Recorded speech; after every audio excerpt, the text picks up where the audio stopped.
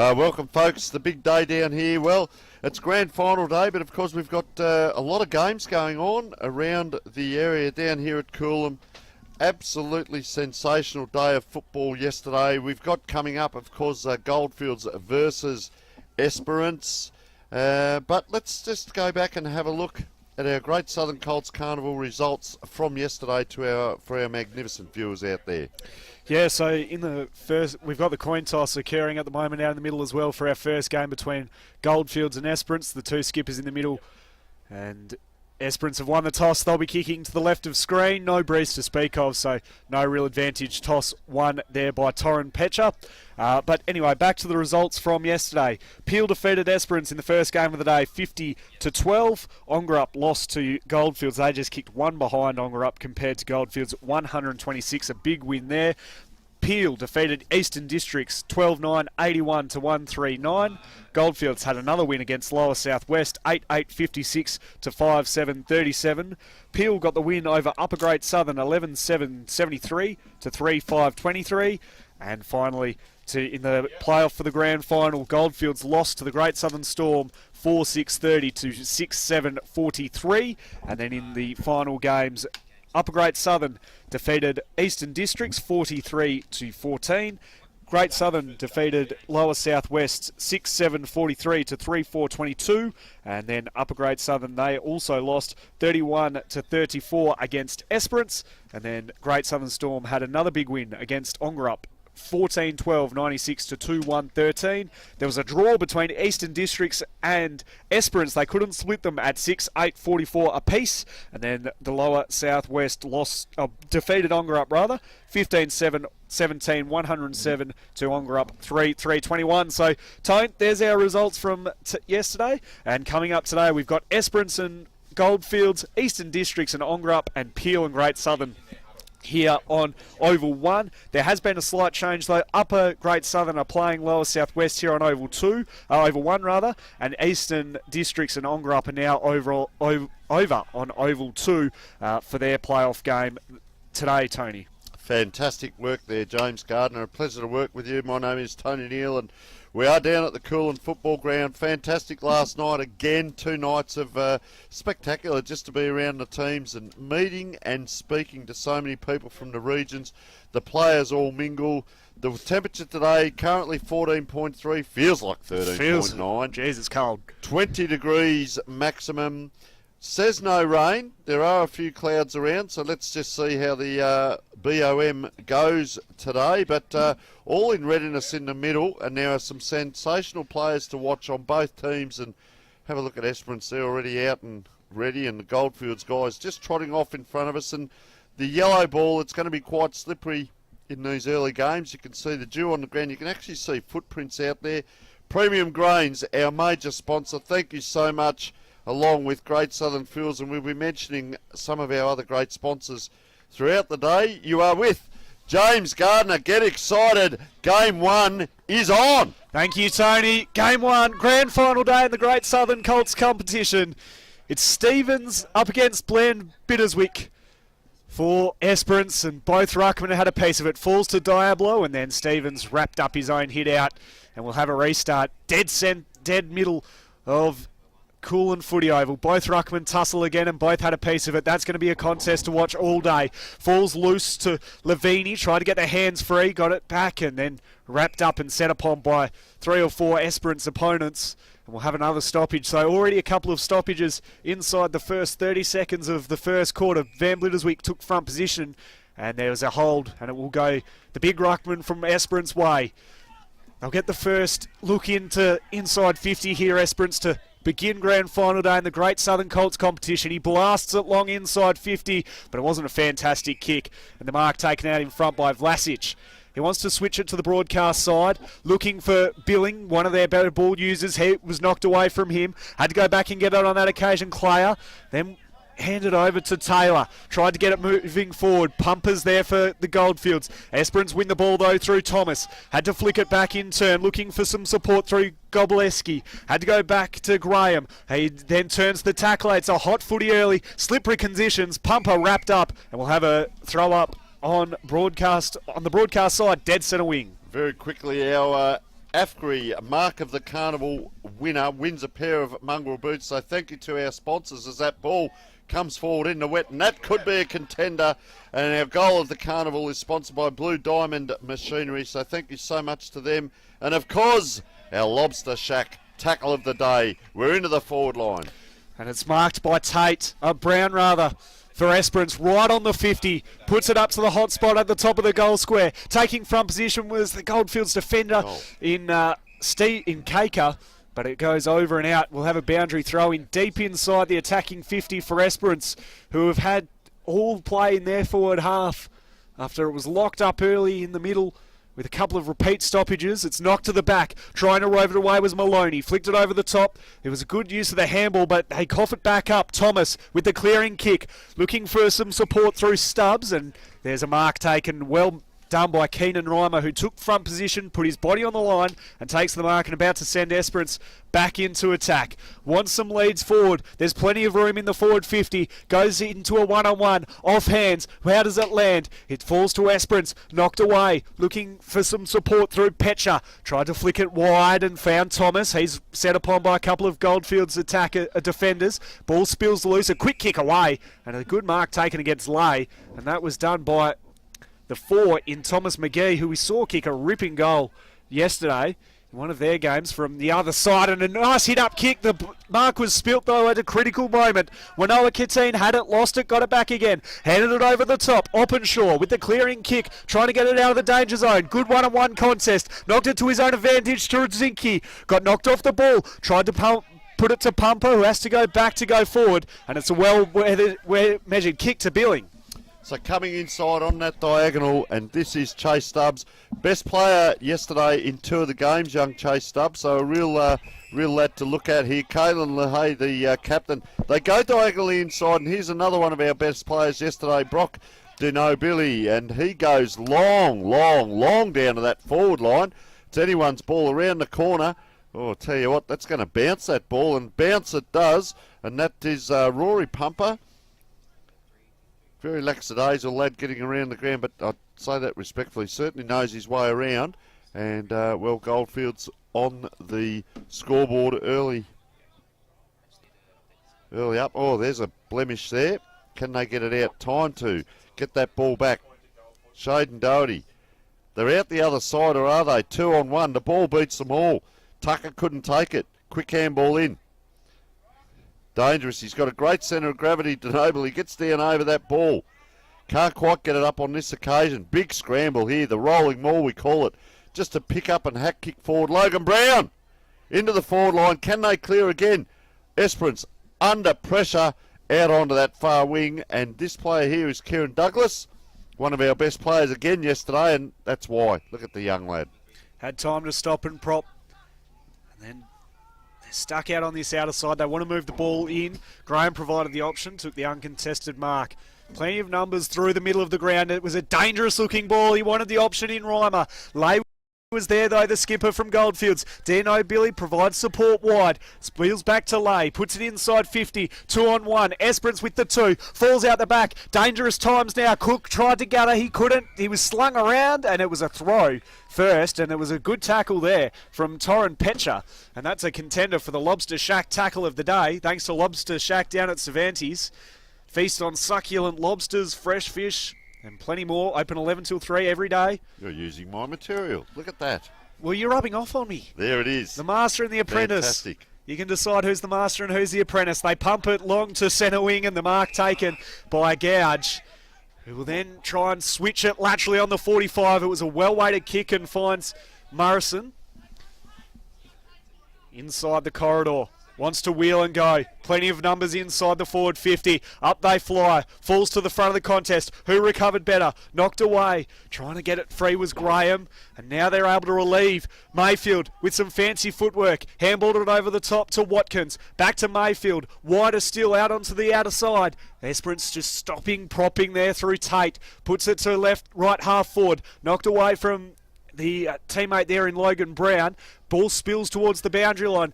Goldfields with the numbers. Thomas handed it in turn back over to George, who then put them to half forward, knocked away down to the front. Trzynski trapped it. Then he spilled it away. Leveni shoots towards goal, and it's away and missing. In fact, that was rather Shaden Doherty, and it's away to the right. Minor score. Goldfields 2 behinds to Esperance yet to score. 6.5 minutes into this first quarter. And big solid lad is this one. This is Torren Pesha, as he just pops it out to the right. As we say in football, they'll give you that first kick. We can see Douglas now tracking across the ground, and he's being followed by Vlasic here as that next kick after here. Gee, having to dive and do the hard work there was Van Blitzerwick as that ball comes back in. Gee, outdone by height, but it's up and down. Waiting to try and get that handball out. Player just charges through. Well done there, Edward Graham. Kicks it down into the middle.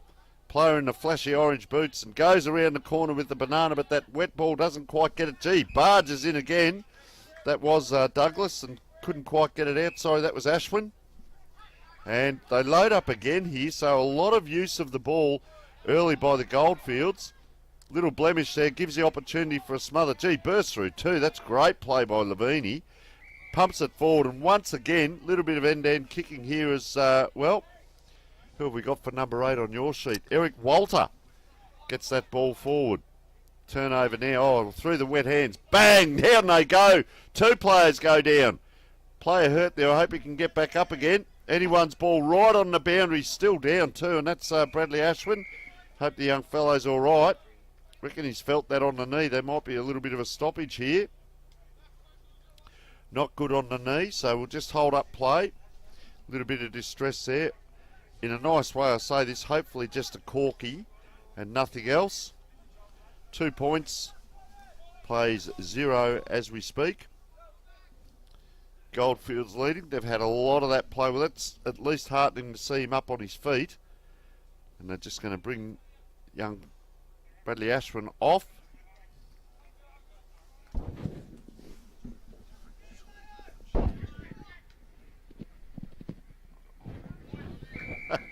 Okay, congestion here, congestion in the commentary box, congestion on the ground, and we are underway. He's a good size too, is Jet Stevens. Saw him do some good things yesterday, and there he is again, getting that clearance out. So not just a ruckman, but also they almost turn into another midfielder, of course. So scrambling ball around, handball can't come out. Just bursting through the middle of them there, Boyd and George, and release now by Mitchell Cole out the other side. Goes wide looking for Watkins, has Leveni for company, has to try and trap this one. Leveni did well though. The defence of the Goldfields standing strong, but that kick was a poor one, and Petcher takes the uncontested intercept mark. Has Watkins wide for him. He's got 2 to beat. Takes it on the chest. True centre wing position. Neutral territory for Esperance. They go to right half forward, and Thomas McGee takes it over the boundary line. And it will be a Goldfields ball with, couldn't quite say the number out there. Tony, did you catch the player? I think it might be Openshaw, who will then just chisel a ball forward to centre wing. Couple of players around this, well represented for both sides.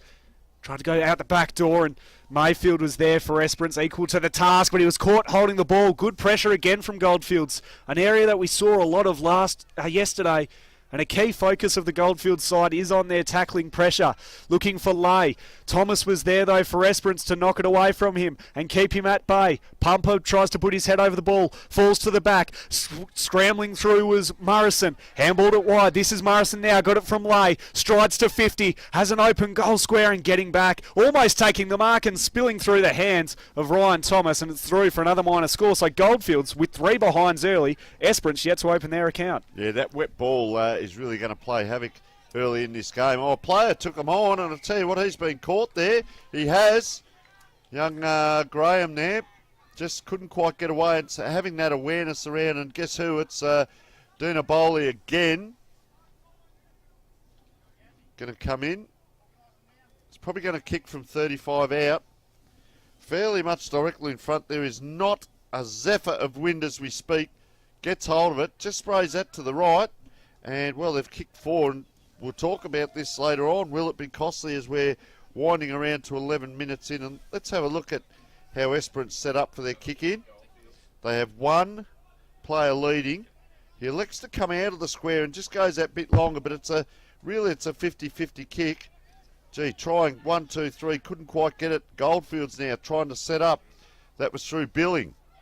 This way, that way. Just a quick kick in. Forwards just offline there. And that was Boyden George getting a bit of it as well. We called Boyden. We didn't know his number yesterday. And he was getting that many possessions. And we went down and found out. So thank you to the Goldfields officials and all the officials, of course, around this carnival as there's a free kick picked out. Well, they get a release again here, James. There's a lot of releases coming for Esperance, and, well, they want to get 2 or 3 possessions in a row, not just the one, and it comes back in. Thomas spilt the mark, was able to recover though, had time, goes down the broadcast wing, one-on-one contest, slides past the defence of Goldfields, possibly held without the ball. Alice, umpire said play on, spills to Maloney, goes back inside, dancing his way through, gave it back to Kerno, around the corner, it's a dangerous looking ball, spills loose, can they try and muster something here through Van Blitterswyk, or rather Ashwin, he couldn't quite gather, and he's taken high, and there'll be a free kick. And I'm not sure, we don't have a 23 on our I've got team that sheet. as You've got Yamara. Yamara. Ashwin Yamara. Ashwin Yamara, who then goes short and picks out Douglas, who's dead in front. And after all that play that the Goldfields have, without being able to score, they now find themselves, Esperance get the chance to get the first goal on the board for the opening day, or rather the grand final day here in the Great Southern Colts Carnival. On the approach, Douglas, dead in front, not a breath of wind, it looks good off the boot, it holds its line, Esperance get first blood. A good looking strike, good ball movement, and Douglas gives them the lead, 1 straight, plays 4 behinds as we near on quarter time. So they constructed that out of the back line. There've been a lot of pressure out there, but they got that ball forward. Once it got into the forwards, we haven't seen a lot of them, but clever play by Ashwin Yamira to get that ball across, and he is outstanding, Kieran Douglas. Really good player. We saw him yesterday, as we said, best on in one of our games, and really like the way he gets around the ground. And he's a young lad. I think he's on the team list. May have been Subiaco. I hope I'm correct there, but he's on one of the Waffle senior team lists, and you can see why he's great future ahead as that ball up in the middle. Good battle with Van Blitz and, Jet Stevens. So Van Blitzewick. This way, that way. Now they're out. Oh, nice reach forward. That is a great grab there. Contender for our AFGRI mark of the carnival. The winner wearing the mongrel boots. As that ball. So we're seeing a lot of this up and back, and just forward of this is Pumper. You just see him there, number 17, trotting over. He's on his own there, waiting. There he is now. He had a lot of time on his own to trot across and get that ball. Wasn't the best of kicks in. It's good pressure play being held. Gee, I'll tell you what, James, we've seen a lot of this as we're 14 minutes 40 in. So there won't be long left in the quarter. Can they load up again? I'm not sure there's enough time, and you can see this where they're just slowing down. On that far side, bit of keepings off. He points out to the boundary, and of course it's hard to see from this side. There is a boundary there, but there's no fence as that ball heads out that way. We have quarter time, 1 goal straight to Esperance, and of course Goldfields 4 early points in the game. We will take a short break.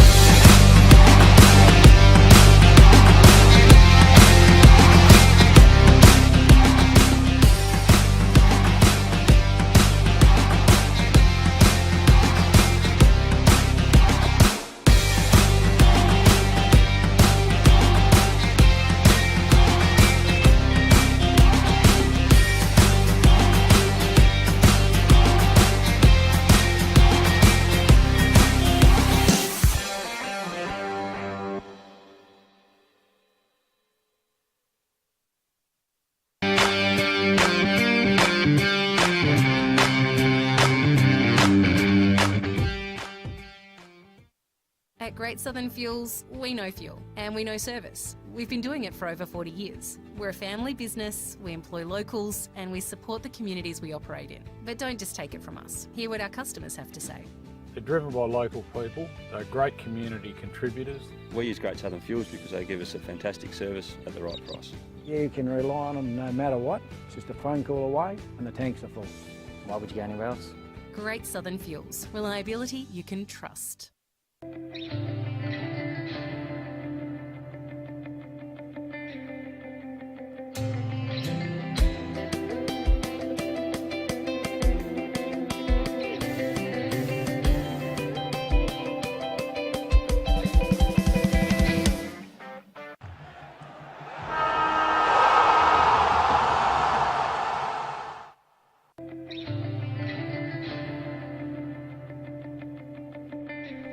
Welcome back. It is grand final day here in the Great Southern Colts Carnival, and in the first game of the day between Esperance and Goldfields, it is Esperance leading 1 goal straight, 6 to Esperance 4 behinds. They were wasteful in that quarter, or rather Esperance are leading, to Goldfields 4 behinds. They were pretty wasteful in that quarter, the Goldfields, while Douglas, he's the lone goal scorer for the Esperance team. And joining me in the commentary box is John O'Neill. John, great to have you on board again. Yeah, good morning, James. Another cracker day here at Coolin on this beautiful setup, beautiful oval, bit greasy this morning, but the boys are in the first quarter there. For the conditions, they handling the ball pretty well. It was a great day yesterday, as we've been talking about right throughout the carnival. I'm sure you are so excited for the culmination this afternoon in the grand final. Oh no, can't wait. It's been a great, fantastic day. So some worn out young Colts there yesterday, as well as us. It was a pretty long day, but no, it's a bloody. It's been fantastic actually. Cool, as you keep mentioning, the Coolin Continental Footy Club and Coolin community just put on a big display here, and the best display we've seen is coming from these young blokes playing footy all day. It definitely is, and it's great to have all of you along board for the journey as well. So, as a council, I suppose, how wrapped are you with how everything's turned out throughout this sort of weekend? Couldn't be happier. It's just gone off without a hitch.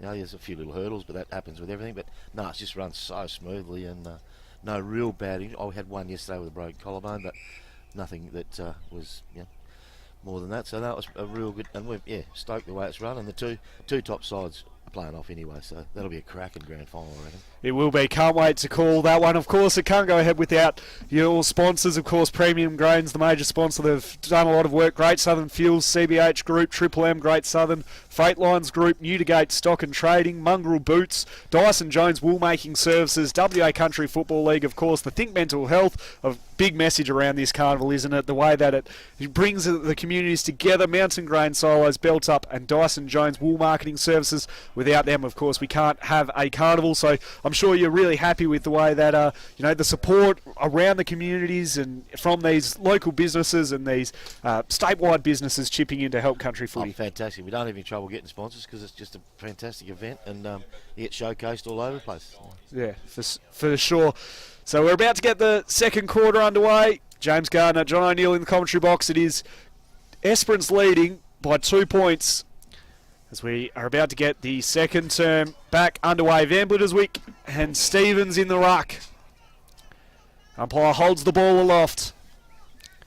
And we're back underway in the first game of the day. Stevens with a long tap forward, trying to track the ball down, was Graham. He's set upon immediately, and we'll have a ball up. So, John, I want to talk the other night. We had obviously the launch, and at the launch we had a minute's silence for a man that was very important to this carnival and right throughout the Great Southern competition, and it was, of course, Dennis Neal.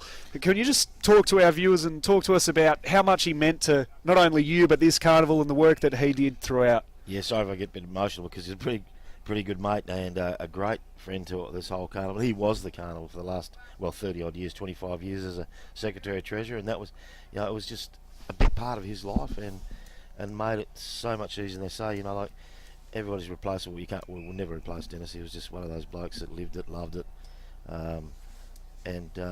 we just miss him so dearly, and to happen so close to the carnival was pretty sad. But no, he just done a fantastic job for this carnival, not only here when they take the boys away to Perth. The work he done behind the scenes is outstanding.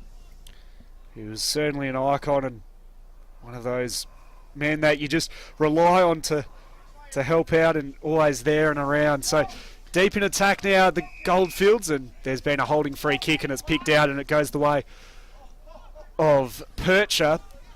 The fullback for Esperance he's going to be brought around onto his mark. He wants to come out this broadcast side, but Goldfields have been able to really shut down any real ball movement for Esperance when exiting their back line. There's only been really one bit of play that they were able to get going. Rickaby goes short, out wide. And so they are held up here, Esperance. There is nothing really ahead of the ball. A couple of leads come. It gets over the back. Can they try and get a bit of speed on the ball now, Esperance? They can't as Tate is locked up. The ball spills loose. Umpire circles. Back in again was Mayfield. And it's locked up. So we'll have another stoppage here at right half forward. James, with the slippery conditions, the boys are really handling the footy pretty well. They are. Through this first quarter and a bit. Comes loose to Mayfield, who escorts it over the boundary line. So do you expect, obviously, pretty overcast conditions today? You know this part of the region better than I do. Do you expect the ground to clear out a little bit during the day and we'll have probably better conditions by the grand final later today? It'll be overcast most of the day, but you'll see as the day goes, it'll dry out by the grand final. It'll be all even. Mayo goes over the top after taking the advantage. Hands it over to Yamara. Puts it out into space in front of Thomas McGee. Tied up against the boundary line. Tries to keep it in. Unsuccessful as Thomas rips it away from him. The hands were a little loose, but barging his way through was Stevens. Well done by... Stevens now gets it, from... it looked like Openshaw. And Stevens has it at centre wing on the outer side. Neutral territory. Goes short and wide to Dowson, who slides and takes it just millimetres off the ground. Pumper offers the lead forward. Further afield is Athow.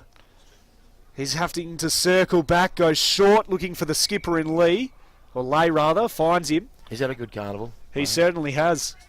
Morrison in the centre, goes wide and finds Thomas. Stops, props, and has Vlasic out wider on the broadcast side. So they've been able to massage this ball forward here, Goldfields, through some pretty exquisite kicking. Then where's the hit-up kick? It's a 2-on-1, floating in cross. I thought he held the mark on that occasion. Kerno, play on, said the umpire. Tried to go back. Dino Billy got it away to Pumper. I thought he had all of it. In the end, though, Dino Billy goes back in, knocked away. Tucker, ball spills free, grabbing it. Mayer under immediate pressure from Thomas, or rather Leveni, and it's knocked free and locked up again.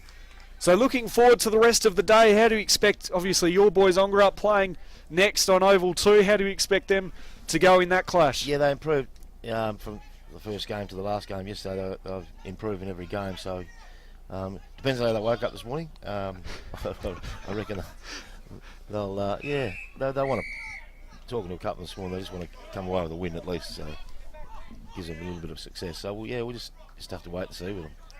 Dana Billy goes short into the corridor. It was a dangerous ball. The kick had to be good and it wasn't. And defence again holding up strong of Esperance with Kerno. Goes wide to Mayfield just under us. Nothing really ahead of the footy. Just waiting for the options to present. There's a lot of players moving down. Goes short. Hits up a nice looking ball and out on the lead. It was Reimer. Again though, no real offerings, and so he has to just prop it short to a one-on-one. Fell to Tranziki, off to Morrison, hands away to Billing. Not in the way though for the Esperance side was Douglas, handed it in turn to Maloney, who was slung away by Lay. Play on, said the umpire. Alice able to get it loose, puts it on his right boot, puts it into the pocket out in front of Brown. The foot race is on. Does he get it in time? Yes, he does. And he's sprayed it across the face. It's out of bounds. And it's out of bounds on the full. He was running into an open goal. There was pressure coming from Leveni. And in the end, it's no score for Esperance. They deserved it, though. It was very nice ball movement. Beautiful. Especially through that crowded wing here. Yeah. There wasn't much openings for them to do it, and they did it well. Thomas, short to Vlasic. On the outer side, hands it back into Thomas. Goes into the corridor, looking for Billing, but in the way. Mayfield is able to chop it off. That's his second one in a couple of seconds here. He's been strong right throughout the carnival of halfback. Riley Mayfield for the Esperance side. Goes inside 50. It beat a couple of players. Kerno was out the back, knocked free. Lay got the clearing kick away to Pumper. He has it broadcast side, centre wing of Coolin, footy oval. In magnificent condition. Handed it away to the runner of Billing. Back to Mayfield, another intercept possession. Tucker was coming from behind, affected the kick, and it's down the field, free kick. And so we'll go to Esperance at right half forward with Alice, who has it right on the just inside 50 for the Esperance footy side. Wants the lead and finds the wide option, and left all alone was Luke Maloney. He was running down on his own here for 10 minutes and no one sort of saw him. He snuck into that pocket there. Unchecked the whole way through, and now has it on a tight angle, 40 or so metres out from goal. He deserves to kick this because he did a lot of work to get from where he was here and a half back to and worked hard, run down there, present himself. Chance for Esperance second, and to extend this lead out to 8 points. Maloney. The kick is sliding. It's going to fall short, and it's off hands and through for a minor score. It was online, just didn't have the journey. And so the Sportal scoreboard rolls over to 117 for Esperance to 4 behinds for Goldfields. Beautiful kick in the conditions, wasn't it? Very good. It's been a trademark of Esperance throughout the carnival is their ball movement. Goldfields have done well to stop it so far. Good mark taken on the outer side by the big fella in Virgin, who we've seen dominate earlier games of footy, particularly against Ongerup yesterday when he kicked a pretty good bag, and in the ruck he was strong as well. That kick wasn't great as he turns it over to Graham. He gets up a little proppy. Goes short into the corridor with Reimer. Still has it on centre wing. Absolutely no movement ahead of the footy. Just a big clump of players. Van Bliswick is there. He's got Virgin for company. He's going to fly out the front. Falls to the back. Circling is Douglas. Virgin gets the clearing kick away up to centre wing. Came off hands. And it falls short. Pumper. Or rather, sorry, that was George. Handballed it over the back looking for Pumper. And it's over and out. There'll be a free kick, in fact. And it'll go the way of Esperance. On centre wing, they're dodging and weaving and put it to left half forward. Flying through from the back was Watkins with the spoil and locked up again. And we'll have another throw up. Game, eh? It's pretty hard to get a goal. Yeah, tough conditions to score in. And they're crowded around the ball, so it's get hold of. There's no one to kick to. Van Bliswick, the big ruckman for Esperance, going to put this ball inside 50, coming from 3 deep. It was Yamara. The kick away though, and it finds Denobly. So there are options to the outer side and to the broadcast side. They decide to go the former. Taraziki finds Virgin, puts it out in front of the big fella. Does he have the leg speed against the opponent there in Podmore? He does. Flicks it to Billing. Handball's a little too hot for him. The slippery conditions. He was held without it. He'll get a free kick at right half forward. So Goldfields get their chance to attack now and put the ball inside their forward 50. The lead came from Stubbs. Instead, he decides to put it more to a central position. Falls out the back. Morrison has the leg speed. Affected the kick, and it doesn't have enough purchase through for another minor score. That's now 5 behinds for Goldfields, trailing by just 2 points. 117 plays 5 behinds from Goldfields. We've played almost 10 minutes here in the second quarter of the opening day of Grand Final day here in the Great Southern Colts Carnival at Coolin. And it's been a great couple of days to be a part of. Very lucky to be down here calling the footy. Off the head of Douglas, rather. Falls short and away to Reimer. He got the handball away. They go up to centre wing. Flying through was Douglas. Had time to recover from his own crumb. Stepped around Denobly. Pressure came from behind. The kick was affected. Kaker couldn't hold on to the mark. Spills away. Brown glided through the pack. Then had time to wheel on to his right. No one's home though for the Esperance footy side. Giving chase away was Kaker. He's got a couple to beat. He does so successfully. That was well defended. And he relieves it with Levini, who's been impressive throughout the carnival. The kick wasn't a good run though to Morrison. Got it back though, Leveni. Has a chance to mop up his mess, and he stuffs it up again. And with Tate, it was knocked away from him. Went back and tackled, and it's holding the ball. Ooh, that was hot. That was very tough. Dowson will get the free kick. Handed over to the run of Dana Billy. It's been a key part of the Goldfields attack right throughout.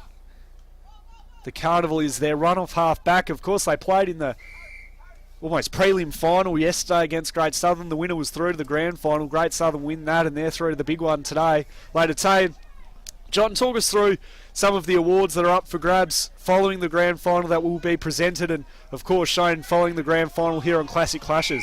Yeah, well, you have obviously the best in the grand final, and then the best for the fairest and best for the actual overall carnival. We have, and all the boys the winning team gets a medal, obviously, and a shield, and then we have the umpire of the carnival award for that, and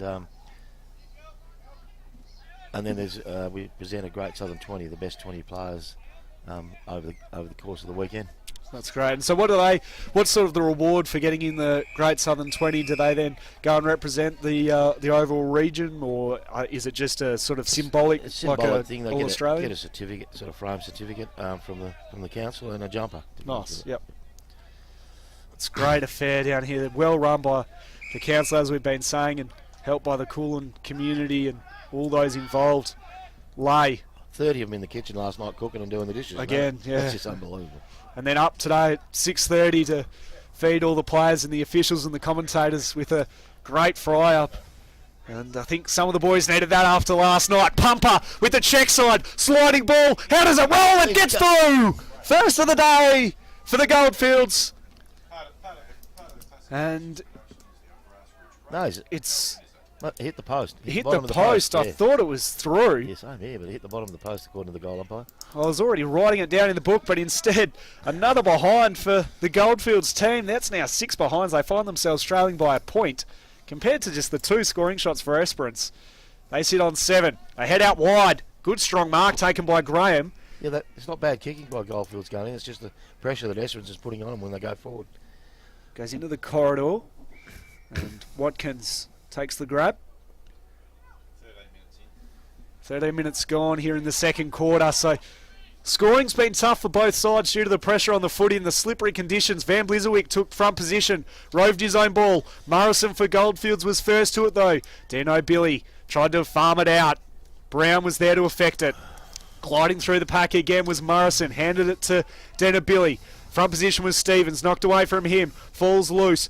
And then Oppenhauer puts it inside 50. Almost the mark taken there by Pumper. Almost had time to recover. And then trying to get it with Stubbs. Back to Pumper. Has time to set himself around the corner. And it's touched off the boot. So that's now 7 behinds for Goldfields. We're all square at 7 apiece with a minute to go. This is extraordinary. Like I said, that's a great part of Esperance's footy there. Put them under pressure going forward. So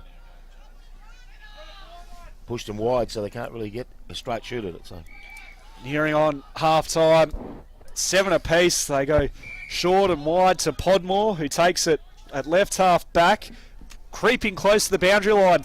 Wanted Douglas, was spoiled over the top from him. Morrison, do they have time for one last roll of the dice? Pumper did the defending, falls over the back, might fall to Stubbs, trying to recover and recovering well. He did a great job there. On that occasion was Thomas, had to go back in and try and get it again. At Howe hovering, falls out the back. Billing, normally good by foot, has to go onto the ground now. And Dana Billy pushed in the back.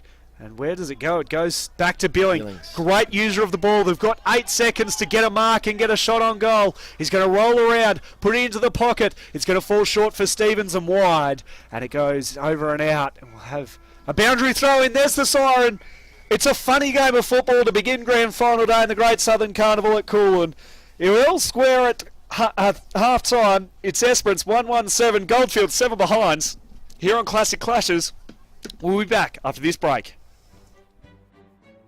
Welcome to Premium Grains, a leader in the Australian grain industry since 1995. At Premium Grains, we take pride in every single thing we do. Pride in the pristine quality of our grain supply. Pride in the efficiency of our production and processing. Pride in our fully certified storage and packing services. And pride in the experience and expertise of our people. It all begins here, in the field. Operating our own production program in Western Australia's pristine grain belt means that every single one of our crops, oats, barley, wheat, lupins, peas, beans, lentils and canola, is naturally fed by the rain and dried by the sun. And our remoteness from any capital city means we are pollution free. This unique point of difference applies whether we grow the grain ourselves or it is provided from trusted Western Australian growers who deliver directly to our sites. Next, after harvesting, comes receival and storage. Our main site is at the busy port of Fremantle and includes 5,000 metric tonnes of silo storage. Completely sealed to allow controlled atmospheric fumigation, these silos also provide for the storage of different grains and pulses across many different grades.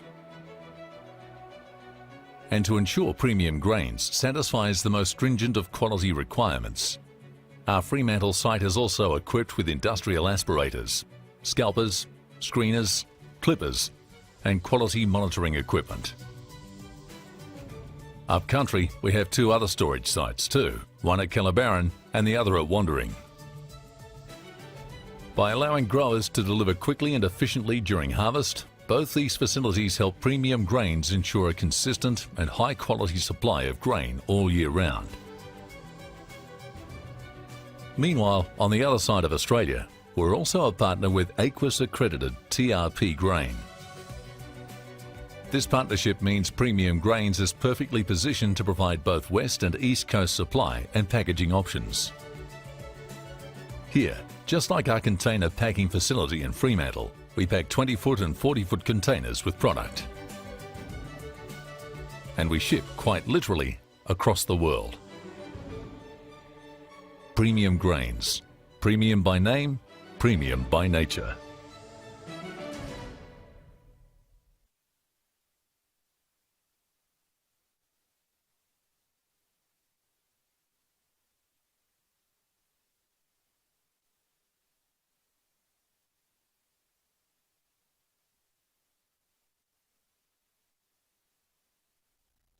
You can feel the tension and the excitement in the air. It's grand final day in the Great Southern Colts competition. James Gardner in the commentary box alongside me, John O'Neill. And in our first game of the day between Goldfields and Esperance, we are tied up at 7 apiece. Esperance 1-1-7, tied with the Goldfields side. 7 behinds. John O'Neill, President of the Ongerup Footy Association and Vice President of the Great Southern Council, alongside me in the commentary box. John, it's been a tough game, very congested, good defence. Esperance moving the ball well, but just unable to really get that next kick inside 50. Yeah, like I was saying off air there, they get to the half-forward flank and then they've got no one deep to take control of it. You know, it's a pretty tight fought game. It's low scoring, but you expect it after a big day yesterday. You know, there's some pretty tight legs there, and you know, you're not seeing as much run as we did throughout the game yesterday, and that's to be expected. So the single goal scorer was Kieran Douglas from Esperance. That's the only goal of the game. As I mentioned at halftime, 1-1 plays 7 behinds. It's what we wanted, though, a close, tight contest. So how do these games then affect next year for these two sides, and in the way that they are grouped into pools and etc.? Yeah, well, once you know, like they play. This is the playoff day, so that gives you the ladder, and that's where you get seeded into either A or B, A or B section. Wherever you end up on the ladder, I know the Colts probably change from year to year, but that's how we sort of seed them from what comes out of today. So, what's this game? What's this playoff then? It is. Are they playing? They're playing for 4th today then. 4th, yeah. Yep. Okay. So, and then heading into next year, then you can expect then to see them being set into separate pools, and so these two will be in 2 different pools next year. Then. Yeah, you would say. Yeah, that's how it works. Obviously. Yeah. Yep. And so from this carnival, obviously, how does it then affect the Nutrient Ag Country Championships in July?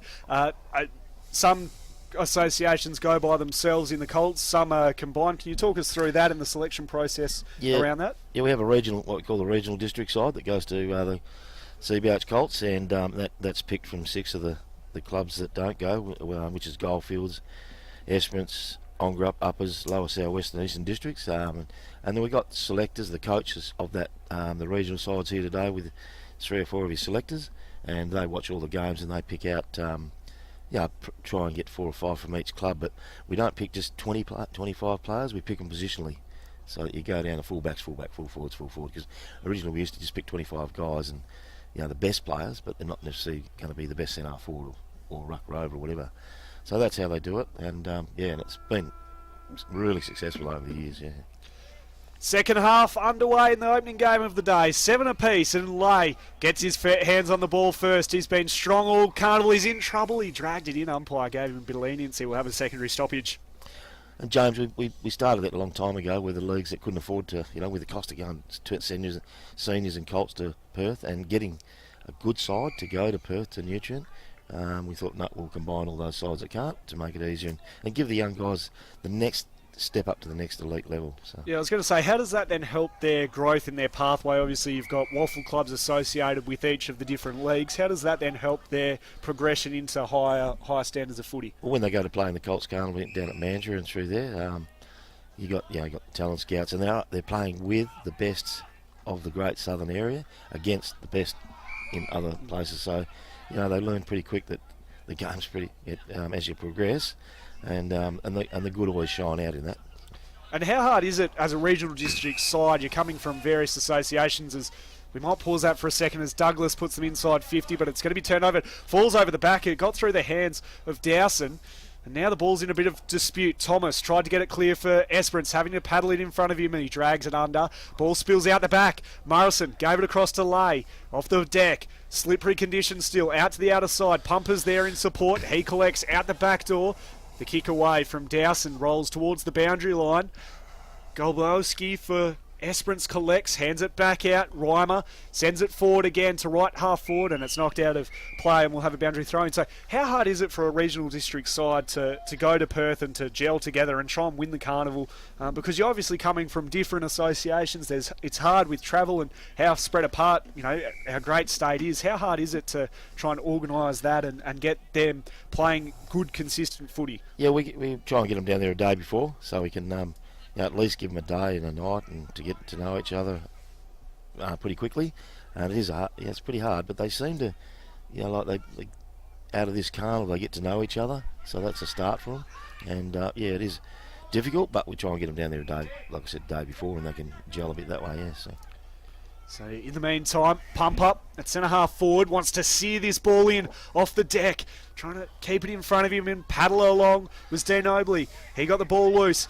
Tucker handed it back, got it back again. In fact, this is now Doherty around the corner. It's floating towards goal. Does it get in? No, it doesn't. It misses. So 8 behinds now for the Goldfield side. If they even convert half their opportunities, then they are putting the Esperance side right to the sword. But they are getting away, but they take the lead. Funny, 8 behinds. Funny game. You win it by points. Yeah. No goals. Would be an extraordinary game from the kick out.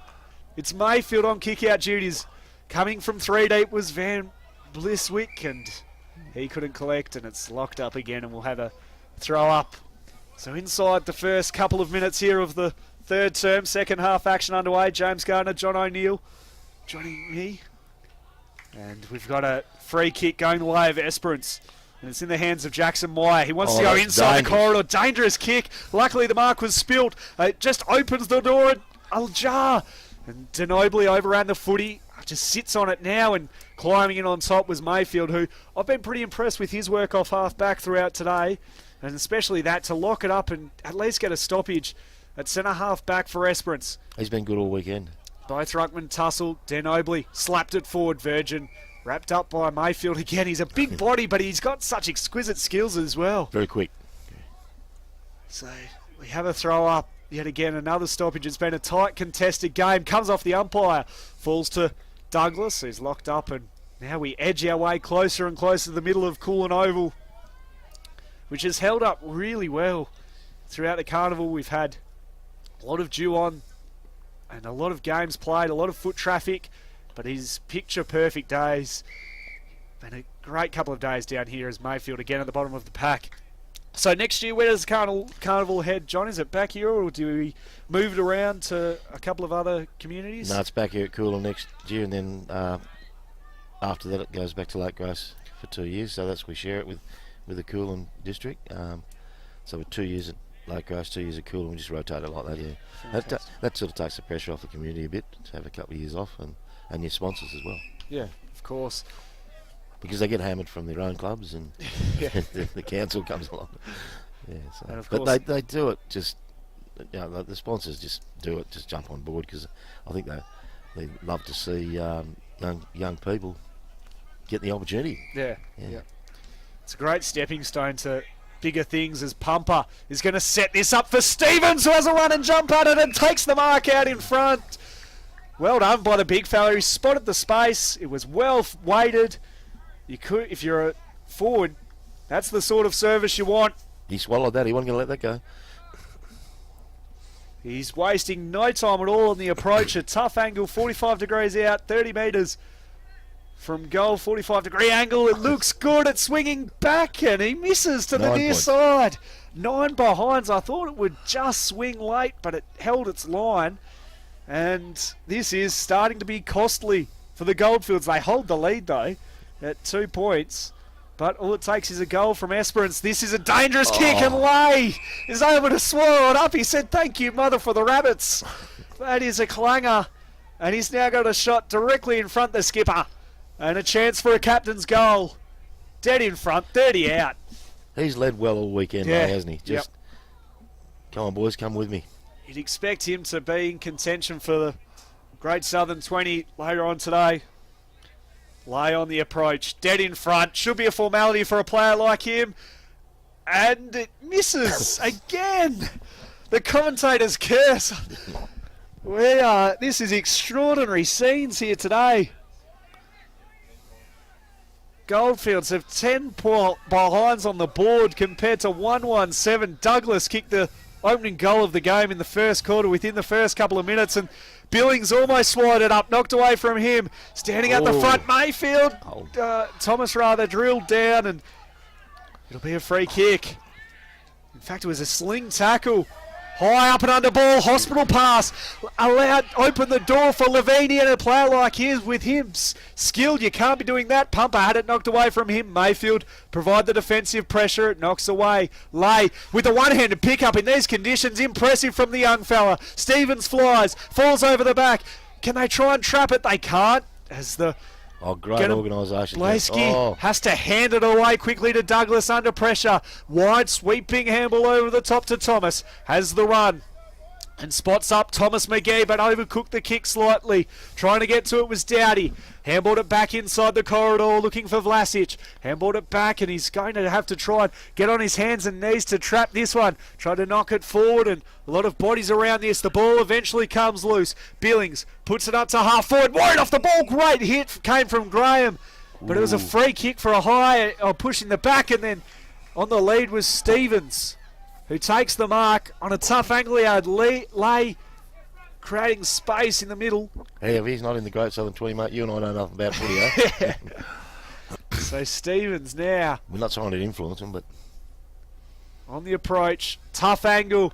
Can this be the one that sparks the Goldfields? It's away to the right. It held its line across the face. They're able to spot it though. Lay will be under a bit of pressure. Had time to dance around them. That was impressive. And then popped the kick up through the hands though of Pumper. Dropped one that he probably should have taken. Handed away. Douglas got the 1-2 with Reimer. The kick away, and then Stubbs took the mark on the chest. that was a short 15 metres. Morrison had to try and stop and prop and hand it back to Stubbs, and then Pumper again takes it on the chest. This time he gets the chance for goal. Surely this one is the one that opens the account of the Goldfields. After 10 behinds, a chance to put it to 9 points. 9 minutes gone. 9 minutes into the third term, a chance for their first. Starting to get a crowd around too, James. By the grand final, it'll be looking good. Pumper. Surely this is the one. It falls short. It's off hands. And it's through for a minor score. What are we seeing, John? 0-11. Yeah. 0-11 plays 1-1-7, and Esperance haven't even had to be able to get it into their forward half in this quarter. And we've played almost 9 minutes. How heartbreaking it would be you come down this end, kick a goal, the siren goes, she's all over. Yeah. It would be just it's sum up the carnival of the Goldfields. Knocked free, Morrison.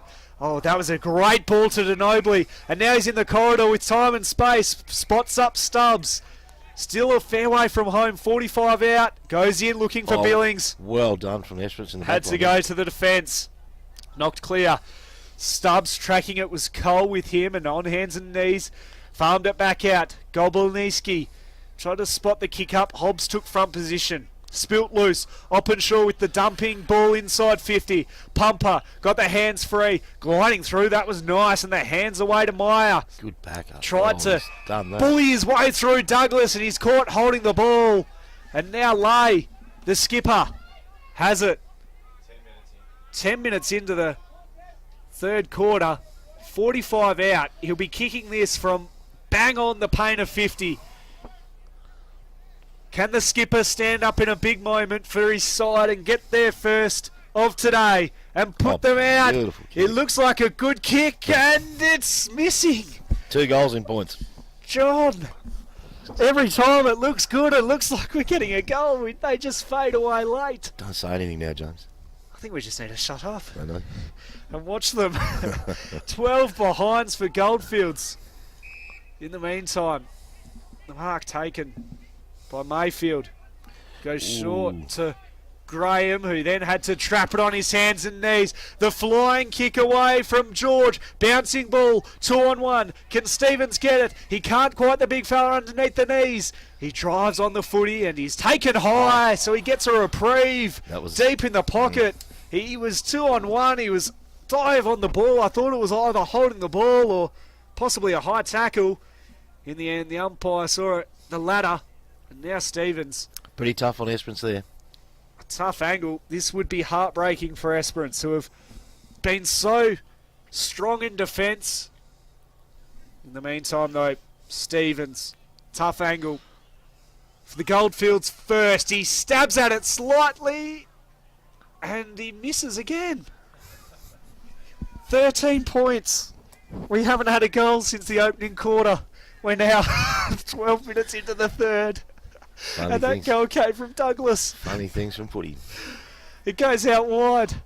Oh, good run. Golbaniski, and now the run provided by Reimer. He slides his way through the corridor. We're into the front half of Esperance for the first time in this quarter. Caught holding the ball. Great tackle came from Kaker. Ooh, they had a big opportunity there. Good pressure.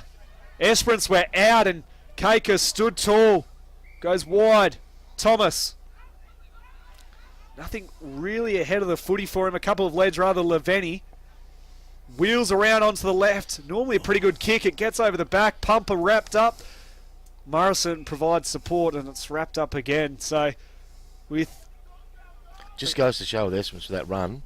When they started to run, it opened up for them. They were right into attack. Yeah. If it wasn't for a strong tackle from Kaker, they were out and gone. Yeah, they had 2 free in the square there.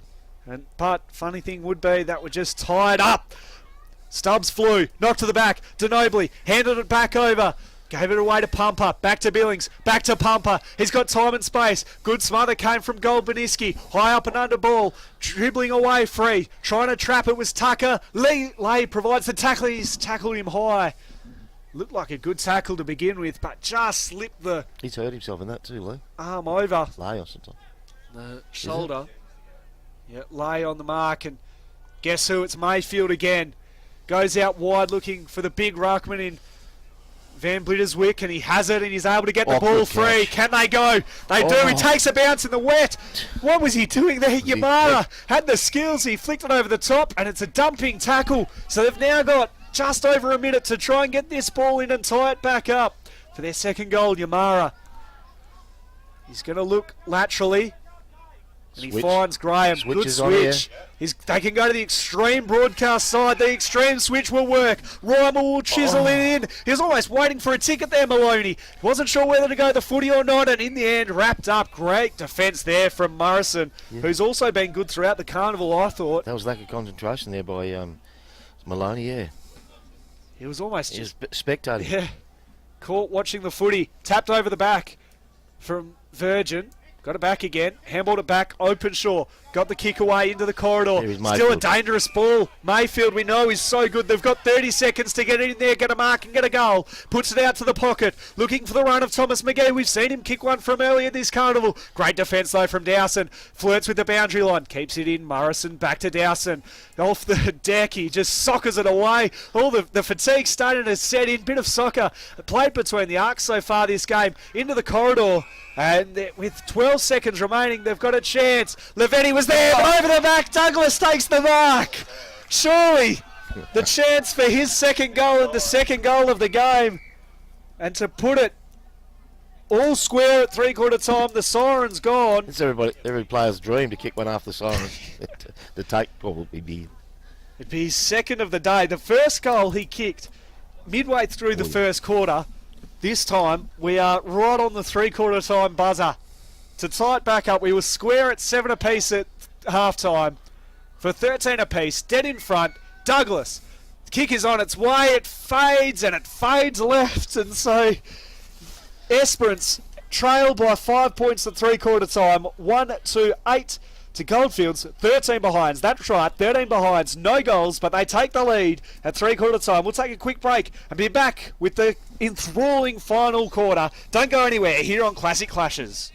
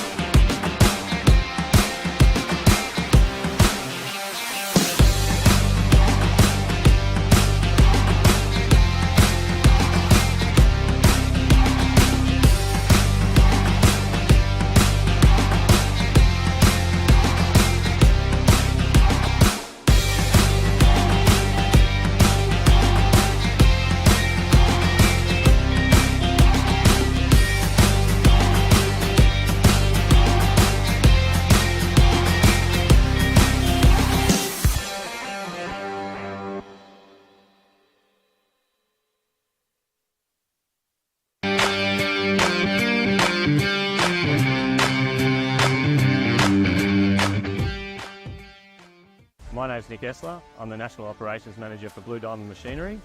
I've been with the business for 18 months. Blue Diamond Machinery, we've got a great team environment. We encourage input from all of our staff, from warehouse workers to electricians to engineers and sales team, to help us move our customers towards a cleaner future. So we're looking to fill the roles of electrical technicians, both within our production areas and field service, mechanical technicians to support our growing fleet, warehouse workers nationally, fabricators and sheet metal workers to help support our new Blue Diamond engineering facility opening up in Henderson this year. If you'd like to help us deliver quality products, great service and help transition the industry to a cleaner future, we'd love to hear from you.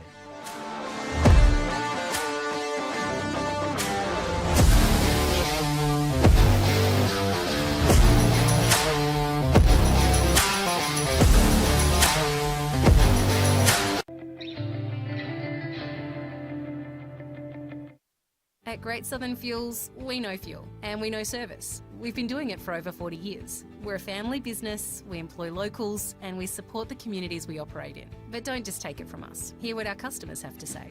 They're driven by local people. They're great community contributors. We use Great Southern Fuels because they give us a fantastic service at the right price. You can rely on them no matter what. It's just a phone call away and the tanks are full. Why would you go anywhere else? Great Southern Fuels. Reliability you can trust.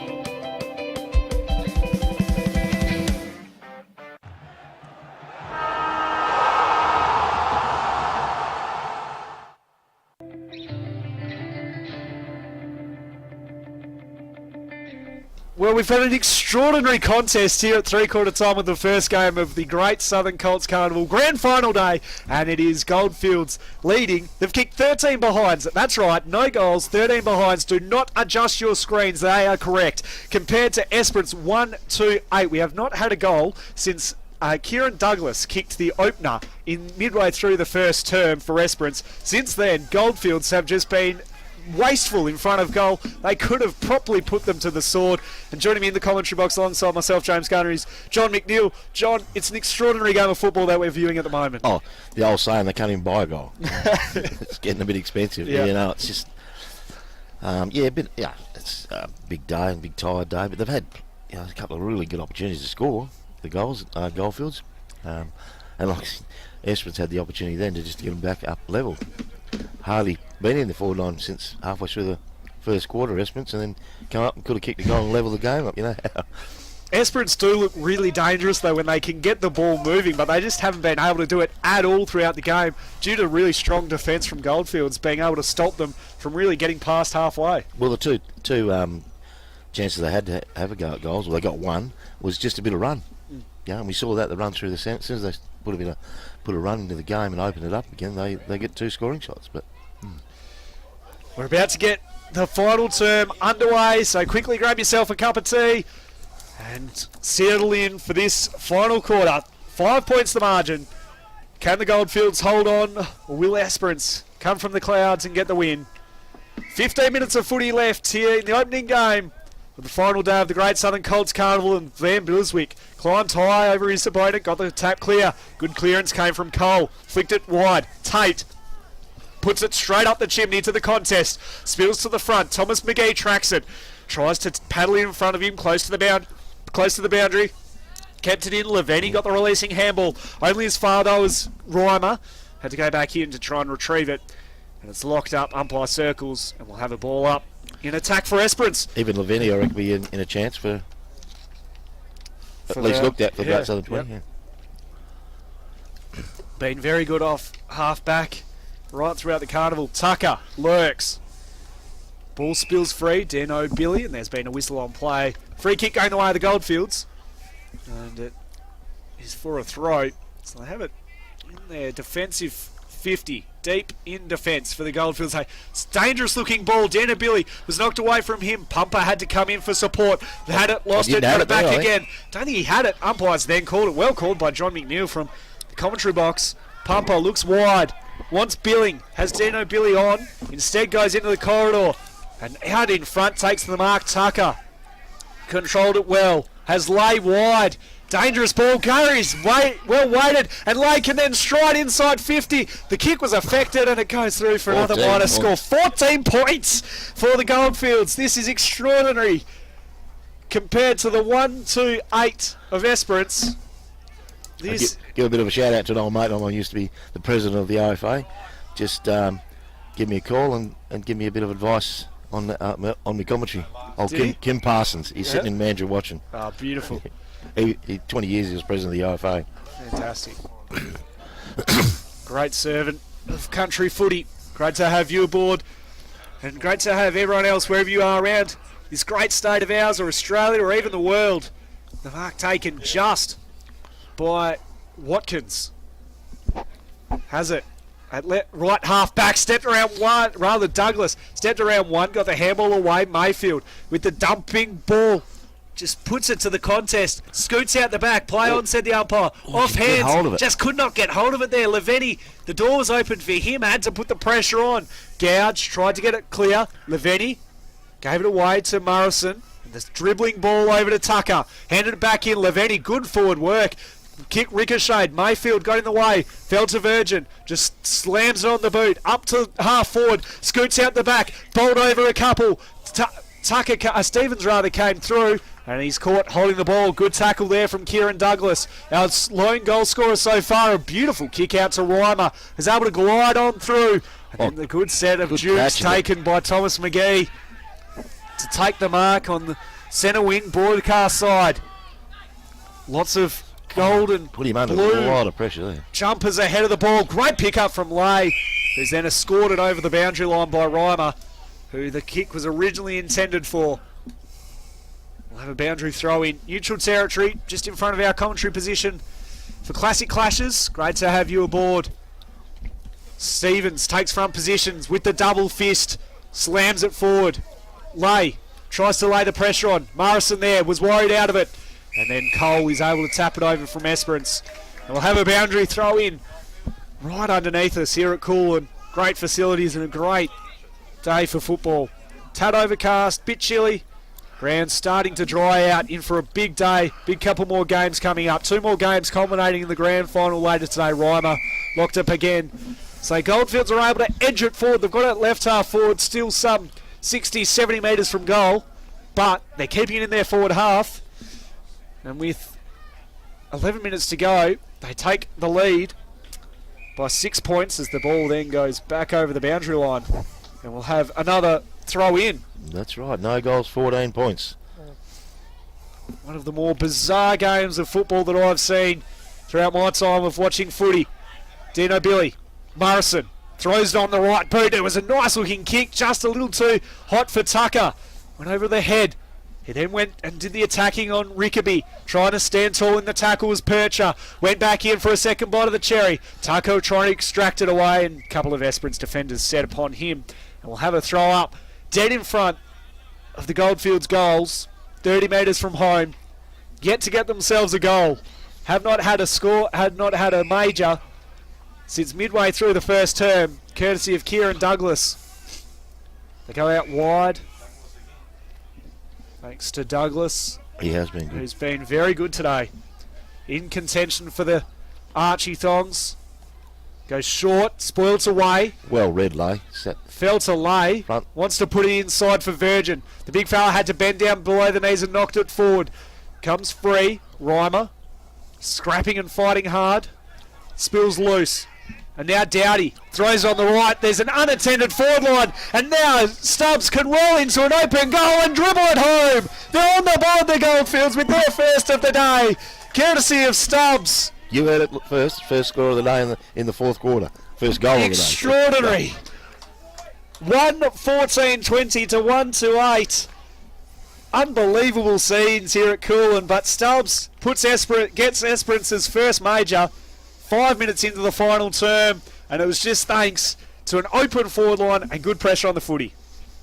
Yeah, well, there's still 10 minutes to go, but the way it's been scoring, Esperance need 2 goals, but we're in the last quarter. There's only 2 goals being kicked, so you can't see them. Funny things happen, especially in this game. Ball back in the middle now with the umpire. Van Bitterswick and Stevens to go battle again, and Van Bitterswick with the reach was able to tap it down.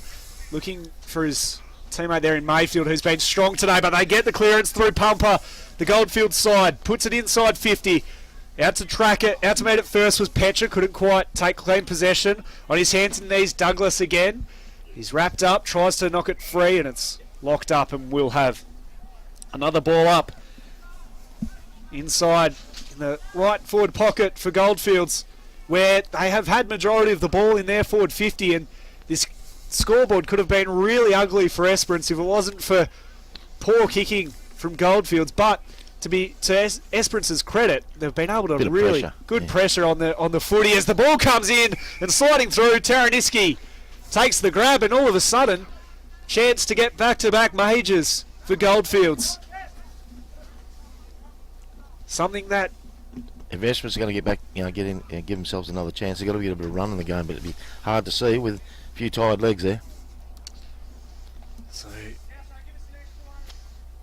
they're now going to be lining up for goal here through Harrison Taraniski. Kicks on its way. How does it sit? Does it have the legs? It doesn't. At the front to mark it. Tucker had it, lost it, almost got it back again. Possibly dragged through without it, and it's pushed through for a minor score. So the scoreboard rolls over. 1 goal 15 to Goldfields and 1-2 to Esperance.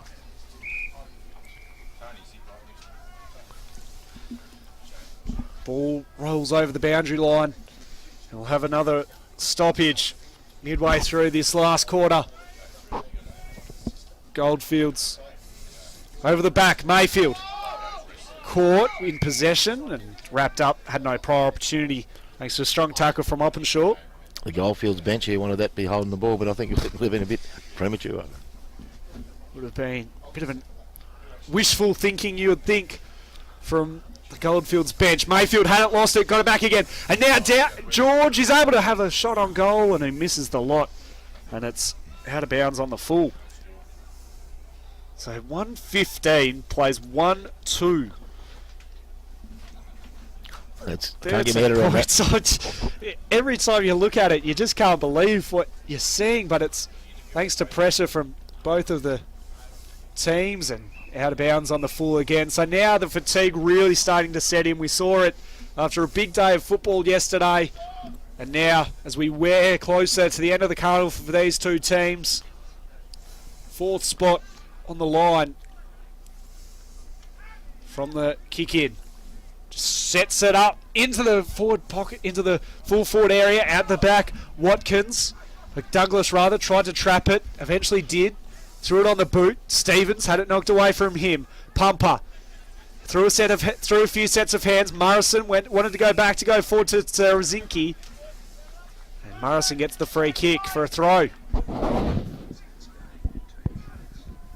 We'll have a free kick to Morrison. Wants to spot the kick up. There's plenty of options. And out the front, Tarazinski, who weaved his way forward and takes a good mark.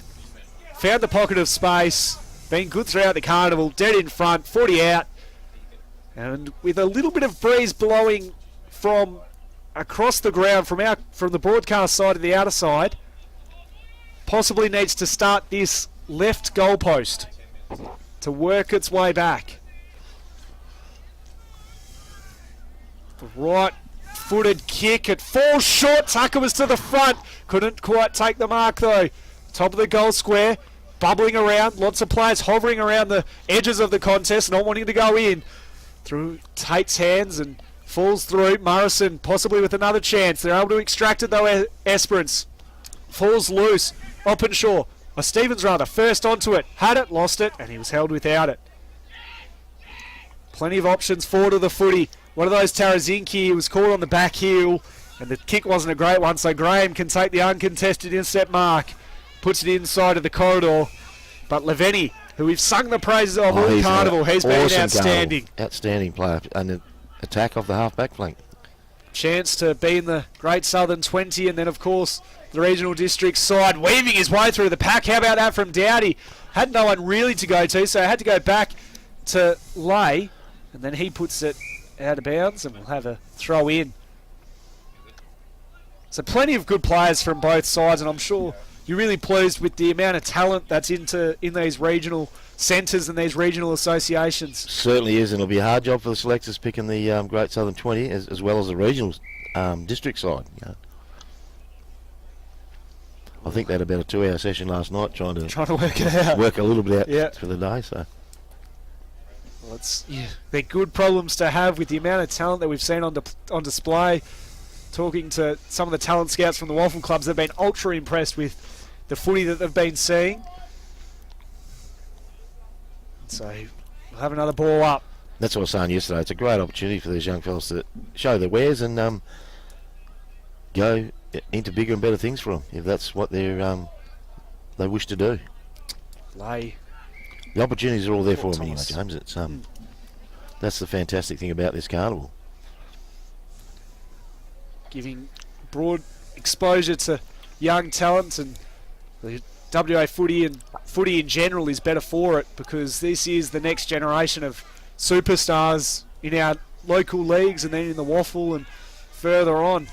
Well, the latest one to come out of this, as you know, we were talking about yesterday, 2 years ago, he's playing in this carnival, young Tolsrop. Now he's in Victoria playing for Melbourne.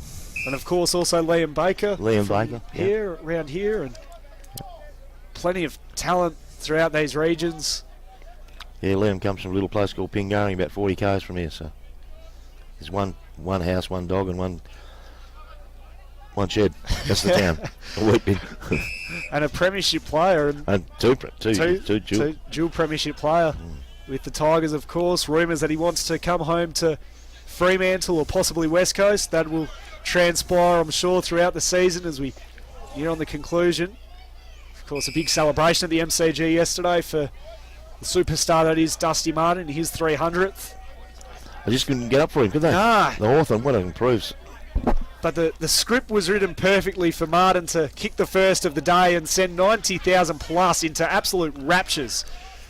As the ball spills loose and trying to fight his way through the tackle was Yamara. And it's locked up again at centre wing. So just over a minute remaining. It'll be the Goldfields who will win it and take fourth position.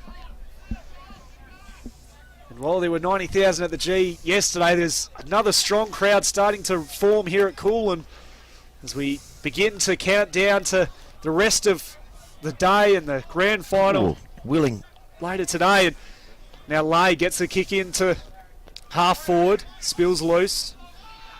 Douglas gave it away to Reimer. Van Bitterswick. Handball over the top, Mayfield. Going back in to get it was Cole. Had to mop up his own mess. Lay again, tried to get his way through. In the way was Dowson, and Lay again, the skipper, just putting his body on the line and willing his team on as he's done all carnival. And with 30 seconds to go, he can hold his head high, as can all those players out there. Yeah, both teams have really put in a big effort today. It's been fantastic for what they come off a big day yesterday. A lot of tired bodies out there. I'm sure they're looking forward to the week off before rolling back into, of course, their own leagues and country football. There's been a sling tackle going the way of Douglas, and a nice searing ball to Golbeski, but there's the siren. And after kicking 15 behinds and just one goal, Goldfields run out winners by 13 points, 115-21. They defeat Esperance 1-8. An extraordinary game of football, John. But, as we were saying, both sides put up a great contest. Oh, great contest. You know, they never give up, never let both sides kept pressure on the whole 4 quarters. No, it was because of the low scoring, it was a pretty good game of footy. We had 2 goals scored for the whole of the game. The first came from Kieran Douglas in the opening midway through the first quarter, and then the last came from Stubbs in the last quarter when he kicked Goldfield's sole goal. So it was a crazy game of football, but really it was due to the fact that the pressure on the footy and Esperance not being able to get it past sort of halfway, and then Goldfields having pressure on from the Esperance defence. Like I said, with the take nothing away from Esperance, or even Goldfields, they wasn't bad kicking. It was just good pressure from the Esperance Footy Club. So in the end, a great way to start grand final day. 13-point victory for the Goldfields Footy League, and so they'll now move on to the next game and into next season as well. So I'm sure they're excited already and looking forward to having a chance to come back next year and try and improve on where they were, because of course Goldfields, they were in the battle to play off in the grand final yesterday against Great Southern rather, just fell short. And as a result, they found themselves playing in today's game. Looking forward, how do you expect the next few games to go? We've got Upper Great Southern up against Lower Southwest. Who do you think will get the chocolates in that one, John? Just watching yesterday, I reckon Lower Southwest will come home with the chocolates there. Upper Great Southern been great over the years, but I just think they've got a bit younger side by the look of it this year. But I think Lower Southwest. And quickly, before we head down to Tony, who do you think will win the big one between Peel and Great Southern? Yeah, that's going to be a big one. I reckon Great Southern's a smaller side, but very quick. Because I think they might just get over the line. All right, we've got Tony down on the ground. We're about to head down to him. He's got a couple of players with him. Down to you, Tony. Well, folks, what an absolute pleasure. Our best players from today. And, well, from the Goldfields, Kaylin Lay, do we say? Yeah, first of all, Kaylin, how did you find it out there? 1 goal, 15. What was happening? You're the captain. How are you directing the ship? No, it was a good game. I couldn't hit the big sticks, unfortunately. But, no, it's always a good fight against Esperance. They always come at us, but, yeah, it's always good to get a win over them. So. All right, and Riley Mayfield, real bull out there, mate. Couldn't quite get it across the line, but how are you finding playing in the Carnival against the best of the best, first of all?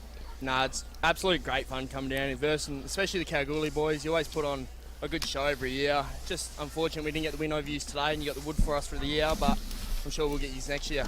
Well, you both got the Archie thongs, and what I will say quickly, is it true you guys are just about best mates as well? No, that's a stretch. Well, it's a real love fest here between these two teams. Great, outstanding young men.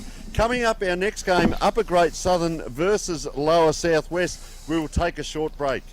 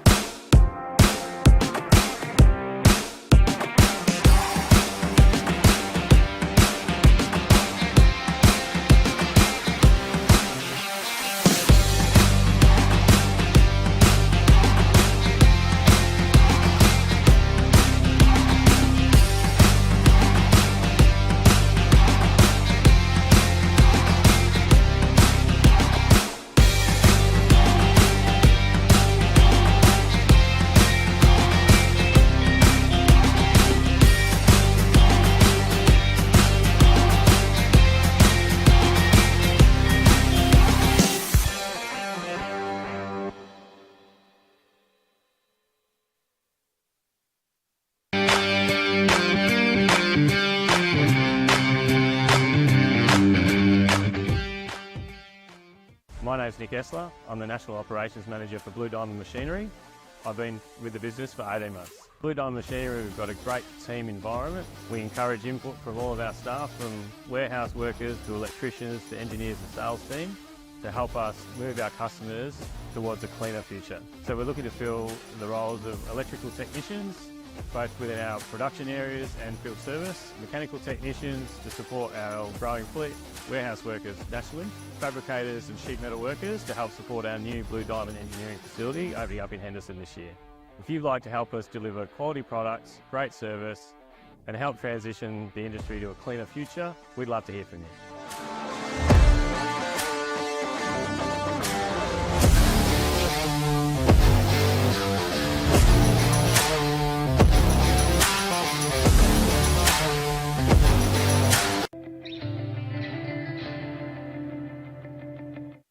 At Great Southern Fuels, we know fuel and we know service. We've been doing it for over 40 years. We're a family business, we employ locals and we support the communities we operate in. But don't just take it from us. Hear what our customers have to say. They're driven by local people. They're great community contributors. We use Great Southern Fuels because they give us a fantastic service at the right price. You can rely on them no matter what. It's just a phone call away and the tanks are full. Why would you go anywhere else? Great Southern Fuels. Reliability you can trust.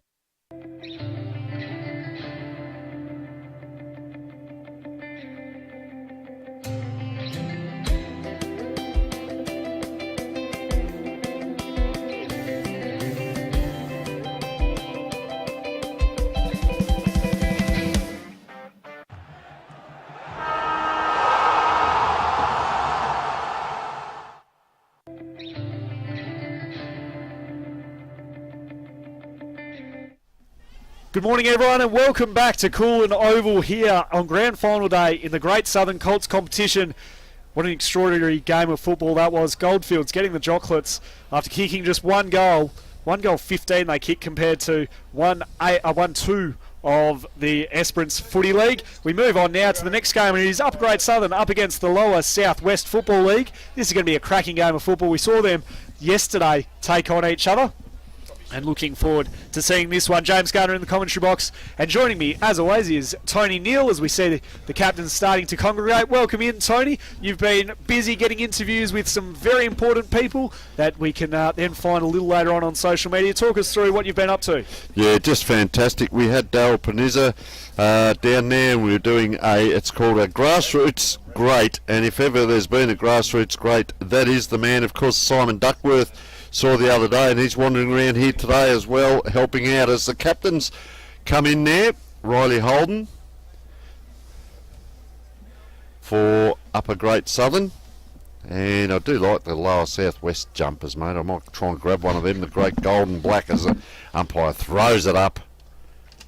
And well, they're kicking to the right of screen, and Levi Nichols, captain of Lower Southwest, pointing to the left. And I can tell you, down at ground level, James, the ground has just started to dry out. So as we saw in the first game, a lot of slippery wet with the yellow footballs, of course, but now it will dry up a little bit. So instead of sliding and skidding the ball, you'll see it really bounce and pop back up. And really interested in these skills. A lot of the lads walking around last night after dinner, which was sensational in there, just quietly.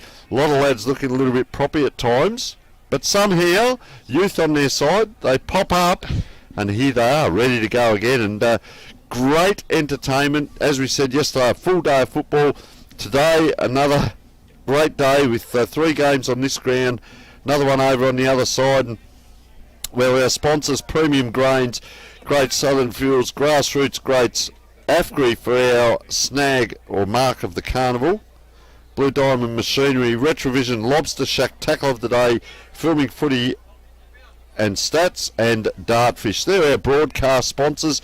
Some of our sponsor lists for the Colts Carnival quickly. Premium Grains, of course, the major sponsor. Great Southern Fuels, CBH Group, Triple M, Great Southern, Freight Lines Group, Newdigate Stock and Trading, Mongrel Boots, WA Country Football League, Think Mental Health, Moylan Grain Silos, Belts Up, and Dyson Jones Wool Marketing Services. Got all that out with the ball held aloft. It's the Lower Southwest and the Great Southern. The 2 ruckmen go at it, and they both had a piece of it knocked down by Sinot into his skipper's direction in Stockton. They get the ball moving forward to half forward now. Upper grade Southern going in hard with Sinnott. Big Finn Sinnott, the bigger body, got the handball away. Trying to rebound now is Duncan, got the hands free, and they're trying to just link it through, and now Mutter with the first shot on goal. Does it have the journey? It's going to bounce wide on the line, and it's through for a minor score. So Lower Southwest get the first score on the board. It's a behind. They got a one behind. Upper grade Southern yet to score.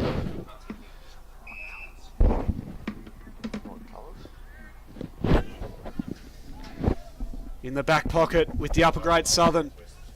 Go long and wide and out the front. Was Spark trying to get to it. Rolling through. Quick kick came from McGinty. Puts it out wide into the pocket. Not where he intended it to go. And now upper grade Southern have the numbers. Trying to trap it in front of him. On that occasion was Perrin. Paddled it towards the boundary line. Stopped, propped, went back into traffic. Found Beard. He switches it to Bowen Zagoli. He's got it with the helmet in the middle. Wants to wheel around onto the right and put it to half forward. One-on-one contest. Knocked away from the man in front in Omodi. Knocked free. Trying to run free. His heels slammed into the ground. Sorry, Soroka. And the umpire says, give it to me. We'll have a ball up. That was a slamming tackle too, and lucky to get away with that. And, well, upper grade Southern, what can they do here at centre half forward? Out it comes. Just a low penetrating kick and a nice little, we've seen a lot of that today, that pressure turnover on the release. It comes in, and well, talking about that, it is a little bit of kick to kick here. Lower Southwest through Tom Mutter out onto the wing, bumbling around there. Jed Edwards, ooh, forward tackle.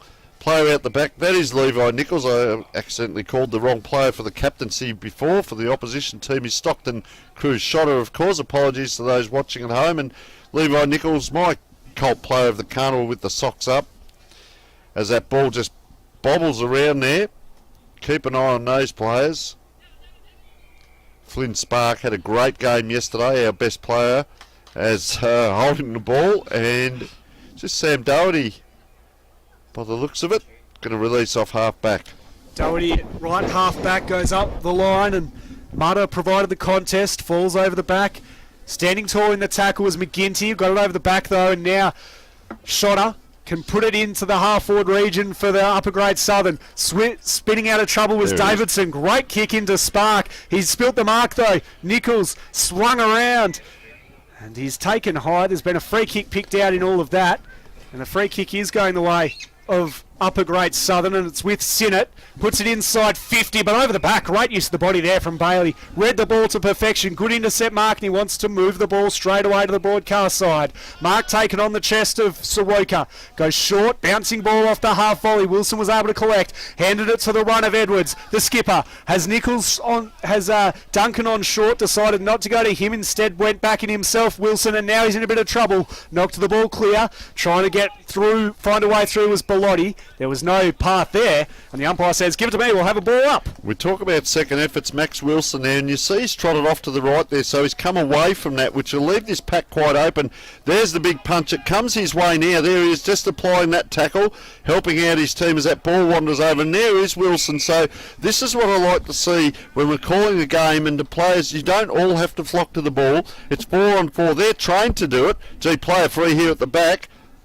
It goes out the back. That player wasn't alert to it, so it's, well, great Southern. Through they go. Kick to the pocket, deliberate kick too. Just couldn't quite do it. Noah Logie. Well, this way, that way, around they go. Nice handball out release. Bit of space to work in. It comes back out to the boundary. You go the boundary, you get the boundary. Just inside. They're using the ball a lot here. Sharing it around are the Lower Southwest players. But up to it. It's not quite out yet. Gee, that's a hard ball to get hold of there, and Riley Ford just tracked that ball, taking a rest here right in front of a Stockton Cruz Shotter. He's going to come in now. Look for the matchups. Look to the left. There's a lot of players. Oh, taken out of it there, surely. No, play on is the call. Just in no setup. There is Spark, and they will need to do that to him. He's a great player. Just look to the left of screen here. You can see 2 or 3 of the Lower Southwest players all there, and to the right. So now they try and match up. It does go back that way. This is where the traffic was. Quick handball, but into traffic. Player in trouble. Attacking the ball there. Connor Edwards just goes over. A little bit going on in back play. The players get a little bit heated at times. And what are the umpires in the forward pocket? Big Finn Sinhot just smiled and laughed as Colin McKenzie came in to lay late hip and shoulder. In the meantime, it's deep in attack for the Upper Great Southern. Quick kick off the deck. It's dribbling towards the goal face. Goes across the face, and there to pick it up was McKenzie, who goes down the line, and it's out of bounds. And we'll have a throw in. In fact, sorry, that was Bellotti that collected that, and it goes out of bounds. We'll have a throw in attack for Upper Great Southern. Keep an eye on number 16, Riley Holden there. Himself and Spark really yesterday dominated their game. There he is, the left footer, and he let a barrel go yesterday. It would have gone 65 metres with no wind assistance. So a couple of really good left footers. They look very similar getting around. Holden probably just a touch lighter. 500 grams, half a kilo maybe, but not much in it. And you know, these young lads also playing senior football in their home area, and some of these lads will cover later, come down and represent the senior teams in the Carnival. Handball out the back. Quick kick came from Davidson. Goes across the face. Plowin said the umpire was touched. Trying to weave his way through. Taken high. Surely was Perrin, and yes, he was. Nichols just a little overzealous with the tackle. He wanted to get the Lobster Shack tackle of the day, but that time he just slipped it high, and now, in fact, it's Riley Holden who was taken high. And he'll go back and have a shot on goal. Directly in front. It is Perrin. Looks good off the boot, and it's there. Never in doubt. Great goal from Riley Holden. Upper Great Southern get there first. Beautiful left foot kick in the eye. Joke yesterday about using a left foot football with some of these guys, but you know, you just come here and we're so lucky and fortunate to see this kind of talent getting out there and about and playing in front of us. So, yeah, fantastic work by that young man. So Upper Great Southern, first of the day for them. Of course, down here representing their region. From the restart, Mudden and Sinot again, and this time it's the clearance goes away the lower southwest, or does it, gliding through. Holden again, beautiful kick, Perry rather, wanted Holden, knocked away from him. It stood tall there, Doherty, got the handball wide, but this is dangerous as the kick came from Kickett, up to full forward, dangerous here, under pressure the lower southwest defenders, around the corner, look at that for a goal! Garlett, working in the telephone box, swung it onto his boot, and there's a contender for the goal of the day. With thanks to AFGRI and Blue Diamond Machinery for the goal of the Carnival. He had no time to move, he snuck it onto the boot, and they get the goal.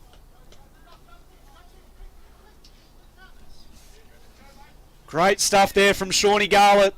Back-to-back goals for the Upper Great Southern. And their fight to walk away with one last win of the Carnival.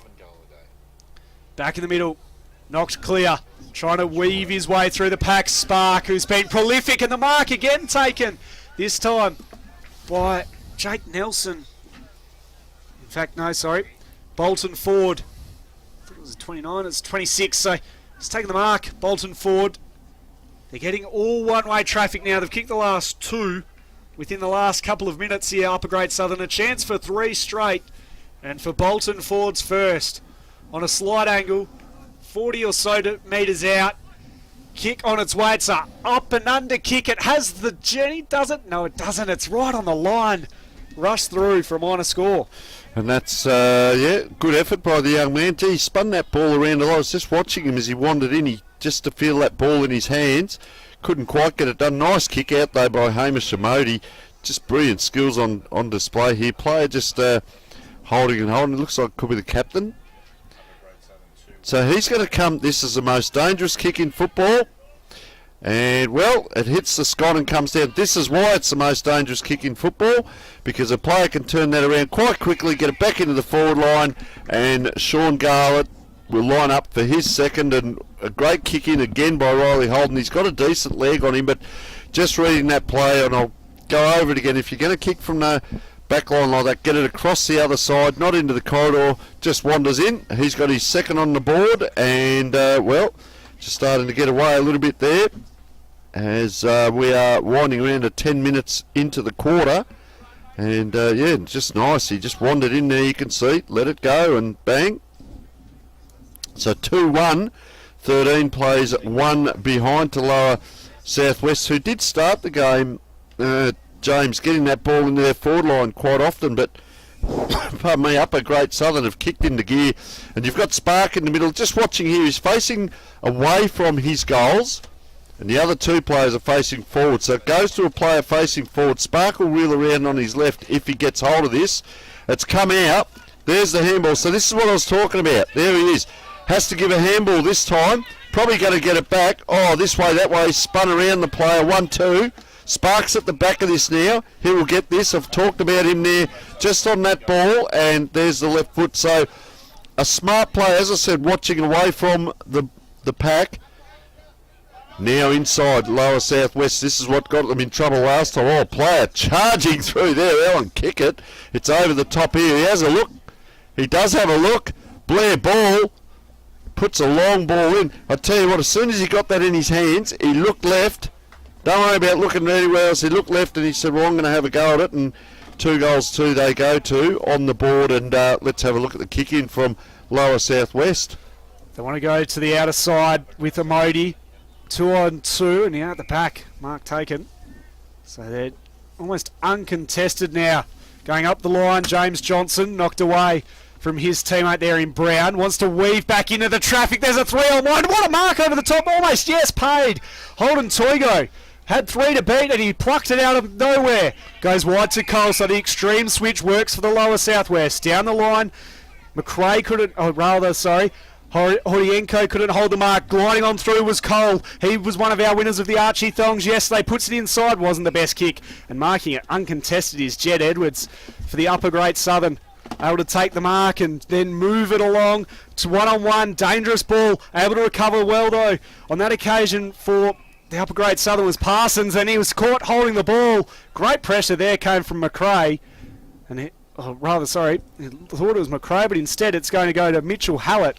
That mark could have been a AFGRI mark of the Carnival contender with the great mongrel boots, because he went up and he took that grab in a pack of 3. That was a great grab off half back, and you know what it results in? A shot on goal. Remember where it comes from, James. That's what we say. Shot on goal here for Mitchie Hallett. He's on a bit of an angle, about 40 metres out when he gets onto this one. It looks pretty good off the boot, but it fades away to the near side and misses. So that's their second behind. They trail 2 behinds compared to the Upper Great Southern 3-20. Great game on our hands here, great contest, and it's not all one-way traffic. It is going up and back between the two teams, and to get a finish rather than it just getting marked across half back and rebounding back. Can see here Upper Great Southern have set up. They've got about 4 players ahead of this ball in a straight line. There's no one over in the middle of the ground. Go and stand next to the umpire. There's no one next to him, and I've got taught in country footy. If no one goes near the umpire, go and stand next to him. Look at him, he's on his own. That's where you're going to pick up the kick. But they're in a line. They've got, of course, Holden back here. If that ball comes down, you can see Spark at the back of the pack. Does it get that far? They're out now. So this is the line-up of players I was talking about. And there is Holden. Just waits for it to come in. He'll go on his left. He's got 2. Well, he tricks me. He goes on his right.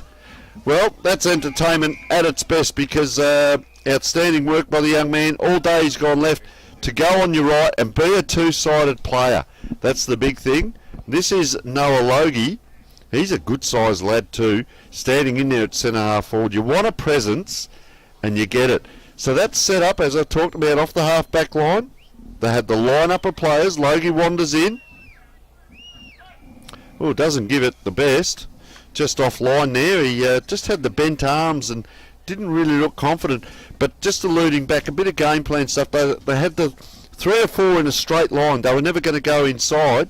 And then lo and behold, Riley Holden turns on his right and goes into that area where there was plenty of space. And there's a turnover straight away. And this is Finlayson. Finlayson pops it inboard. It was a hot footy, and it's marked with the juggle. Directly in front by Garlett. A chance for his 3rd. And it would be 4 straight goals for Upper Grade Southern right on the quarter time siren. Currently out by 17 points.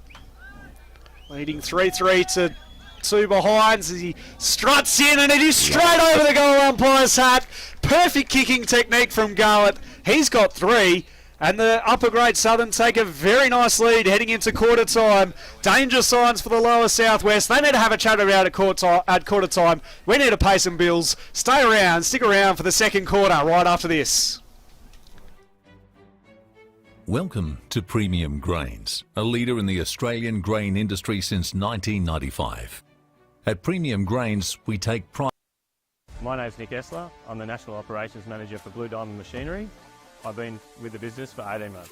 Blue Diamond Machinery, we've got a great team environment. We encourage input from all of our staff, from warehouse workers to electricians to engineers and sales team, to help us move our customers towards a cleaner future. So we're looking to fill the roles of electrical technicians, both within our production areas and field service, mechanical technicians to support our growing fleet, warehouse workers nationally, fabricators and sheet metal workers to help support our new Blue Diamond engineering facility opening up in Henderson this year.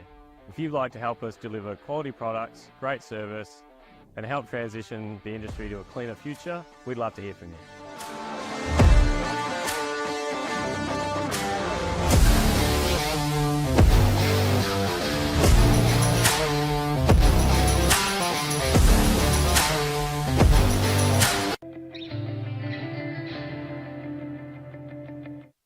Well, welcome back, folks. An entertaining game it is. 4 goals, 3-27. Upper Grade Southern, Lower West 2 points. And some of those players, well, Sean Garlett, 3 goals in the first quarter, could be on his way to a BOG pair of thongs. We don't want to go too early, but he's playing an outstanding game. Let's see if he can sustain it. At this level, he'll kick 12 for the game. So we're probably not expecting that from the young man, but fantastic play by the young man up forward. And I like the openness of their forward line. So there's Holden in there kicking goals. There's Garlett. There's well, we saw the big fella Noah Logie as well have a shot. So they've got a few players that can go into that area and have that shot. So they've been very open, and how they set up structurally around the ground. And then, of course, pardon me, it was like a sandwich. Lower Southwest had a lot of the first part of that quarter, came back a little bit in the last bit, and then, of course, finished off with Upper Grade Southern with that goal, pardon me, towards the, well, at the end of the quarter. Just remember, a little bit of stuff to go through. The standalone teams here for the Colts, Appeal and Great Southern Storm, pardon me, which is our grand final next. And they go to the Colts Carnival for the Western Australian Championships as a standalone. Regional districts is selected from Ongerup, Goldfields, Upper Great Southern, Lower Southwest, Eastern Districts and Esperance. So good luck to the sponsors, to the selectors, getting the players selected. And just have a look, I know I keep saying, but Spark there, Flynn Spark, number 22. Number 18 there, James Johnson, standing on the other side of the pack. So they're pretty much in the same position for opposing teams. So let's see what happens on this ball up. Wingers standing wide of each other as well, not man on man. Both sides looking to start on the back of the contest with their wingers. 6-6-6 rule, umpire holds aloft. In they come. He does hit it that way. See, they're working well there, Sinnott and also Spark. I'll tell you what, the opposition are onto him. Look at him. Maybe it's even a tag at this level, but they're certainly on him. Player slung around 360. It's gone forward. That's a hack kick inside 50 off the ground. We haven't actually seen a proper possession or kick yet, and yet it's inside 50 for Upper Great Southern. And, well, the migrating wildebeest, all the midfielders are there. Gee, he's getting first hand of the ball, Sinnott. He's a very good ruckman there. Look at that kick. It's 80 metres, 40 up, 40 down. Anyone's ball. Look at them scramble after it. There's a mess of players. 8 players, so there's 16 legs in there that we're trying to get through to find the football. And there it is. Free kick given. Upper Grade Southern. 35 out. Very acute angle. Can you see who that is, James? There? It's either 23 or 25. I can't quite see make the number out well enough. I think it might be Cade Prowse. Prowse, maybe. Yep. Let's have a look. Wanders in, holds that ball high. There's the drop. Oh, has he made it? Play on. Oh, off the ground. There it is. One of the best points ever seen on the Coolan Oval, kicked by Noah Logie. We get excited about anything and everything. Soccer off the ground, up in the air, whatever it might be. Our great AFCRI mark of the day, and sponsored by Mongrel Boots. Tyson Bell doing a great job with Mongrel Boots all over the state. AFCRI.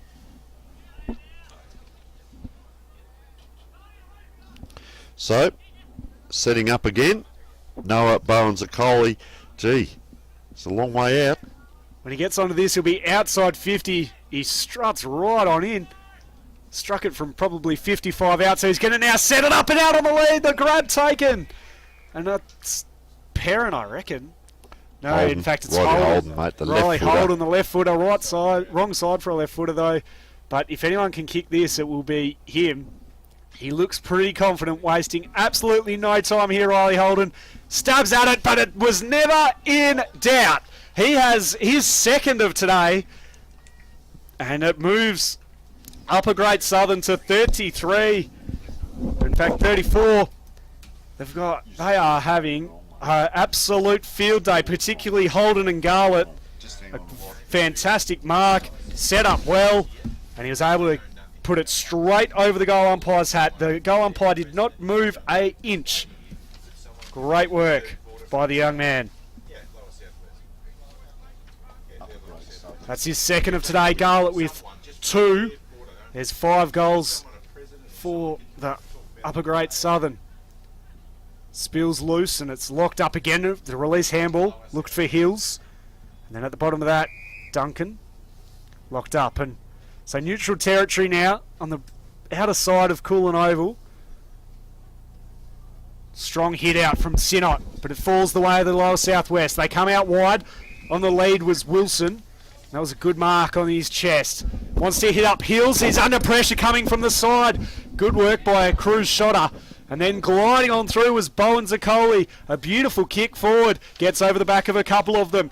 Edwards kept it in, possibly to his own detriment though. Prowse puts it inside 50 again for the Upper Great Southern. Garlett's lurking, already kicked 3 today. Wants to get on the board again. Going in hard was Doherty, possibly caught. Handball out the back. Brown gave it in turn away to Bellotti. Able to clear it away out of the danger zone, but only momentarily. It beat Nichols, all ends up. The kick back inside was a pretty good one. Up to full forward, over the back, locked up. Ball came out of it in the end. Doherty there, trying to scrap his way forward. Coming around, watch out for the young man walking free with Finlayson. It eventually spills to him, trying to keep it in under heavy pressure from Hordienko, and then they wrap up Edwards in a strong Riley Holden tackle. We'll have a stoppage right half forward for the Upper Great Southern. We talk about that fatigue in games. We are in the second day, and those 2 kicks, well, the second one in wasn't too bad for Upper Great Southern, but they're just starting to get a little bit lower and harder with their kicks, some of these lads, as fatigue obviously takes place. Remember,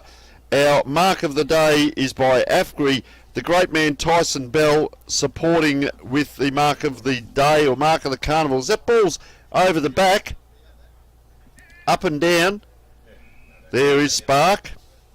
A little bit going on again. We've seen this at times through the carnival, where there's been a bit going on between the players. Look at the size of Sinnott there. He's just going to run in, tap it on his left, a set play out towards Bowens-Akoli. He's working hard to get that. He finally does. Second effort, at least gets it forward. Quick turnover here. That was McGinty. Geez. Trying to work in a phone box there with a few people visiting him. It's out. But it's only a quick kick up in the air. That's what pressure will do to you. He had to set himself and stay a long time up under that Hordienko. They're out now. He's done a lot of work there, Brody Hills, because he was down this end of the ground a moment ago. Just can't quite Connor Brown. He's had to apply the tackle. 2 on 2. The umpire says holding the ball, and that is great work by young Connor Brown there. He didn't give up on that. He couldn't quite get that mark, and he went back after it. Scissor kick there. That was interesting, as it's in the forward line. What you're taught as a young lad, the foot you kick with is the foot you land on, and that's what he did. You kick and you run all in one stride. Something Hawthorn brought into their players in the late 80s, and a lot of teams have copied. So, Levi Nichols, ball in hand. Oh, I love it, the Your Colt man. player. He's got the socks up. Mark it down already, fair dinkum. Look at him, he's put the... That's why you have him up, to put your mouth guard in. I did notice yesterday, I'm old-fashioned, a lot of the socks now are already, they're made short. Yes. They're cut off. Yep. Anyway, Nichols comes in, very steady. Come on, young man. Puts it on its way. Well, out of bounds on the full. Well done, Tony. Pull your socks down. Fair dinkum. And I will say this, I notice in English, I know we're at the Colts Carnival over here, in English soccer, a lot of the players are getting caught, they're cutting holes in their socks, allowing their calves to work properly in blood flow. So there's reasons behind why teams are now doing this. There's a bit of science for you as that ball bobbles out, and another setup just outside the 50 for the lower southwest. Chiseling ball in and out on the lead. Hallett takes the mark. Beautiful kick. Good lead as well. He's a good, strong forward. Big Mitch. Remember Lobster Shack sponsoring our tackle of the day. Magnificent Blue Diamond Machinery goal of the day. What might we see here? For the lower southwest's first of the day. Hallett got close to the man on the mark, but it won't matter. It's through for a goal. Very nice looking kick from Mitchie Hallett. One of my favourites in this tournament. Love the way that he goes about it. So Lower Southwest are on the board with a major. They go to 1-8, trailing 5-4-34 for the Upper Great Southern. And I was going to say, as you mentioned there, it was a really nice kick on him, wasn't it? He just the penetration that he got, powerful leg, and don't underestimate that. Very good work there. So our magnificent sponsors there for classic clashes, of course, Premium Grains, Great Southern Fuels. The grassroots greats were going all around the countryside over the next week or so and getting a lot of these players that have been integral in country footy in Western Australia. We've got some great ones coming up. We had Darryl Panizza today, of course, and Simon Duckworth last few days. As that ball just bobbling around, these lads are heading into grassroots greats as we see a shot on goal. Just off to the side, and look at the goal umpire. He says, "Hi Mum, I'm on TV." And he says, no, it's out of bounds on the full. What he's doing is helping the boundary umpire, of course. And they're going to get a throw in right next to that point post. Have a look there. That's Stockton Cruz shotter. It was running in. Ball just bobbles around. Gee, dangerous position now, centre half forward. Gee, great set of jets there. It's a pressure kick though, once again, up in front. The boy in the orange boots, and he takes off after it. A lot of these guys, that first 5 metres we talk about when you do recruiting and looking at players, and a lot of those have got that explosive pace. And up high, over the back. Wasn't a mark to Mitchell Hallett, but it goes forward now. Look, the race is on. We're off to the races. But the first player just sliding in, and that is a, touchdown we might call that, to Lower Southwest. That was a good race on there. Yeah. See these young lads extend themselves. So let's have a look at the kick out. He gets extra meterage, does a bounce, kicks it along the wing, and it's still going to be 2 kicks back here for McGinty and the Lower Southwest team. Even if they get possession, player holds off the back, 1-2. Now McGinty's out free, holds it for a long time to shape up there, but popped it up in the air.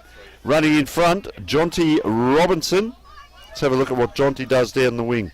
Wants to go short, and he does to Bowen Zanotti, but he couldn't hold the mark. Now he's under a bit of pressure. Got the kick away in time up to centre wing. Davidson was there.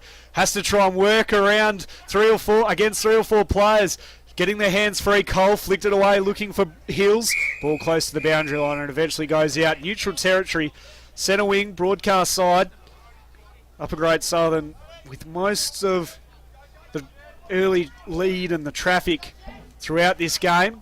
10.5 minutes gone here. Hills tries to just slap it in front of him. In the end, it goes the wrong way for him and his team. Trying to work on through was Holden. Handball out came. That was nice from Ball. Gave it away to Parsons. Put it up to half forward, looking for a couple of bit of support. Wilson released the handball away to Munner. Goes for goal and goes bang! If that doesn't start up the Lower Southwest, nothing will.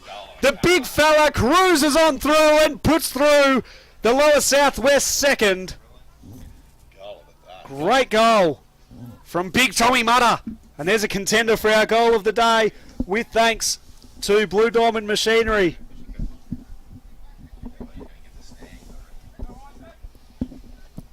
Tom Mutter it was. That was an absolute ripping goal.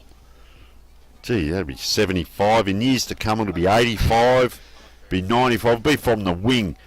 Just a quick one there. Brody Hills did come off after that little paddle he did. He got winded, and we hope he's okay, just letting everyone know. But he did come off straight away after that event. So we'll keep an eye on that as they're going forward here. They were, but the defensive mark taken by Beard. Right half back. He wants to go into the corridor. This is a dangerous looking ball, but a strong mark, a good mark taken by Robinson again. He's got a good set of hands on him. Goes long. Up. Holden came out wanting the lead. Ball fell to the front of the contest, was slung around, and he's holding the ball, and they take the advantage immediately. McGinty rips it through the corridor. Mutter again there. Goes over the back. Advantage paid. Can they get another one? The Lower Southwest, they do! Good goal. Came from Mitch Hallett. He cruised on through. It was fast footy, and they were able to get it through Lewolski. In fact, they put pace on the ball, and that's now 3 straight for the Lower Southwest. Is that Lukowski, was it? Lukowski. There we are. So 1 each to Mutter, Hallett and Lukowski. And they are coming quickly in this second quarter. 12, 13 minutes. They won't want the siren to go the way they're playing. Just sensational. Let's have a look now in the middle. Can they get another clearance? 1-on-1 all around that centre circle. Players crash in. Have a look at them here. 1, 2, 3, 4. Who's going to get it? And, well, as we suggest, the game has gone up a notch and a second ball up. The wingers immediately come in. So not real sure about that. There's 6 all around the ball. Boy, oh boy. Big fella Jake Nelson taps it forward, but around they come again. Connor Cole, just a little kick. Over it comes, quick handball. Gee, you had to put that ball up in the air in front of him and try and take it again. So third ball up very close here as we're winding around to 13 and a half minutes. As we said, the wingers, you can see 15 and 21 in, quite close there. Gee, clear tap win again to Nelson. They've got to set up around that ruck tap. Player just running forward there, Bolton forward in front of this on his own, in front of this pack. Keep an eye on him. He's on the inside, just behind the umpire there. You can see him to the right of screen. Don't wander in, son. You're free. Get out. It comes out. They try and get a handball up. We saw this with Peel, where they like to run forward of the pack, really predicting that their team's going to win the ball, make the opposition accountable. There he goes again. Bolton is out. If they can get it to him, well, they can't. They're Lower Southwest now. I've got it. Oh, bang. Player in there. Have a look at the numbers there. Good luck in there. That's a rolling maul again. A lot of yellow jumpers to the back of this. So let's just see where that ruckman taps. He's winning them forward.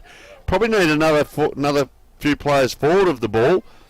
There it is. The left-hander goes up. Anyone's ball. 1 punch, 2 punch. Once again, look at the pack there. Another ball up. So just have a look. Where Jake Nelson sets up, he goes back. He's got 3 players behind him, free. He goes up and taps it forward with his right hand. He says, well, if you blokes won't set up, I'll go and get it myself. Once again, we're getting a great view of what's happening in around these structures. As the siren goes, a lot of yellow jumpers there. The score currently sits at 5-4-34, 3 goals, 3-21, and we will take a short break.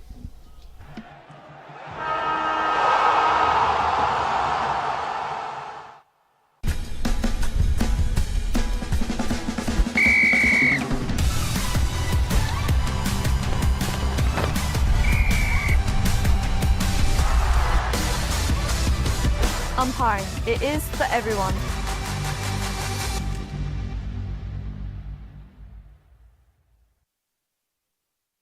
For a limited time only, we've got Honda generators, free delivery until the end of this month of March only. They're super compact, reliable Japanese generators. For more information, check out our website or give us a call. My name's Nick Essler. I'm the National Operations Manager for Blue Diamond Machinery. I've been with the business for 18 months. Blue Diamond Machinery, we've got a great team environment. We encourage input from all of our staff, from warehouse workers to electricians to engineers and sales team, to help us move our customers towards a cleaner future. So we're looking to fill the roles of electrical technicians, both within our production areas and field service, mechanical technicians to support our growing fleet, warehouse workers nationally, fabricators and sheet metal workers to help support our new Blue Diamond engineering facility opening up in Henderson this year. If you'd like to help us deliver quality products, great service and help transition the industry to a cleaner future, we'd love to hear from you.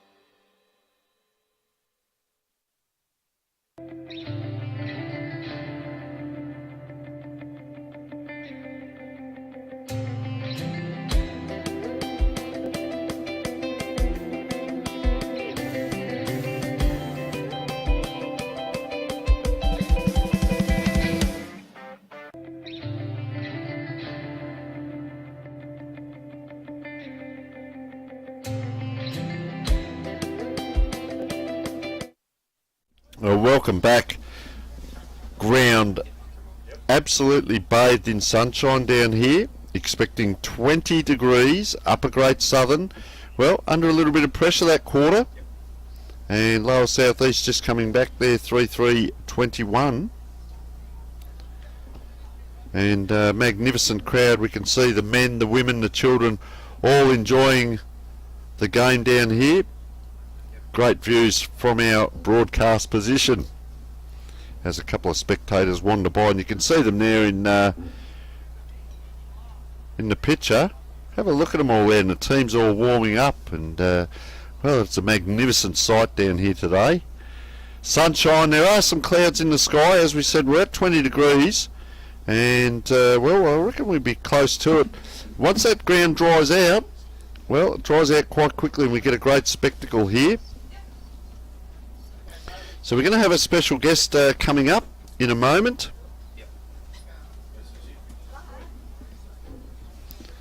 So Upper Great Southern, they're already in their huddle, and we can see Lower Southwest just in their 3 huddles.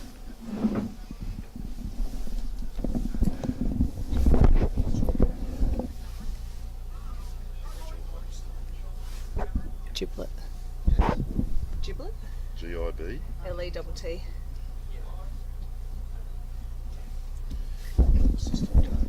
Yep. Okay, so we've done a little bit of admin up here, and joining us for this final quarter is Susie Giblet. And Susie, fantastic, you're an assistant coach to the Lower Southwest, correct? Yes. So first of all, the team, how did you get together the squad, and how many teams are in your local league down there? So the Lower Southwest has 7 teams from Kojonup, Boyup Brook, Bridgetown, and then we have 3 teams in Manjimup and 1 based in Pemberton.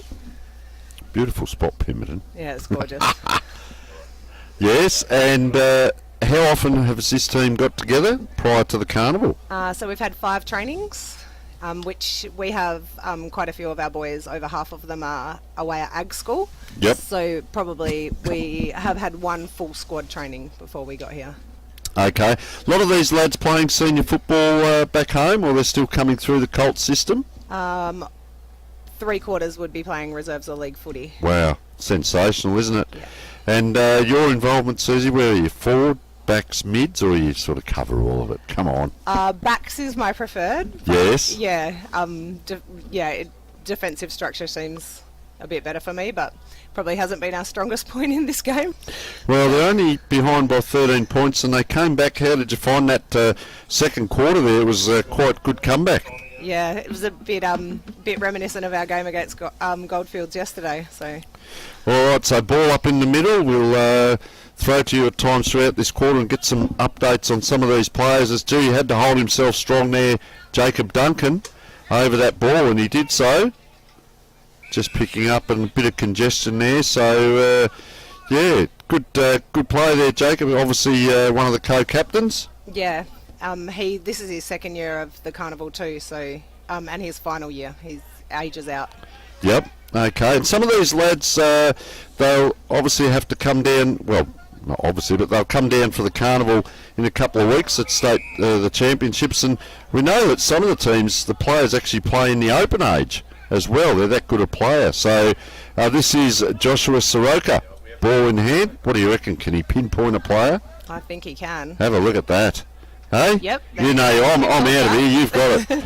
You know your way around. That is a very good play. And Mitchell Howard. So just as Mitchell lines up here with the back line, do you want them, we see them just wandering up, do you want them running up the ground a lot when there's maybe a ball in the middle? What's the instruction? Do they stay at home? Do they watch their opponent? What are you instructing them? Well, we've instructed them to rebound hard off half back and push up, but we've had a little bit of trouble when they break from the centre that they're not recovering. So yep, yeah, because it's hard work, isn't it? It's back in our day you stand your position, but now you break and you push up the ground, then you've got to come back. A little bit like I've worked with soccer clubs and that in the past. It's like choreography. They've got to come up together and come down together. As player just slung around as he kicked out of bounds on the full. So I'm interested in that.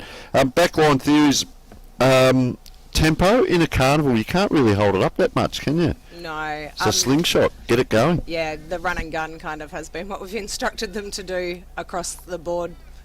And it's hard, like you say, bringing a squad together from multiple teams with different coaching styles. And getting to know each other and the gelling and all of that. So just have a look. They've started this quarter well. Gee, it's bright here today. Beautiful sunshine. Yeah, it's a kick into that hot spot, isn't it? And, well, great. So there's a lot of yellow jumpers we can see in that half of the field. So they're going to have a spot here to release from. Puts it up. In good hands out there. Hard play to match up on has been Flynn Spark. He's had a great carnival, that left footer. Gee, tries to nurse that ball. We talked about fatigue. It's going to drop 10 or so metres less than what it normally would. So you've noticed something there, Susie? What have you been looking at there? I was just watching that one of the Great Southern players had rolled off the back there and kind of spun the Lower Southwest boy on the far side around, and you can still see he's still out there on his own. There's no match-up. Yep. So that ball comes in high and long. That'll be close to the boundary again, I reckon. So lucky there. They've got a throw in. So yeah, I'm interested while you're sitting here, what you're seeing. The matchup's right with height, because you can see there, Big Sam Doherty's on Alan Kickett, so he's given away about a foot there, Kickett. So if it's an air ball like this, that'll be to his advantage, and nice mark there. And so the switcher play out the other side. Yeah. Fantastic. You'd want that as a coach, surely, yep. Yeah, definitely. And I think in that first quarter we tended to try and do the switch when it was a 50-50. So they play on quickly into the forward line again. So it's gone from half back. It's a game between the arcs as we speak at the moment. Lower Southwest with an opportunity here. Heading towards, well, the school grounds coffee. Magnificent job. They're donating their money to Cambodia. And, well, we spoke with them yesterday. And that's that pocket, we might call it, the school grounds pocket. There's a little bit, the boys are a bit feisty, aren't they? A bit feisty. So, ball up, inside 50. Look at the amount of players around this ball. It is very much, they're So, very crowded. On the back of this, you've got Jacob Duncan and also Jed Edwards on their own off the back of this pack. That's a structural thing. And also Brody Hills, he's got a bit of that Colt. I love the haircut on him. Good lad. Oh, he's got to have the skills to pull off that haircut we decided yesterday. Yep. He did us proud. Well, he has a go, and so that's a structural thing off the back, so you don't flood the forward line, obviously. Well, I think it's the if they get it out quickly, that we can You've got rebound numbers. it. Yeah. We kind of weren't backing ourselves on that yesterday. So he's a hunter there, isn't he, Brody Hills? That's hard to do. Stand at the back, wait for that ball to come to you with a pile of people running at you as well. You've got to have the right player to do that, and he stood up courageously. Gee, we're seeing a lot of ball-ups just currently at the moment. We're 5 minutes into the third quarter. Both left-handed ruckmen. That was interesting. He runs forward this time. Good work there by Brody Hills. And, well, Susie, you've got the supporter, you've got the coach and commentator hat on, all three in one with you today. So take us through a little bit of what's going to happen here. You can have a bit of a call if you like. Oh, absolutely not. Okay. I was nervous enough about coming up here. No, you're doing a great job, and there's that big long kick. There's the barrel we saw yesterday, and he's done it again today. I reckon that was Spark. And he's running on down the ground here to help out. As number 20 here, Hamish Modi, just gives it back to the Great Southern player. Pops it up high. Nice grab over the back. That is Hamish Modi. Gave that ball back and then went back correct and... you on that. It's Omaday. Omaday, Yep. thank you. He's been very consistent in our back line. So now I know how to say it. That's why you're up here. That is sensational. As Blair Ball.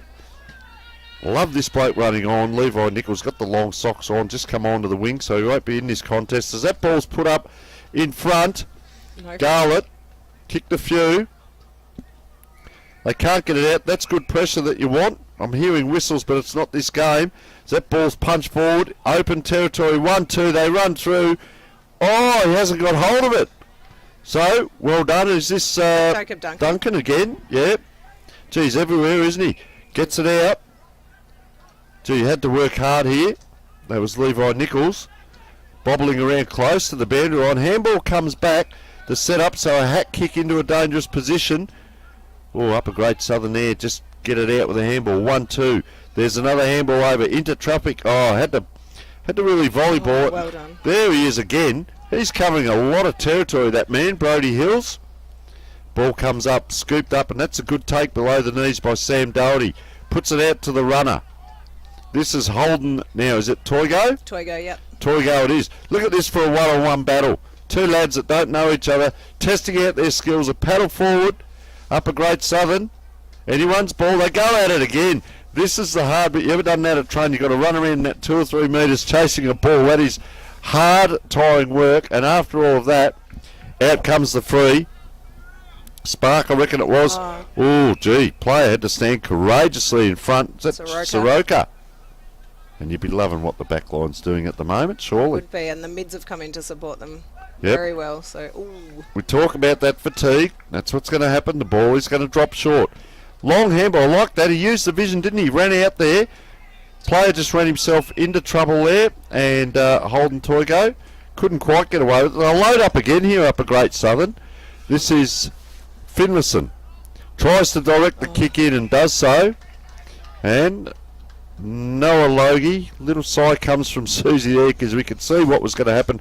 It's hard on that lead. And, well, the other side of it's the best versus the best, and skills like that, you've got to appreciate the opposition when they can kick like that and hit a target. So yeah, it's beautiful. And you'll see the difference between the two defensive ends. Uppers are in on everything in our forward 50, and look how open theirs was, so it's a lot easier to hit a target when it's staying that open. So their mids are staying out. And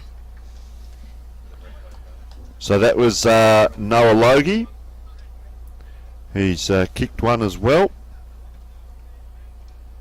Sausage roll, does like that. Just checking our goal scorers there.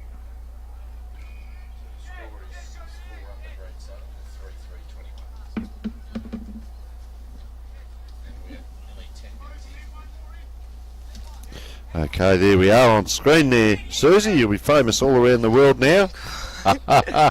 Hey, who's standing who? Who's the forward and who's the back? You'd have to be the back person.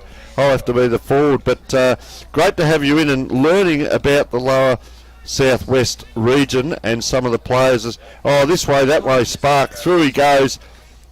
Cuts it through. That'll be Holden getting towards the ball. Held on to. Goes to ground.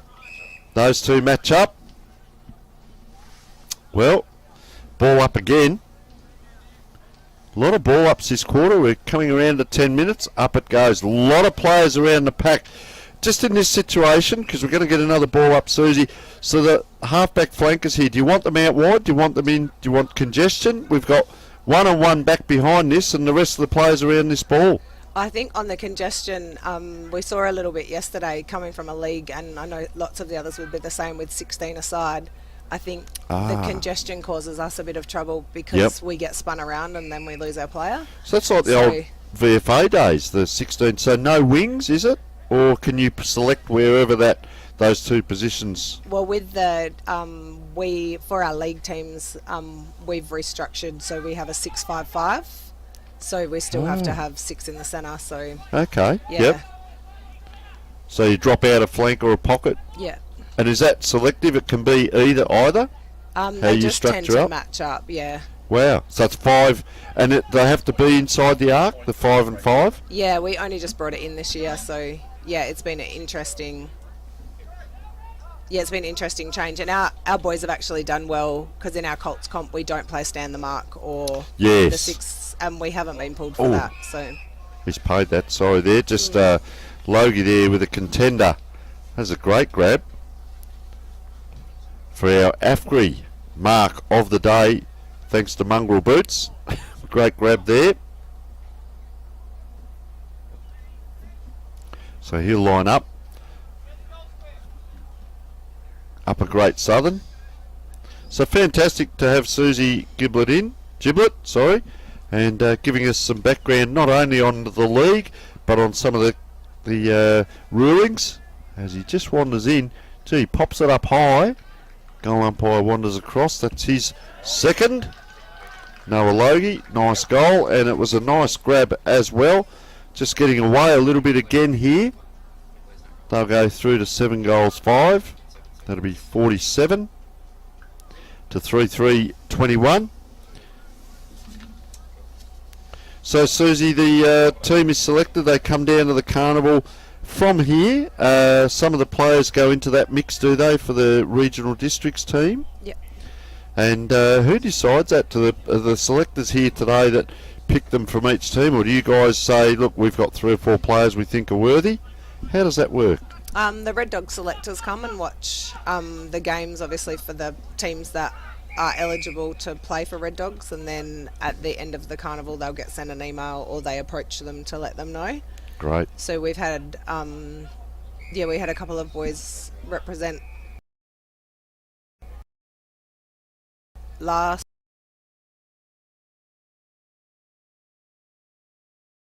Yeah, fantastic. And elects to go long. Good grab over the back there again. That's Noah Logie. He's going to line up for his third. And that's a nice, solid grab. One take is a hard one to stop. And that's a contender for our AFGRI mark of the carnival, thanks to Mongrel Boots. And of course, AFGRI Tyson Bell, the great man,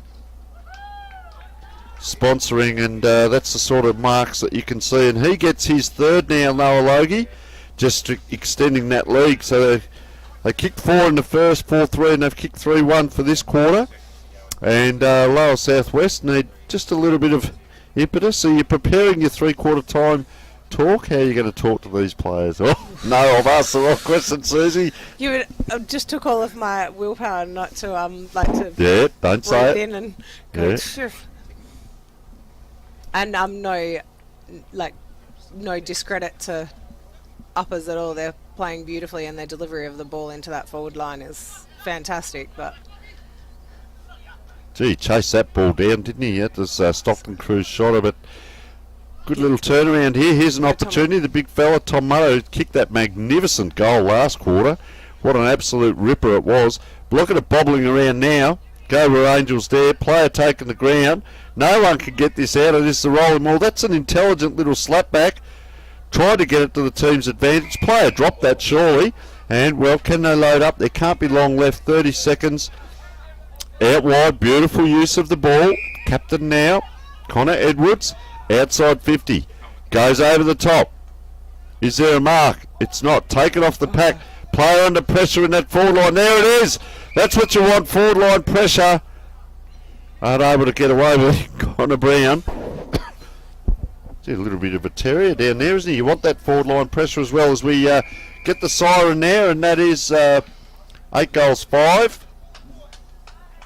53 to 3 goals 3 21. We will take a short break. My name's Nick Essler. I'm the National Operations Manager for Blue Diamond Machinery. I've been with the business for 18 months. Blue Diamond Machinery, we've got a great team environment. We encourage input from all of our staff, from warehouse workers to electricians to engineers and sales team, to help us move our customers towards a cleaner future. So we're looking to fill the roles of electrical technicians, both within our production areas and field service, mechanical technicians to support our growing fleet, warehouse workers nationally, fabricators and sheet metal workers to help support our new Blue Diamond engineering facility opening up in Henderson this year. If you'd like to help us deliver quality products, great service, and help transition the industry to a cleaner future, we'd love to hear from you.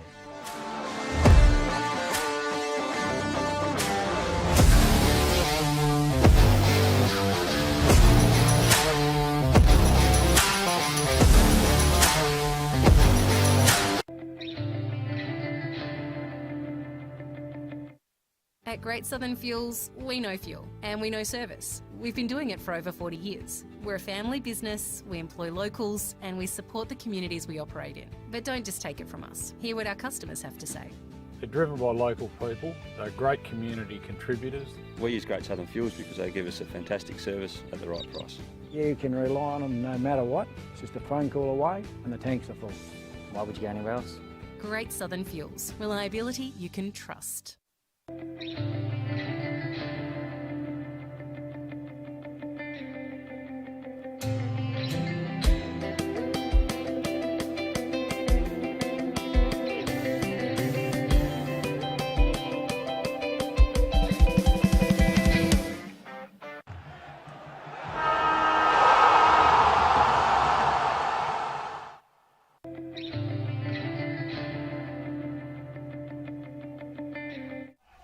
Welcome back, folks. Tony Neal and James Gardner bringing you the second game of the day. It is Upper Great Southern versus Lower Southwest.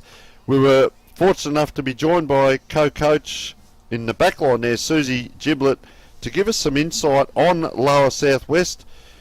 We believe that we've put the moz on it now because the opposition kicked a few goals, but great to get an insight and hear from a lot of the people around this carnival. 8-5-53, 3-3-21. So a 32-point lead, Upper Great Southern. They led by 25, 13 and 32. And James, they kicked 3 goals, 1 in that second quarter to win the quarter. Will we maybe see a comeback in this quarter? Well, we know that the Lower Southwest can score pretty proficiently, particularly through their transition off half-back, and their forward half turnover game's pretty strong as well. They've got big Mutter, Tommy Mutter in the ruck with Brody Hills, who I've liked throughout the carnival, and James Johnson's a pretty handy type as well. So they've got the players, they've got the cattle. It's just whether they can match it with Upper Great Southern through this last 15 minutes. If they can get a couple of early scores on the board, then they'll certainly be in with a really good chance. I think the other thing with Upper Great Southern that I like is that they've really shared the ball around, Spark and up forward Holden, but there's other players in there. Garlett that's done his job. Noah Logie up forward really straightened them up. He's having a very good game. It's not just his kicking goals, but some of his marks. Very much like that Peel full forward as well. So they're going to have some fun and games picking their best 20 as well out of this carnival as up it goes in the middle. So 2 left-handed ruckmen. Interesting to see. And as you said, big Mutter in the middle there. Can they get Lower Southwest going here as Samuel McRae tries to track that ball. He goes back in after it. Well done, young man. Then, well, was he taking the ground? He's given the free. Gee, first the ball. Umpire's saying go back. He almost went the wrong way there, did he? Or he might have tried to plant. And watch out for Brody Hills. I've really liked his game. He's actually playing in the middle as we speak. A nice penetrating kick. Jed Edwards, good size. Far side, inside 50. And on the lead, a very good mark taken by the big fella there in Mitchie Hallett. Already kicked a couple today. And he looks inside. He's got Hills running for him, and he takes the mark on a better angle and slightly closer to goal.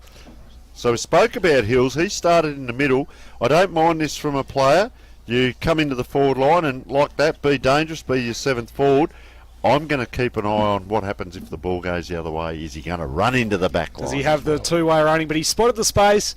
He worked hard through the middle. He was unchecked in his run, and now he lines up for goal. Wrong side for a right footy. Does he get it to swing back enough? He misses to the near side. So one behind only for Brody Hills. Unrewarded effort. So we'll now watch with keen interest to see if he can stop this transition of Upper Great Southern, who want to come to the broadcast side of the ground. And out on the lead, Holden had to pick it up off the half volley. Handed away. Look at this chain of handballs. The transition from Upper Great Southern just weaving their way through the defence. Right over the top to Bolton Ford. Sends them to half forward. One-on-one contest. Gets over the back. Well defended. Here's Garlett. Couldn't pick it up cleanly on the first attempt. Now he's got a couple to beat. Going in hard in support was Prowse. Got it out. And now here's Bowen Zaccoli with the left. Does it get the distance? It doesn't. It rolls across the face of goal. Still will stay in play. Bellotti tried to keep it in. Shrugged one tackle. Had 2 to beat. Support arrives through Edwards. The handball was a little too hot for him. Falls out towards the boundary line. Going back in, and the flick over the top was pretty good. They get the ball moving now through Rutten, and he's over the top. He's got a couple to beat now. Shrugged one tackle. Handed it over to McRae. He was then brought down and holding the ball. Great pressure from Upper Great Southern. They quickly came inside on 2 occasions then. I'm going to mention about Garlett here in a moment as that ball comes through. There he is again. That's the 4th for Noah Logie. Smart play. Just for the people watching and different little, I guess, things that you pick up. When Garlett was out in that pocket earlier, he went for that ball, couldn't quite get it, paddled around, and then he kept his head in. He wasn't touching the ball, but he kept his head in the game. He was watching what was happening, where does he position, and you watch it. He wasn't just ball watching, he's watching where do I position next, and he came in when that next ball came in, of course, and it was supporting. But Noah Logie did it all himself. He's kicked 4 for the game and could be on the way, I guess, between himself and, Holden and Spark have had great games as well. Garlett's kicked the 3 for this game. Up it goes to left-hand ruckman, and as I said, they're winning the tap. That was Sinnott this occasion. Look how far that ball's gone. It's inside 50. Little hat kick out. Connor Edwards gets it down, and Brody Hills, we've liked his game. Umpire says I'll ball it up. So the wingers are on this side of the ground, staying on this side. The wingers on the far side. There's a couple of guys set up. I reckon that's the half-back flank and half-forward flank there. So you'll see 5 or 6 jumpers in around here. A lot of yellow jumpers to the back of this pack. See both ruckmen tap that way. So they're trying to get... Just have a look again. I know I harp on this, but just see where Flynn Sinnott now sets up. 2 players forward. He elects to punch forward. There's the 2 players involved now, and the runner running by. Oh, bounces fortuitously, running onto it, and just offline there, and that's Bolton Ford. Unlucky, he had probably more time than he realised. He could have really made a sure thing of it. Doesn't really matter for the Upper Grade Southern. He hold a really good lead. An intercept mark taken by Shotter. He'll run into the pocket. It's high up and under. Does it float across the face? It does, and it just sneaks in for a behind. It was great play there, though. 4.5 minutes in, and they've kicked 1 goal, 2 for the quarter, and the ball's down there a lot of the time. And Susie Giblett spent time with us in that last quarter. The backline coach, and their backline is under pressure at the moment. Interesting to see what they do in their kick-in strategies. That's gone a long way out, meaning it's going to be 2 kicks back. It's going to be more now because I tell you what, Lower Southwest have gone forward. Big fella couldn't take it and then pushes a player out of the way. So both big fellas on the ground at the moment, and that is Nelson and Sinnott. Nelson here, number 29, is going to take the ruck. Sinnott's about 5 metres away from this. He could almost rove this. You'll just see him there to the back of the pack, so maybe they need to look at where he's setting up. There he is. Just let the player come through. They go forward now. Not the best of kicks off the boot. Nice mark there to Omaday. Comes out on the left. Nice kick too. Max Wilson We talk about winning moments. The leads come. They've got 3 or 4 to choose from. They kick to a pack. Big tackle on. Players on the ground. Up and down. Trying to get it around there was Slade Green. Couldn't quite. Oh, player streaking in. Let's go with that ball. He's hung on to. The umpire's heard the call and says have a free kick because he was held on to a long time there. And that is James Johnson. Johnson, defensive side of centre wing, broadcast side. Has a couple of leads presenting through the middle. One of them is Mutter. He spots that one up. Bang on neutral territory. For the lower southwest, he's got Soroka just under us. Instead, he thumps it long, looking for the one-on-one. Hills is there, trying to rove it off the deck. The soccer came from Duncan, but it is away and missing to the left for a minor score. That would have really sparked them up and given them a little bit of hope. Instead, the margin is trimmed from 40 down to 39. Point to the lower southwest there off the boot of Duncan. So now the upper grade Southern, they've got the big fella in Sinnott moving to this broadcast side, and then instead they hit up a short one to Robinson.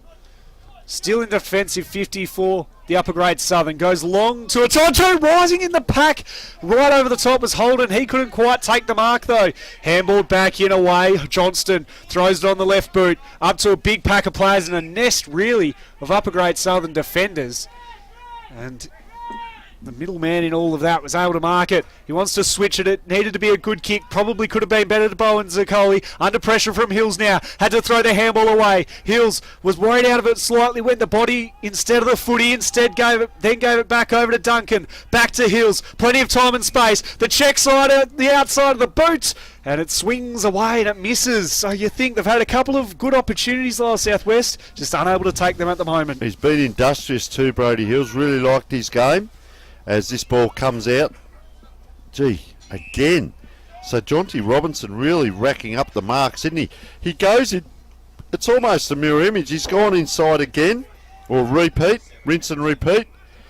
They look to go backwards, get the ball to a player, and that's because he had to adjust the boot there. Ball up and down. Just a handball into the centre area. Player clever enough to get around, hacks that ball. That's going to bounce. Bounce it does. Oh, well adjudged there by the lower southwest player. It's in the middle of the ground, right in the middle. They set up again. Gee, Robinson getting plenty of it. 1-2, bit of volleyball. 2 players either side of that ball could have gone to. Goes to the player under pressure. Now it's out. Lines up for a big one. Does Bowen Zaccoli. Doesn't quite. It's offline. Just to the left. And, well, you see number 21 here, Hamish Omaday, having to run all that way back to get the kick in. The clock's wound around now to 8.5 minutes. Up it goes. Holden's had a couple of goes at taking the speckies. They're both out there, Holden and Spark. Watch out for them. They've had to work here and chase. Out it comes. Gee, Nichols hit heavily there. Taking the ground. Look at this. 3 on to 1. The one is Spark. Handball out. Around they go. Inside now. They're trying to get closer to that centre of the ground. Player comes to support. Around it goes. Left footer is Holden. Well, it's across Logie. Could have been a set play.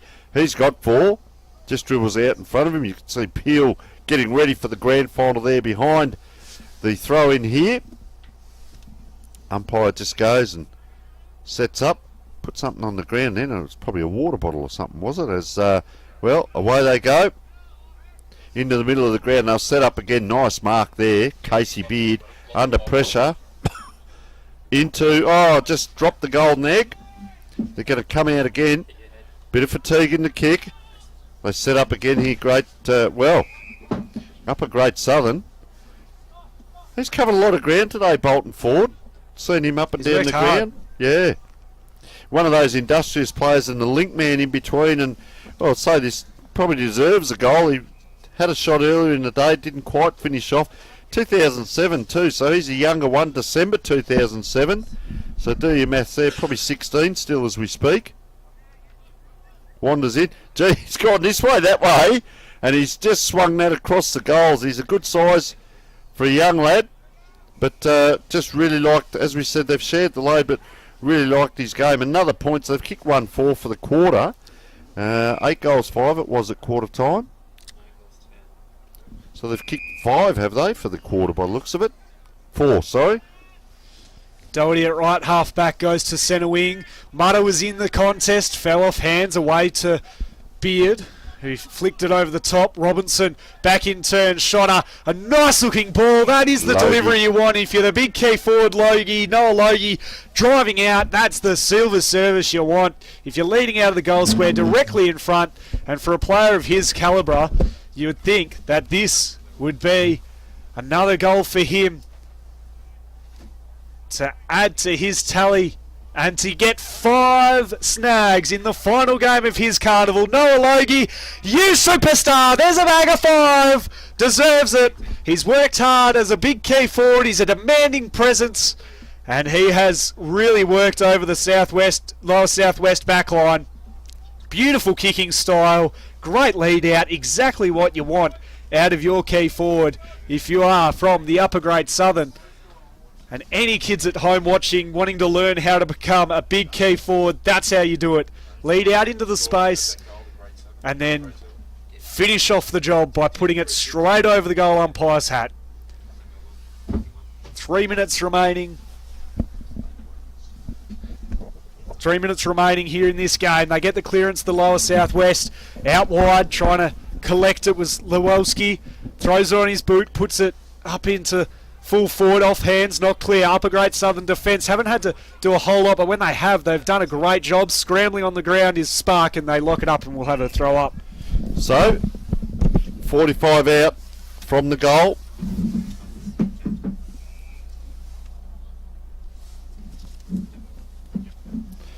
As, just bobbling around there. Player standing still, but streaming through. And tell you what, Bowen's a collie. He runs a long way. A little bit like the Western Bulldogs player that comes off that half back line and gives you a run as well as carry. Oh, bang from behind. Players going down like 10 pins here, and players being pulled down behind the play. Umpire adjudicates and says a throw to the man in the flashy boots, and that's a nice kick by Thomas Heyman. Down to the wing it is. The big fella, Mutter, gets it over. He has to go back after his own ball.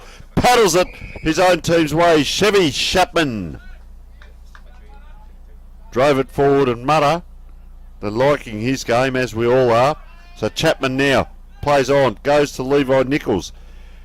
Yeah, just tightened himself up on that kick, which gave the opportunity to the opposition. Now, number 13 is Caleb Quartermain. Gets it out that far side. Can he follow up and get it back? He's had to come in here. You can just see him in the bit of back play there. Good running by him. Couldn't stop it, though. Rutten. Inside 50, nice mark, not quite by Casey Beard. We don't go too early on the commentary. Up and over it is. Oh, seeing a little bit of this from Upper Great Southern as well. The teamwork, the shepherding as that high ball comes. It's going to bounce. Which way is it going to go? Gee, this way, that way. Which way is he going to go?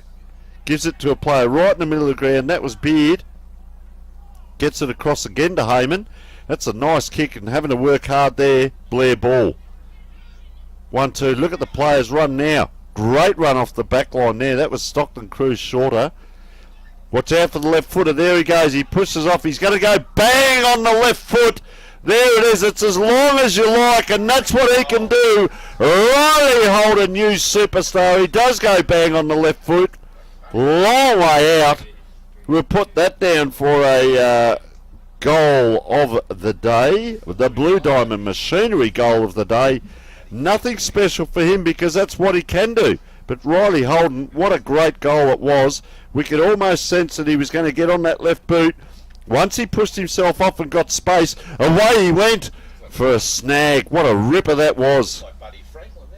Geez, Riley Holden, and calls are coming in from all kinds of people around the place, and, well, maybe even like Buddy Franklin, they're saying. Left footer, up it goes, down it comes, and that is the final score. 10 goals 10, 70 to 3 goals 6, 24. Upper Great Southern, a fantastic win. And our man James Gardner is just wandering out, and I'm just looking, he's got a large and a medium size pair of thongs to hand out.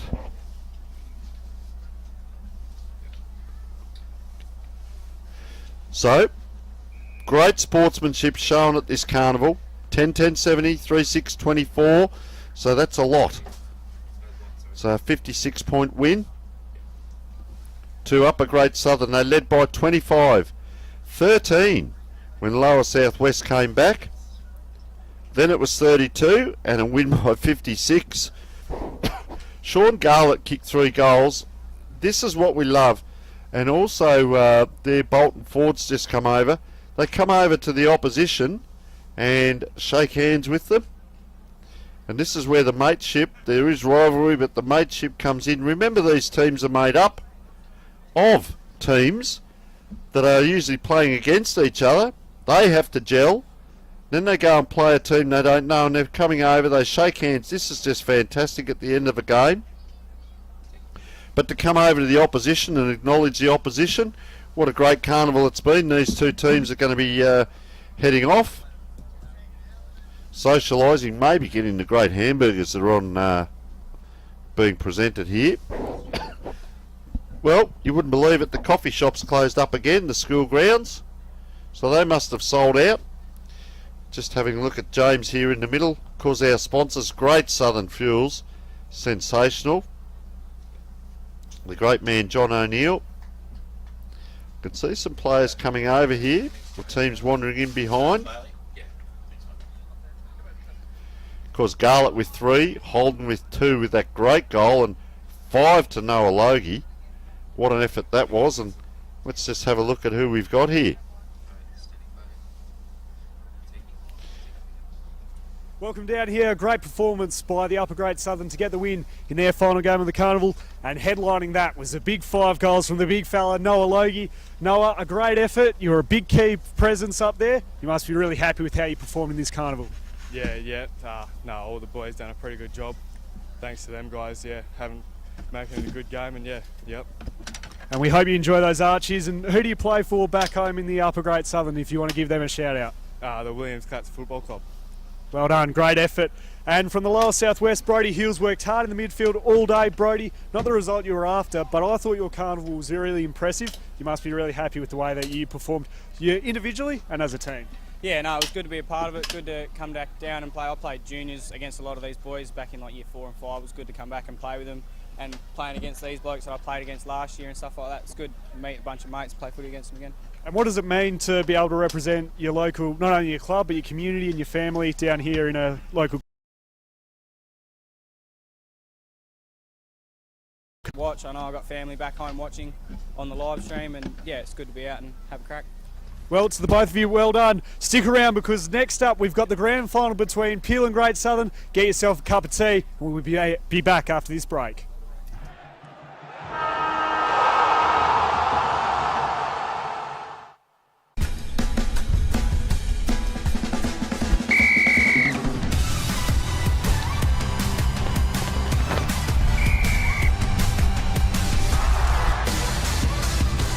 Umpiring, it is for everyone.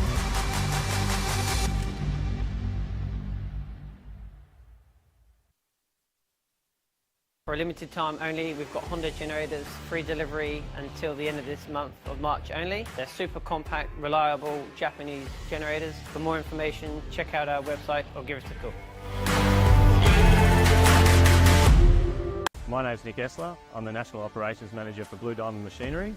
I've been with the business for 18 months. Blue Diamond Machinery, we've got a great team environment. We encourage input from all of our staff, from warehouse workers to electricians to engineers and sales team, to help us move our customers towards a cleaner future. So we're looking to fill the roles of electrical technicians, both within our production areas and field service, mechanical technicians to support our growing fleet, warehouse workers nationally, fabricators and sheet metal workers to help support our new Blue Diamond engineering facility opening up in Henderson this year. If you'd like to help us deliver quality products, great service, and help transition the industry to a cleaner future, we'd love to hear from you.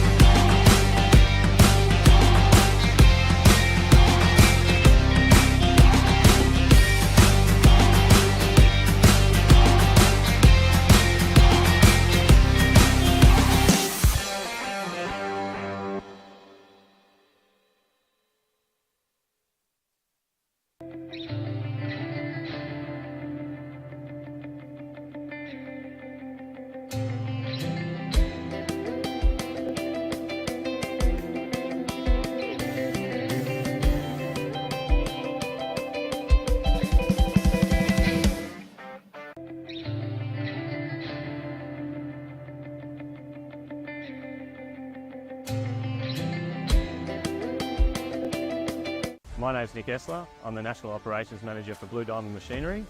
I've been with the business for 18 months. Blue Diamond Machinery, we've got a great team environment. We encourage input from all of our staff, from warehouse workers to electricians to engineers and sales team, to help us move our customers towards a cleaner future. So we're looking to fill the roles of electrical technicians, both within our production areas and field service, mechanical technicians to support our growing fleet, warehouse workers nationally, fabricators and sheet metal workers to help support our new Blue Diamond engineering facility opening up in Henderson this year. If you'd like to help us deliver quality products, great service and help transition the industry to a cleaner future, we'd love to hear from you.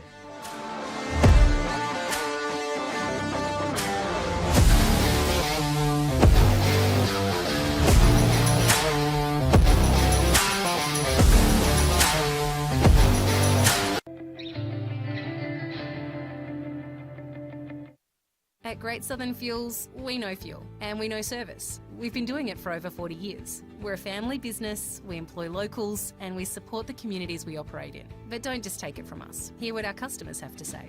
They're driven by local people. They're great community contributors. We use Great Southern Fuels because they give us a fantastic service at the right price. You can rely on them no matter what. It's just a phone call away and the tanks are full. Why would you go anywhere else? Great Southern Fuels. Reliability you can trust.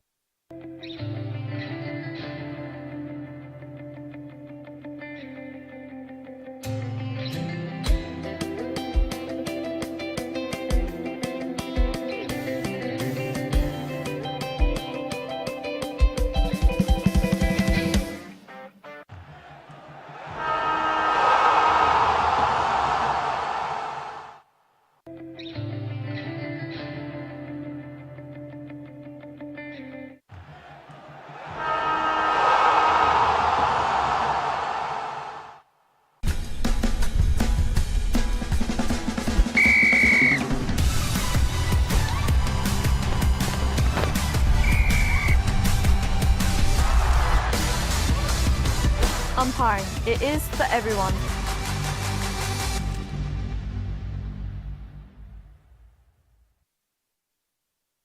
For a limited time only, we've got Honda generators, free delivery until the end of this month of March only. They're super compact, reliable Japanese generators. For more information, check out our website or give us a call. My name's Nick Essler. I'm the National Operations Manager for Blue Diamond Machinery.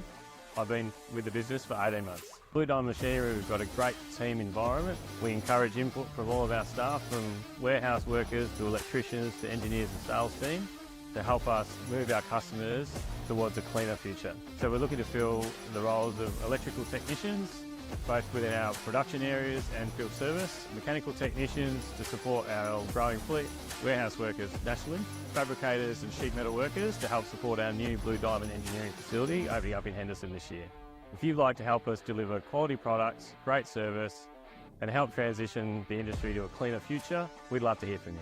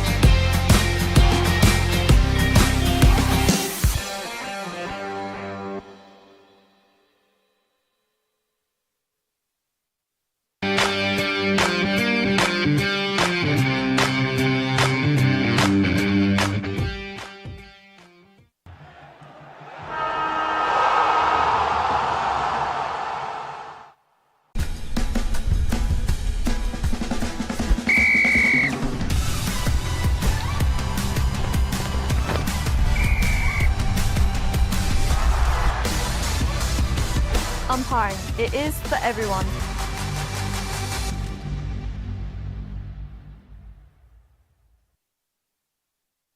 For a limited time only, we've got Honda generators, free delivery until the end of this month of March only. They're super compact, reliable Japanese generators. For more information, check out our website or give us a call.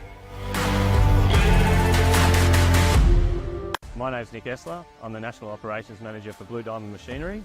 I've been with the business for 18 months. Blue Diamond Machinery, we've got a great team environment. We encourage input from all of our staff, from warehouse workers to electricians to engineers and sales team, to help us move our customers towards a cleaner future. So we're looking to fill the roles of electrical technicians, both within our production areas and field service, mechanical technicians to support our growing fleet, warehouse workers nationally, fabricators and sheet metal workers to help support our new Blue Diamond engineering facility opening up in Henderson this year. If you'd like to help us deliver quality products, great service, and help transition the industry to a cleaner future, we'd love to hear from you.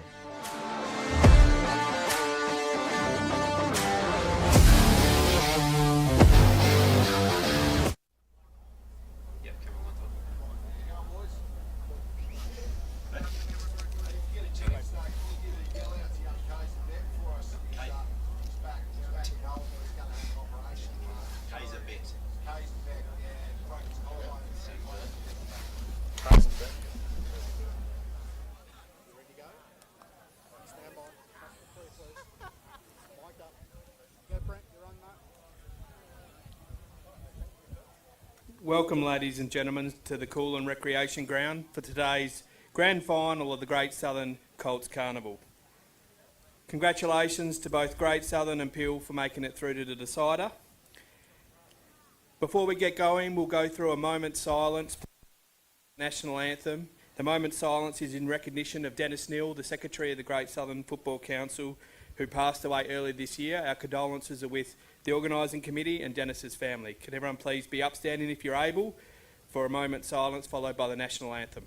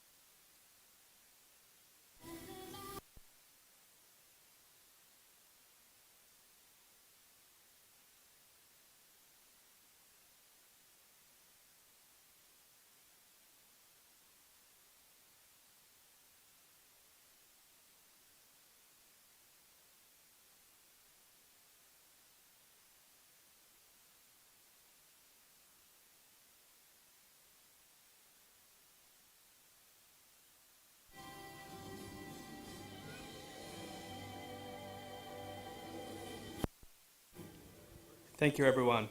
Can we please have the captains forward for today's coin toss?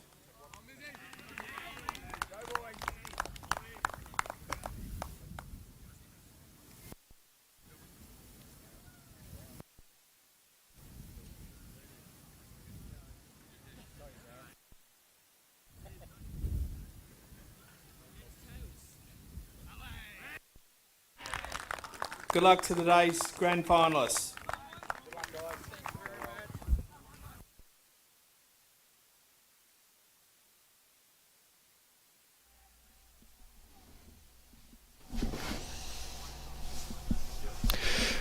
Good afternoon, everyone. Welcome along to the Great Southern Colts Carnival. It's the grand final between Peel and Great Southern. After 2 days of tough contested football, it comes down to this as to who will be crowned the champions of the Great Southern. So excited to call all the action from Coolin. It's been a great 2 days, about to cap off with an enthralling grand final. And joining me, myself, James Gardner, in the commentary box is Tony Neal. Tony, good afternoon. I know you're excited. I'm excited. Can't wait for this game to get underway. Fair dinkum, mate. I know you were speaking about it a moment ago. Born for this moment as a commentator. I know you're that excited, and I'm joining you with that same thought, mate. Absolutely sensational. Peel will be kicking to the left of screen out here, and I tell you what, I'm tipping Great Southern Storm have set themselves for this carnival.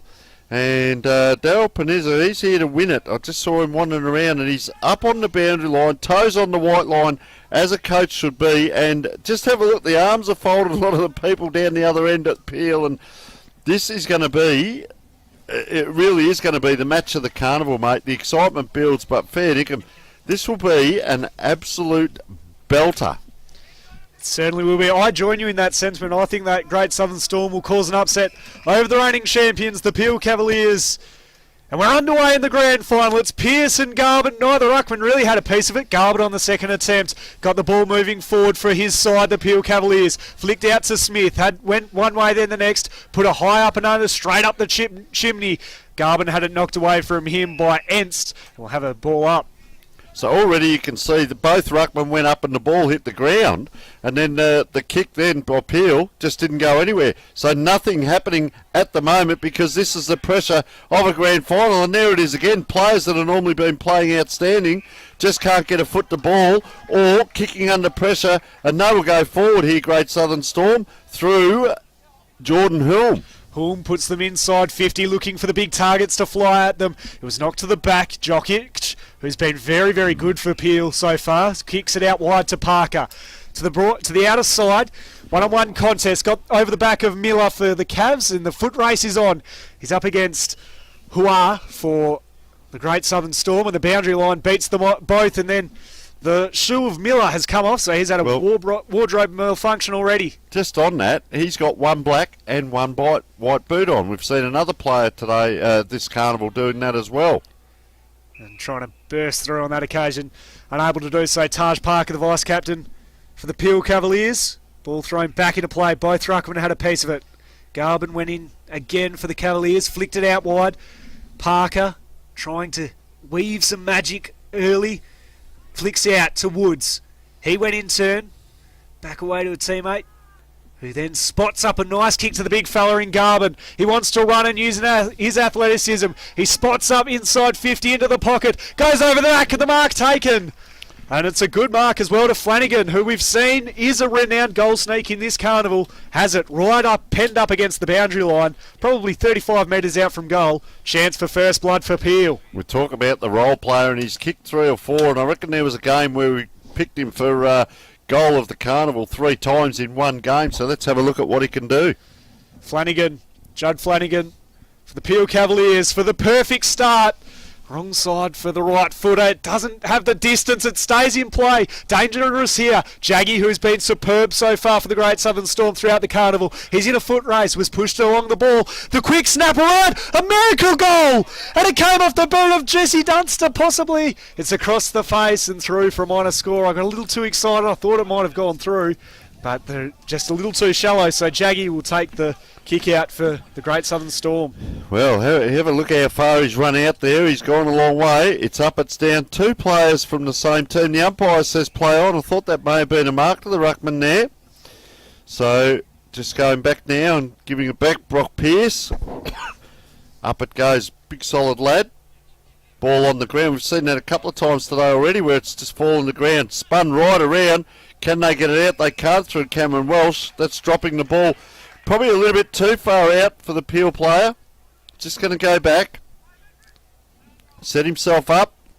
Sarcero. Maybe Sarcero, yeah. Just going to say, it looks like Sarcero. We're getting to know the players, and there's a lot of space in the front of the goals here. Wow, the lead comes. There it is. Gee, he likes to go long. It's a forward floating ball, so no one can get it. That was the lead I looked at, and around the corner, there it is. and that is Caelan Sprigg with his first. And don't be surprised, we'll be calling him a fair bit because we kicked 5 in one game yesterday, and he's well over 10. But that was the lead I was looking at.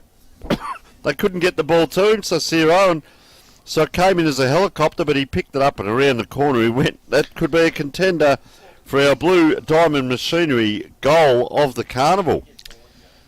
Well-known goal sneak, Caelan Sprigg, kicks a couple of big bags throughout this carnival and really like the way that he moves as well. 1-1-7, plays no score.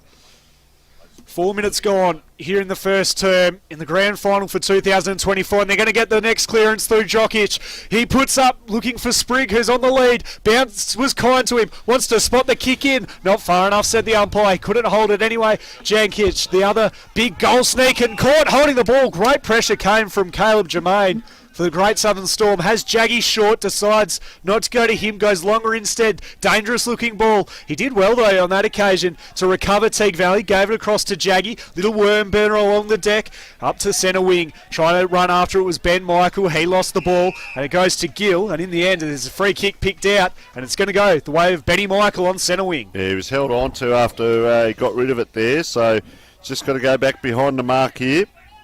The left footer. Gee, there's a bit of space out here on this flank, but yeah, you could be trying hard to get it past Jokic. So here it is, Jokic, ball in hand. Just looks at what's down the ground. As we spoke, some of these players aren't quite going to be able to get rid of the ball effectively by foot because the tired legs. They're going to kick it and think it's going to land in a teammate's lap, and it's going to drop a bit short. This ball goes up. Pearce gets jumped over the top of. Jokic again, playing in front, but went straight through everyone there. Great Southern, so Peel go forward.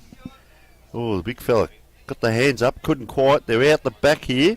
That was through Declan Reid. Nice kick out. Very well balanced young player, Taylor. Taken high. He's going to load up on the half-back line, so just have a look here. My co-commentator here, James, whether they're running off the back line here, are they the Storm? They're not, they're pretty static, aren't they? So the kick's going to be a long kick down the ground to a 50-50, running into it. Well done there. That looked like Teague Valley, was it? Yeah, it was Valley. Yeah, so he plays on now, kicks inside 50. Goes inside 50, front position was taken by the defensive Peel, and there's a high free going the way of Elijah Evans. He was rewarded for putting himself in front of the contest. It was a nice looking kick as well, out to Woods. Play on, said the umpire. It was knocked out of his mitts. Had time to recover though, and then spot a beautiful kick inside to Sarcero, and he can wheel and go. The extreme switch is on out to the broadcast side. Do they have the leg speed? Of course they do. He spins around one way, then the next. Jokic, another superstar. Lost footing, and he's done a knee. He's down straight away, grabbing his knee. We hope he's okay. In the meantime, Mole is jumped upon, but he went straight away down, still down, clutching the knee. The umpire has to stop this play. There are trainers and doctors there, and eventually he does for a stoppage, but he's in some distress there, Bailey Jokic. Gee, I thought he might have done the ankle just the way he went, and gee, that's it is an absolute delight to see him get back up and go again. That's good to see. So, well, ball in dispute. It's a scramble. It just pops out the back there and kicked forward by Jordan Hulme. He's had a bit of it. Look at them lining up here, the Peel. It's a possession game. He does go off now, Jokic, just to get checked, I'd suggest. And, gee, industrious, isn't he, Sarcero? And you get remembered for playing big games. You can play well, but play well in big games. That's how you get remembered. And there is pressure on. This is an outstanding game of football in regards to the pressure and players having to stand up and make decisions. And, well, there he is, calling out right here in front of us, the coach, telling them to find someone. Darryl knows his way around a footy ground, but, well, he's put it in the hands of his players now, and he does talk about that mental side as that comes in.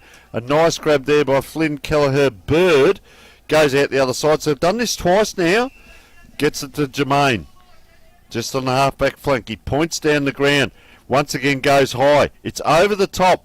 That'll do. They've got a possession. 1, 2, 3. Can they get 4 in a row? Now the cavalry come. Unable to do it there was Taylor. So 3 or 4 possessions, And James, you're in a grand final. You're not going to get away with a coast-to-coast, I'd suggest. So we know this is going to happen in a game. What happens next? Both sides just feeling each other out at the moment. Garvin will take front position and end up just ripping the ball out of the air from the boundary throw-in. Puts it to right half forward, but again it was too wide for Flanagan to run onto, and it's over and out for a boundary throw-in at right half forward. So the midfield have to try and get down. Look at them all trying to wander down now, and another player just coming off for Peel. Keep an eye on the interchange. They've actually got 3 players lined up ready to go, so there's going to be a lot of changes as the game progresses. Trying to wear these players down straight out from Payne. It was good, and then the kick forward wasn't fantastic. Ents took front position and was able to mark. The switch is on through the corridor. Instead he goes right out wide, and it's dangerous. Zamboretti came straight off the interchange bench and into a mark, and it's going to be 50 metres. Hadn't noticed big Zambonetti because I saw Brock Pearce in ruck, and I thought, gee, they've still got Zambonetti to bring on yet. And as you said, he's only just come on now and already he's into the play. Look at him lining up for the handball. He's the biggest bloke out there. Let him have the kick. He's going to line up for goal, and it was just a costly error from Elijah Evans. It was pretty simple. He just ran through the protected zone, which he can't do. And now Brock Zambonetti, the chance to get the Great Southern Storm on the board in the grand final. Directly in front of West, and it's straight off the side of the boot. Ball still live, though. Now Peel have the options. Miller's long down the line, instead goes to Woods, and probably not the intended target at all. It falls in the lap of Teague Valley, so they're going to get a repeat entry here, the Great Southern Storm, and have a bit of time in their forward half. He just flower bags it forward, though. Wasn't a fantastic kick, and Ents is able to see it over the boundary line for a stoppage. One of the traits we did see yesterday from Great Southern Storm is exactly that. The opposition to get a kick out, they'd only get it to half forward, and they turn it over, and this is what's happening. It's a great trait. They're putting that pressure on, and it's down the forward line. Jettison, Della Polina fell over the back of all of them. Trying to track it down was Mole, and he was set upon immediately. So now we've got another stoppage, and you can see the wall set up by Great Southern. There's a 2-on-1 at right half forward, then one each on right the way through. So from the stoppage, can they try and muster a goal out of this? Trying to fight their way through it. Peel defence is pretty good and up to the challenge so far, and a great mark coming from behind by Jankic. A long way up the ground. Turns it straight over though to Jaggy. He's got the speed, he's got the skills. Puts it up to full forward. Big pack forms out the front. Falls to teammate there in Jettis. He was trying to dribble it home, but instead it's rolled over, and it's a minor score only. So Great Southern are on the board, but it's just a minor score. It's 1 goal the margin, 1-1, plays one behind. 11 minutes in, first quarter. Number 22 for the Peel team is Spence Wiggers. Holding that ball up. They do like to look out this boundary area, don't they? They don't go through the middle that much. Geez, flown a couple of times, Tyron Woods. Now he runs through the middle and bounces, and bang, he's collected heavily. Look at this, the race is on, and Noah Barron, I'd back him here. He's got great skills. There he is.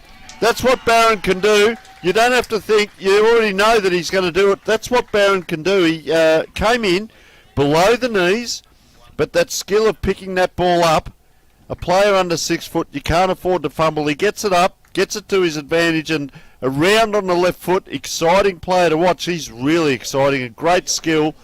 Great goal there, and Peel go ahead 2-1.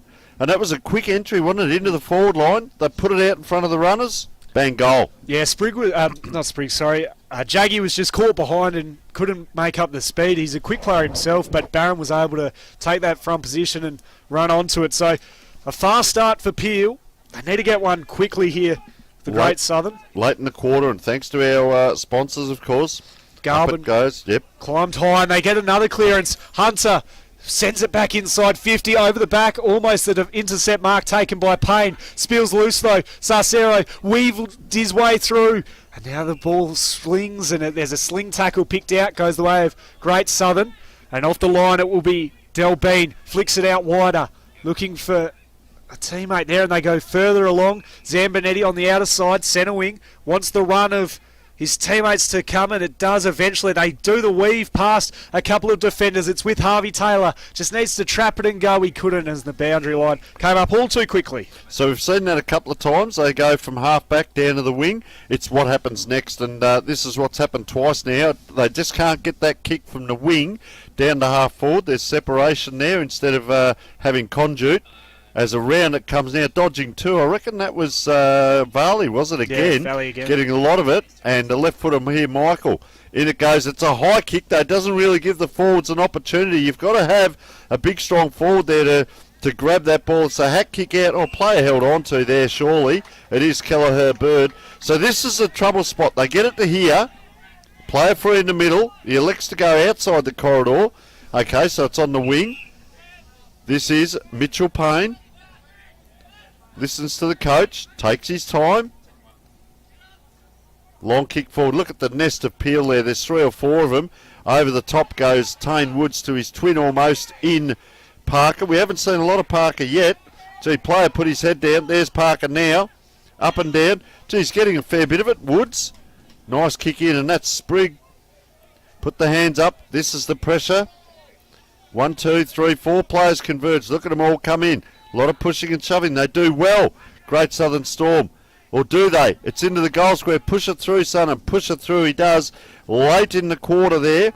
And another point on the board to Peel. They go ahead to 2 goals to 1 point straight.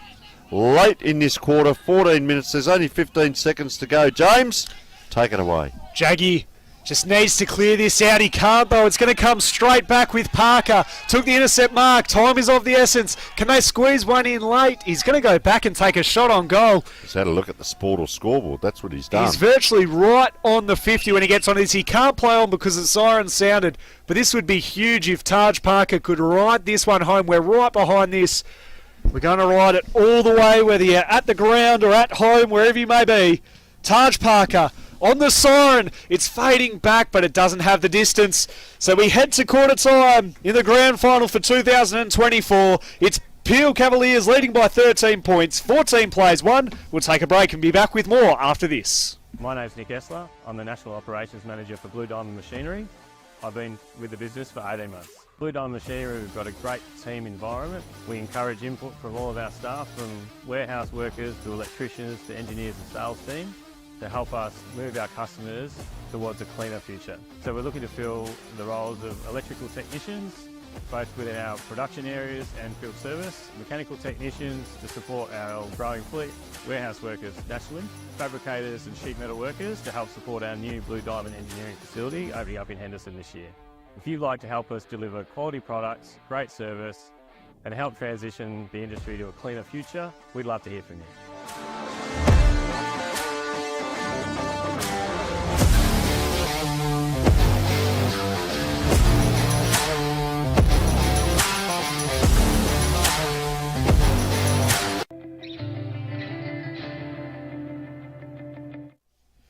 Quarter time in the grand final for 2024 in the Great Southern Colts Carnival. And at quarter time it is Peel taking a 13-point lead into the first change. 14 plays won. Interestingly, Tony, we noted at quarter time, Daryl Panizza straight into his players, didn't get them in their individual groups, wanted them all in one group. An interesting sign, particularly going away in a grand final from what you usually do. Well, we can see the close-up of him there. He did bring them straight in. And you could see him talking about the back line down here, and I think there was he did put the hands up, a player's, you could see him doing it again there, get the spread, but a player's going for the mark, maybe where they're punching or trying to preempt here. A lot of discussion down here. He's a very positive man. It is a grand final, and as he said in our interview earlier today, you know, some of these players this might be the only grand final in your life, and that's the true fact that you play in, and it is such a huge game, but he's a great talker. You can see the players all hanging on. He's got them all melded together there. Peel, interestingly, broke into their 3. They're now around. There's 2 whiteboards up. That's why you've got 2 eyes, I suppose. You look at one with one eye, one with the other. I suggest one would be the team and the other one may be the Dartfish and Filming Footy stats that they're putting up there, or it could well be just a couple of positional things, key performance indicators. They're in close here. He's pumped up there. We can hear him from up here. Now he's walked away. He's let the players finish themselves off. And, well, let's see. Structurally, as we said, Big Zambonetti, he's quite energetic out there. I can see him now. He'll probably come back to the bench, will he? He's carrying the water bottles back. And, well, Brock Pearce starting in the middle with Harvey Taylor, Caleb Jermaine going in there as well. And just jogging in Jordan Hulme. See the winger there. Looks like Ballard, is it, going across the other side? And the other one there, Varley, how have you Varley. liked his game? He's played a good game, hasn't he, Valley? Love what he brings to this side. I've liked him throughout the carnival. I think he'll be prominent in the country week in the country championships to come in the Great Southern 20 from the carnival. Goal scorers from that quarter, Peel had the singles to Sprigg, who kicked the opener 3 minutes into the first quarter, and then Barron, who outran Jaggy to get Peel's second on the board at the 12-minute mark of the first quarter. So 13 points is the lead to Peel. You don't count Great Southern out of this. They're well drilled, well coached. You'd expect them to come back from this, but they need to get a fast start from the middle, because that's where Peel are winning it at the moment, is in the clearance game, thanks to the dominance of Garvin, mainly through the middle. Great to see Jockey back out there, because he looked like he'd done an ankle or a knee down here, but he's there in the middle. So the matchups are on. The Peel players, I can see all three Peel players are behind their opponents here. It's anyone's ball.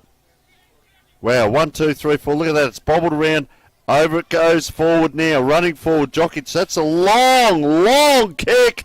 He hasn't, has he? He has. Out of the middle, the man who raised himself like Lazarus after going down early in the quarter, and the crowd next to us are quite pumped up, as we're probably about 0.3 of a second in, and that is a great goal by Jockey out of the middle. We talk about Peel running forward, and that's what they do, and I spoke about in the last game. He's actually facing away from the goals on this ball up. It bounced around. I'll tell you who else was really good in there was Sarcero at the moment, just having a great game, but he got that out. You see Dockett, he just ran forward. See, his player's gone in front. He's run backwards here, just behind that as they collide. They come out now, Great Southern Storm. Can they answer? That's the big one. 1 for 1. Just around on the left. Nice kick in, and good mark to Hooah! He goes inside 50 with a nice well-weighted kick, and sprawling along the ground is Schwartzbach. And he'll line up for goal. A slight angle, about 35, 40 metres out from home. Great Southern need a response after, as we mentioned, Jokic kicked the first for Peel in this quarter in inside 30 seconds. Straight from the middle. So now Schwartzbach with the Matty Lloyd style. Throw the grass in the air and see which way the wind's going. It is blowing from left to right, so aim for the left goal post. He's going to do that, and he just sneaks it home. Schwartzbach gets the Storm on the board, and they roar it back to 13 points. It's Peel 3-2-20, Great Southern 1-1-7. We've played 2 minutes in the second quarter. And interesting already, it's, as you were saying, that it wasn't even 2 minutes as he was coming in to kick, and they've already changed the ruck. So the rotations are happening quite quickly. Pierce started, now Zambonetti, and I liked Zambonetti's energy in that first quarter. He ran and helped out, got to a lot of other balls, a bit like, remember Cox at the West Coast when he would do a tap and he'd run diagonally out and he'd become an extra midfielder. So have a look at the players behind the ball here, almost expecting that they're both going to go the one way or put it to space, and that's where it goes. Luke Gill comes through, he's dumped afterwards. It's anyone's ball, up and down. Wind is blowing to the left of screen today, so that could be the scoring end. Will we see it even or up, and a bang, in it comes, and Jermaine on the bottom of this pack picks himself up, and as well Jokic there. So he's now facing the goals, he's on his own. There he is. Why would you leave him on the own on the outside of the pack? Trying to get back on his left foot is Barron. He had to do it because he's a left footer. He could have kicked that on his right, elected not to, and just ran straight back into a pack, and brick wall, bang. Masterles for the Great Southern Storm. He's going to try and send this one to the broadcast side. Well done from Denick to put the hand in and affect the spoil. Great Southern trying to lock this ball up. It's extracted though, comes away. Standing in the middle of all that is Hua. And the umpire calls for the ball just as Elijah Evans had run away with it. The umpire came screaming in, wanting to get a stoppage. It'll be Garvin and Zambonetti in the ruck. Garvin with the reach, taps it down, trying to get it forward. Sansero, who's had a ripping start to this contest. He went out the back door, but the clearing kick away. He went with the spoil instead of the mark on that occasion, Wiggers, and in the end it travelled all but 2 metres. Denick on the bottom of the pack, umpire circles, and we'll have a ball up near on centre wing, broadcast side. It's 13 points the margin. You look at those players, Denick there just extracting himself out. Sarcero, they've got a whole pile of them. Parker's in there. And then you go up a little bit in size and you get the jockey and so on in the midfield. So they've really got a great midfield there. Set up well, both teams there. The punch came out to Denick as we've spoken. Just anticipated there, Van Noos, already as that ball was in the air and ran past. Could be outnumbered here if they go forward, and they do here. Great Southern Storm. Gee, elected to run a long way and put it to the fat side. Good positioning, good backline play. Oh, bang, through he comes Della Paulina. He was playing in the ruck yesterday. That's vicious football out there. Have a look at that. There's Della Paulina. And you can see the Peel players, just one or two there. Number 22 is Spencer Wiggers. He's on his own at the back of this pack. Just down doing up the boot. Good matchups there. Down it comes. They run forward, as we've spoken about. This has happened as well. Unable to pick it up was Gill. So it's just a hack kick in. And they'll load up again here. Great Southern Storm. You can hear the coaching bench all clapping. Gee, that's a high kick. Once again, you've got to give your forwards opportunity. It needs to be a lead. Around the corner. It's a goal. And that's Shane Ugle. Just picked it up. Snaffled it on his foot. And nice goal there to Great Southern. Doesn't matter how you get him as long as you get him. That could be a contender for our Blue Diamond Machinery goal of the carnival. That was a nice little, and it's smart thinking by Ugle. Picked it up, put it on the boot. I'll tell you what, that brings it back that little bit closer. 3-2, 20, plays 2 goals, 1. That'll be 13. Gee, it's just closing up. I like the move of Zambonetti into the middle. He's livened them up. Just watch this next bounce here, because a lot of players back behind the ball. But what's tending to happen, Peel are tending almost to Justin Madden, where he just hits it down into the ground, in the middle of the ground, or to space. He had a quick look that time. There it is. So it bounces inside the centre circle, and the Peel players try and run onto it. But Great Southern Storm are up to it. Player now wheels around. That'll do. A grass kick. His teammate had to come in. Bang is the hit. We can hear it from here. Ugle again, couldn't quite. Trying to extract it out. It's up, it's down. There's 2. Jockey. But that's just a scramble kick. Anyone's ball, just running past it there. Great Southern Storm player trying to paddle it up. O'Loughlin with 3 around him. And they do well. They get it out to Jaggy. Off to Jaggy, but the kick was a high up and under kick. And it's over to Smith. Wants the switch. They've got plenty of numbers. Gill's going to be closed in quick. Tapped it to the back. He's got Woods for company. But the Great Southern Storm are able to relieve momentarily through Mole. Flicked back though. It's going to come back to Santos. Crowd through sets of hands. So really wanting to stretch this defence. Gill gave it over to Sarsaro rather, and he puts it inside 50. Socket off the deck from Reed. Trying to get it out of there, but it spills back to the player there in O'Loughlin, who breaks a run of 2 goals for the Great Southern and pushes the lead back out to 13. You'll see this here. He just paddled it there to his advantage. It bobbled up as an Australian rules football will do. Clever play. Didn't take it the first time. Pushed it forward. Bobbled up. Straight into his hands, the big sticks. And have a look at that crowd right in front of us here. And that is the Peel bench. You can see wheeling the interchanges. Fantastic work there. And there's Daryl Peniza just standing and observing and saying, okay, how can we get one back? There you can see our great sponsors. We thank them, of course, the Great Southern Fuels, CBH Group, Triple M Great Southern, ball back in the middle. It's running free. Great Southern will get the clearance. Taylor gave it to Jaggy. He's just been a little fumbly early, Jaggy, which is disappointing because he's been good so far this carnival. Ooh. The kick forward was pretty good. Big collision came, and then rolling on through was Smith. Gets the free kick, or rather, it was Van Noos. He goes short into the corridor, and the mark taken easily by Enst. Wants to go right out to the outer side, and it's with Gianto. The kick wasn't great and picked off easily by Ballard. Rolls around immediately. Wants to get a bit of speed on the ball, bit of movement. Schwartzbach, one of the 2 goal scorers for the Great Southern Storm so far this afternoon. The kick wasn't great to Hua. Beat him all. Off to Van Noos. Wheeled around in wet. Trying to paddle it over his head was Flanagan. Clever. Kept it in play. Got it back again. Kick was smothered. Ball in dispute. Rolling free towards the boundary line. Ballard is happy to escort it over. And we'll have a boundary thrown at left half forward for the Peel Cavaliers. We're 9 minutes into this contest, and it's back out to 13 points for the Cavaliers. who broke a run of 2 goals for the Great Southern just moments before. Ball again locked up, right on the 50. It's been extracted, but not quick enough for the umpire to stop and call them for a stoppage. Bit of a rolling maul on that far side, and up it goes again, right on the 50 there. They get it out again now, Great Southern. What's down the wing? A nice high, taking that at the top of its grab was Hua, let's say. So Peel turn it around again. They've got some tall players. This is Wiggers. Just holds the ball up. Players come towards them. Parker yet hasn't really had a big influence on the game. Just rolls that ball forward into the 50.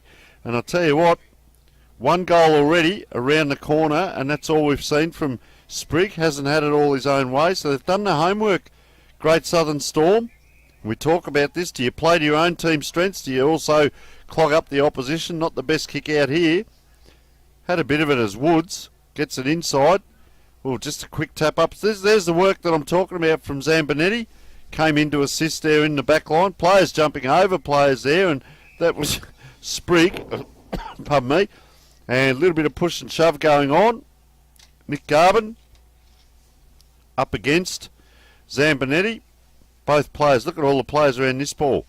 Just going by Tane Woods. And Tane Woods, you can just see walking away there to the left of screen on his own, 20 metres off the rest of the pack. Is that spare? Is he going to glide by? Is he going to stay at home? He's in between a kick if he stays right where he is. Peel trying to get that ball up. Round it comes. Quick kick in. That was Hunter. Oh, in under the ball. There's a Peel player, and he's taken the mark, and that's in the way of, I reckon that's Collins, it is. Just that quick kick in, playing in front. Had to run 3 or 4 metres, and late in the quarter, 11 minutes in, Collins lining up. Kicked a goal in one of the earlier games. It's going to go right to left. That flag out on the far side really swinging there. So he puts it right and it stays right.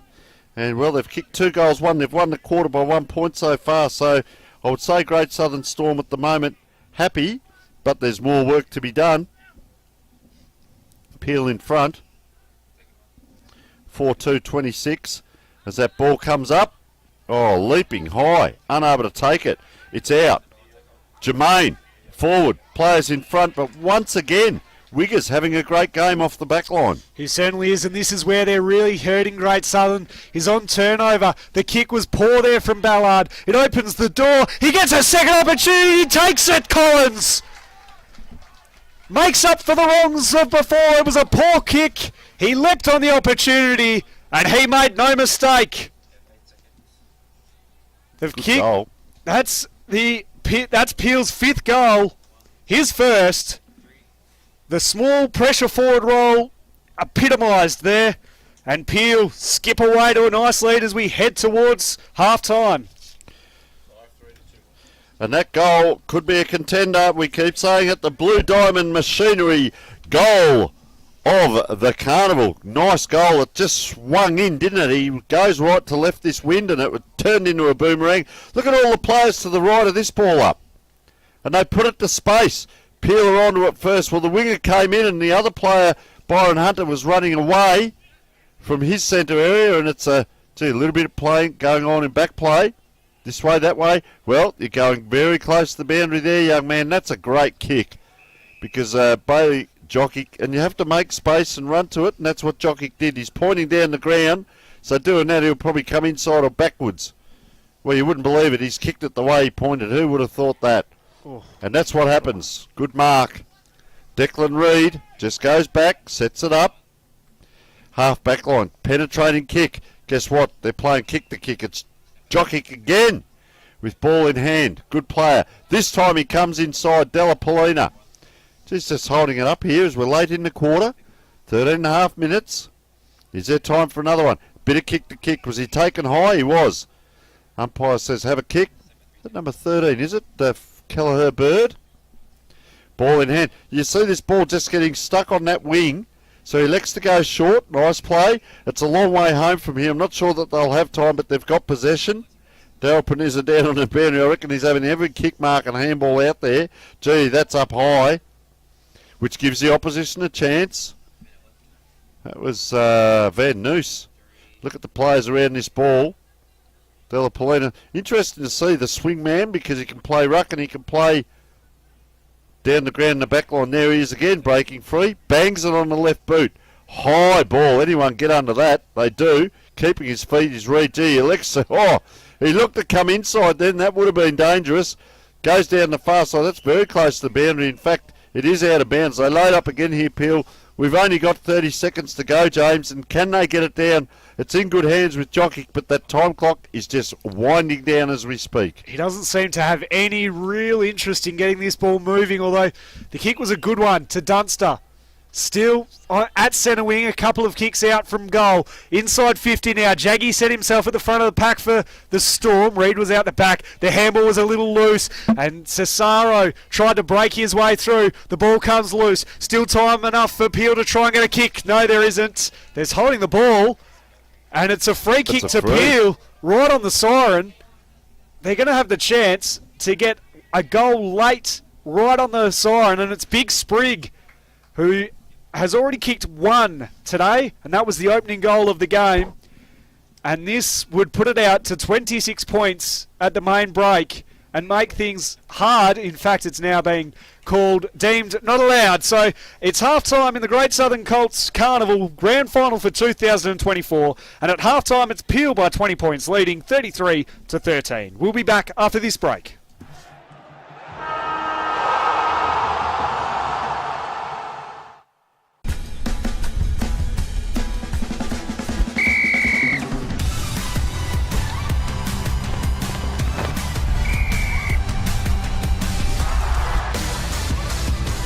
Umpiring. It is for everyone.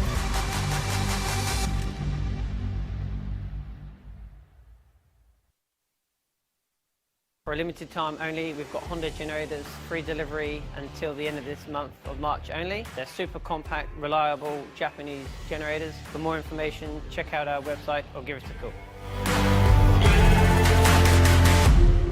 My name's Nick Essler. I'm the National Operations Manager for Blue Diamond Machinery. I've been with the business for 18 months. Blue Diamond Machinery, we've got a great team environment. We encourage input from all of our staff, from warehouse workers to electricians to engineers and sales team, to help us move our customers towards a cleaner future. So we're looking to fill the roles of electrical technicians, both within our production areas and field service, mechanical technicians to support our growing fleet, warehouse workers nationally, fabricators and sheet metal workers to help support our new Blue Diamond engineering facility opening up in Henderson this year.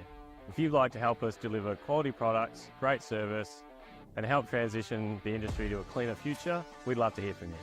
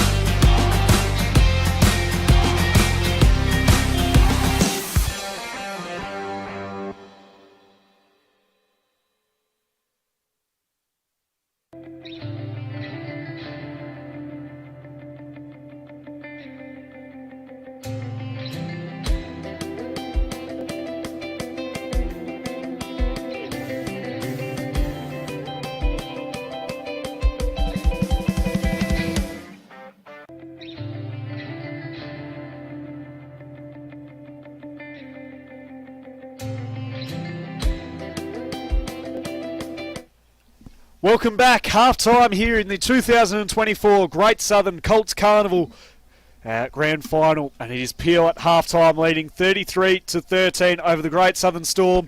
Peel kicked the first three of the game, and then Great Southern were able to hit back through Schwartzbeck and Ugle until O'Loughlin and Collins were able to finish off that second quarter and take a very handy halftime lead of 20 points heading into the main break. Tony Neal in the commentary box. Tony, what are your thoughts on that first half and what we've seen so far? Yeah, it was up and back, and then Peel just were able to break away there. They kicked the 3-1 to 2 goals straight. Great Southern is still in it, as you said. 20 points. This time at half-time, they are separated into their 3 groups. And look, just while we're here, you can see the people out on the ground, the kids having a kick of footy, big crowd. Once again, this whole carnival, the Southern Colts Carnival, Great Southern Colts Carnival, we cannot thank the community of Coolin, all the other people from around the regional areas and the district. We've gone in, we're sampling some of the fare of the town as we speak. Well, one of us is. And also the work that the volunteers have done, providing meals, making sure everyone's okay. We're getting team sheets brought out to us, there's coffee. The ambulance, we were talking to some of the people last night. You might have spent a bit longer with some of the locals last night, James. But you know, we're here. And then it was like we were at the club here. We did all the meals and everything. And then it was like a whole flock of people walked in. We went to the hotel on Thursday night when we got here. There were 3 people and it was us. We got in last night and it was a flock of thousands. There were people singing songs. We met the local IGA people who has provided all the buns for the burgers today. This is what community and country football and sport, and the bigger extension of that is community, is all about. And it's all volunteers. And mate, I don't know whether you were up on the table singing, but I know you were having a chat to some of the locals, and just to garner that local knowledge, it's fantastic. They look after us. Yeah, they did, and it was a great night last night. I was mingling with all different people from different communities and different footy organisations, and even just the hotel itself. It was taken over by 13 local farmers who have then done it up, and it's now a community hub. To the point, it was so busy last night that they ran out of pint glasses. So. Never thought I'd be able to say that we drank a pub out of pints, but we did. But it was a great night, and it's been a great few days. Really enjoyed it down here, and it's now culminating in a very good game of football. 20 points the margin. Great Southern certainly not out of it with the expertise of Daryl Panizza down on the boundary. You would think that they would come back in this second half. And just quickly, I'd like to give a shout out to Keisha Beck from the Great Southern Storm. He's had an operation on his shoulder back in Albany where he ruptured his collarbone in 3 places yesterday, Tony. So he's gone under the knife. We wish him all the best. I'm sure he's at home comfortable watching, and hopefully the Storm can get up for his sake. And but we'll see what happens here. In the second half. It's 20 points the margin. Tony Neal to kick things underway. One of those pint glasses was only water, and that was me, mate. I kept myself clean for today. And I was just going to say that setup here, as we see behind the ball, so the way that Great Southern Storm are hitting, there's 4 players, and there's only a set of 2 this side, and there's already a whistle, so someone's come in and infringed. They're going to get it out quickly, masterly as it is. Can they get that first score on the board? Gee, doesn't quite hit it right. Player had to almost soccer that. Peel player 1-2. Gets it up in the air, and I reckon it is him again, Wiggers. He's having a good game, and he's followed that up. Ooh. Look at him now. He's vigorous too, isn't he, on Jaggy? A lot of white numbers. Look at the back here. 2 free players in white. That's where the ball goes. Attracts the crowd, and coming through, and that's what he can do, is Noah Barron. We saw that great goal earlier in the game. A left foot inside out barrel, if you don't mind, and it's marked by the Peel player here. He's going to wheel around quite quickly. Wow, that was quick play. That was Campbell Miller. I reckon that might have been Sprigg that got that ball across. Miller's got the 2 different coloured boots. And who have we got here? Might be Garvin. No, could be Jancic. It is. Wanders in. And first score on the board. That sucks the wind out of you because, Great Southern Storm looked like they'd started well. And then Jancic comes in and gets that early goal. 1 minute 21 into the first quarter. And that's where they're really being hurt, is off the back of turnover, Great Southern. It's just costly errors that are costing them the game at the moment, and that's where they need to clean up and in the middle. So this lead's starting to slip away from them. Can they get some movement out of the middle? You can see Cesaro and Alstelez, bit of push and shove. at the front of the contest as the two ruckmen will go at it again. Garvin won their hit out, but trying to weave his way through and bustle through was Hahua, who is the skipper of the Great Southern Storm, and he gets a restart just a couple of metres to the left of where we began. Garvin down to Masterles. Quick kick up to centre half forward. Running through was Jokic.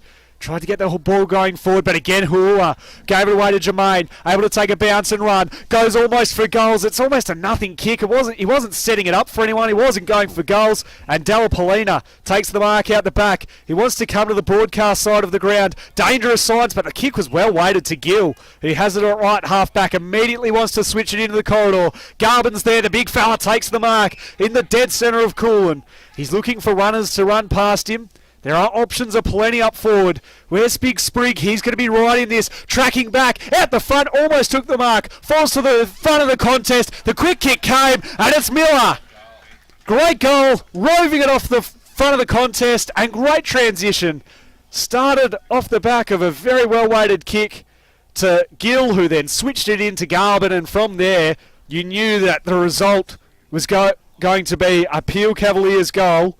And that is not a happy bench of the Great Southern Storm, and rightly so. They trail 7-3, 45 to 2-1, 13. We talk about those goals coming. We get a bit Sprigg-centric, if you like, thinking it's going to come from him. I can tell you there's 7 different goal scorers. So Barron, Collins, Miller, O'Loughlin, Jokic, Sprigg and Jancic all with 1 goal, and they go forward again now. Great spread of goal scorers, so gee, a lot of players to cover. Tell you what, he kicks like in a minute. Oh, players just bumbling over there. 1-2. Peel come forward now. It's just going to go over the boundary line on that one bounce. And wheels around. A little bit of feeling in back play. Attack the ball. Space behind the 2 ruckmans. That's where it's going to go. Right there. And Jokic read that. Look at the space he's got now. Gets that ball into the fat side. Gee, just like a training run almost. Except the player drops the mark, so they get a release. Great Southern Storm, bobbling around. Hua having a good game, has to push it out and go after that himself. Can't quite get to it. Throw in centre wing. A few supporters sitting over there, a lot more in their cars. And we thank all the parents, carers, friends, relatives that have come from long distances to come to this game live, and of course our magnificent viewers out there around the world, around Australia, around Western Australia and the region, enjoying this great grand final. As that ball up in the air, this is what Taj Parker can do. Bumpers it onto his teammate there in Miller. The black and white boots, this way, that way, under pressure. Jaggy not getting it all his own way. There's a spare, and that spare is Luke Gill. Look at that for a kick straight into the forward line. Beautiful kick by Gill. It wasn't in the air very long. This looks like, well, we'll wait for him to turn around. It is Jancic. So, he's going to just get set up on his angle. Gee, that was a quick entry. 5 minutes in, and, well, they're lining up for their third of the quarter. Gee, just ran a bit to the left there, Jancic, and that's where the ball went. 2 goals, 1 for the quarter. Let's have a look at what... Gee, he's had to do a lot, hasn't he, Jaggy? He's doing the kick-ins as well as being that midfield role. So they're asking a lot of him. Jaggy's going to run the full allotted space and distance. He almost was right on that measure. Wants the big fella in, Zambonetti, and he finds him. Good, strong, contested grab. But this is now the next kick. Where do they go? He wants to go into the centre. It was a pretty poor kick. Peel had the numbers at the front of the contest. Taken high was Masterles, who's tried hard, battled hard for his team so far today, especially in this third quarter. Wants an option to present inside 50, directs a bit of traffic, wheels around onto the right, and goes into the right forward pocket. It's a 2-on-1. Chabiz is there to meet it. Handball out the back to Crowd. Had to try and tight rope the boundary. Dribbling ball along. Cesaro couldn't quite collect, went back and got his own footy. Jermaine, and there's been a free kick picked out, and it's going the way of Cesaro, who has had plenty of the footy today and has really led from the front in the way that he's been fighting hard, a contested beast. He goes across, and the kick, just as we pump him up, the kick wasn't great. Opens the door for the Storm, but Gionta is there to try and mop up the mess. Coming through hard was Calibird, got the handball over the top, and now they can link up through Jermaine on the left, and out the front to take the mark was Pasita. He wants to move it straight away up to centre wing, and Woods takes the mark on the chest in front of his opponent. True centre wing position. Has Sprigg leading up to half forward, left half forward. He's going to pull the kick in. Jaggy's got front position. Couldn't hold on to the mark, but he had a chop of the arms, so it'll be a Jaggy free kick. Tell you what happened on that kick. He looked inside once. There was a lead. Ignored it. Looked inside again. The lead was there, but they were covered, so he had to put that kick down the line. So good defence by Great Southern. This is what we talked about earlier in the game. 1-2 possessions. Look at Jaggy running. He started this on the end of the chain. Just coming in now. Big left footer here, Ben Michael. Good set of hands to have it in. Just slow yourself down, son. Just as we say that, really just kicked it straight to the Peel player. Oh, coming in, getting the crumbs. There's a nice kick. They're 2-on-1. Oh, can't get back after it. Oh, gee, was that in the back? Umpires played it on. Centre theatre there. Gee, how's the hard work there? That was Harvey Taylor having to do it all himself up forward. The trouble is they've got to get it into that forward line, but there's so many of the Peel Thunder players, and they're all Peel Thunder, Peel team, getting that in. Can't soccer it off the ground. It's anyone's ball here. 1, 2, 3. Slung as he kicked. And through for 1 point. So with Great Southern, they tend to be one player missing almost down there, or Peel are getting an extra one back. I'd like to almost see him be bold and say, yeah, you know what, let's put another one back down there and make it competitive as that kick comes out to Gill. And running on here is the ruckman Garvin. He's going to just come into this ball. Here he is. There's Garvin. So he's run from that last bit of play down, got the possession. It's gone to ground. They're under pressure. Gee, just skirting the outside of the pack, and he attracts the crowd, doesn't he? Collins allows Great Southern Storm to clear, but it's a long kick down. Look, 2-on-1, and this is what Jockey can do. They elect to go there again, so that's twice they've done that out of the back line. Long and wide to Elijah Evans this time, but look in the middle, nothing on. This is good though for Great Southern Storm, because they do get a contest. A 50-50 player fell heavily there. Anyone's ball, a little bit ginger to get up there. That's Jolie Graham. They come out again. I don't mind this from Great Southern. They've got the back line working well, forcing Peel to kick up. This time they're free. Play with time and space. Gets to work, and he kicks it wide, wouldn't you? Callan Sprigg, and that's a great grab. That's a contender for our AFCRI mark of the day, and a pair of mongrel boots, if you don't mind. Sprigg, he's taken a lot of them too. He's going to be too far out. Look at the space in here. They've got to work with. Flanagan can't. It's over the back. Oh, just a bomb kick out. 50-50. Load up again. There's a support coming in quickly, and he's got a fast, serious set of jets, that Peel player, and kicks it across. Good mark there. And Jancic. So you get it out the first time, and then bang, comes straight back in. That was a very fast piece of play by that player. Just quickly, they set that wall up really well, Peel, in that, you know, the bomb came out, but they were set up with the wall, and that's why they've been able to keep it locked in their forward half the majority of the game and repeat entries. So 10.5 minutes in. Jancic, he's kicked one. Wanders in. Gee, he just turned sideways. He actually turned his body sideways as he kicked that. He's kicked the 2-2. So, haven't really slowed it up. 2-2 to 1 point. Great Southern. The trouble is they need to score as well as holding up. So it's a two-way pronged attack. Jaggy, oh, he's kicked that high. He's got under that. Player there. Unable to get to it. Jordan Hulme by the looks of it.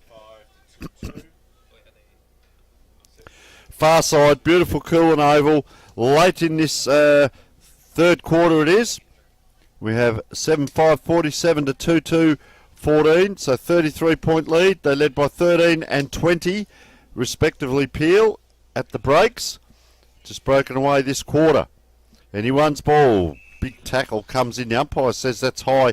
Can they load up again? They may run out of time. Well, we've still got a couple of minutes yet. So let's have a look at Great Southern. We've told you how they've been able to use the ball off this half-back line. It's this kick to the wing that's a 50-50. And look at that. You'd almost swear that's Wiggins again, I reckon. Yeah, it is. Wiggins? Yep. Across the half-back line. Been fantastic across half-back. Wanted the switch, put his teammate under a bit of pressure. Woods was able to hand it back. And now Gill sends it out wide. Good mark taken in front by Graham. And then he's a little slow to get to his feet, so it's allowed Peel to set up ahead of the ball. They want to give this short one. They're not going to take it. Instead, he'll go the longer option. Jeebers is going to fly from 3 deep. Was able to create enough of a contest to get it to the back. Valley tried to keep it in. He does so successfully. Hands it to himself. Then running onto it was Taylor. Tied up against the boundary line. Has a flying shot at goal, and it's going to be a down-the-ground free kick for a late hit. And this will be vitally important for Harvey Taylor and his Great Southern Storm teammates, because they desperately need this goal right on the stroke of three-quarter time with about 2 minutes left in this quarter. He'll be running around and having his flying shot on goal, and he nails it. It wasn't Taylor. It was in the end taken by someone else. I think it might have been Reed, or I didn't see the number in the end. We'll keep an eye on that, mate. Don't worry about that. We'll find out who it is. But nonetheless, a vital goal. Breaks a run of 4 goals from the Peel Cavaliers. It was Mole, Jaden Mole. And, of course, filming footy and dartfish, filming footy stats. We've got it all. 1,500 events in a game of footy, if not more. You don't just get marks, kicks and handballs. You get everything. You get patterns of play. You get heat maps. You get individual player stats, team stats. And guess what? You get it all, and then you can tag it straight to Vision.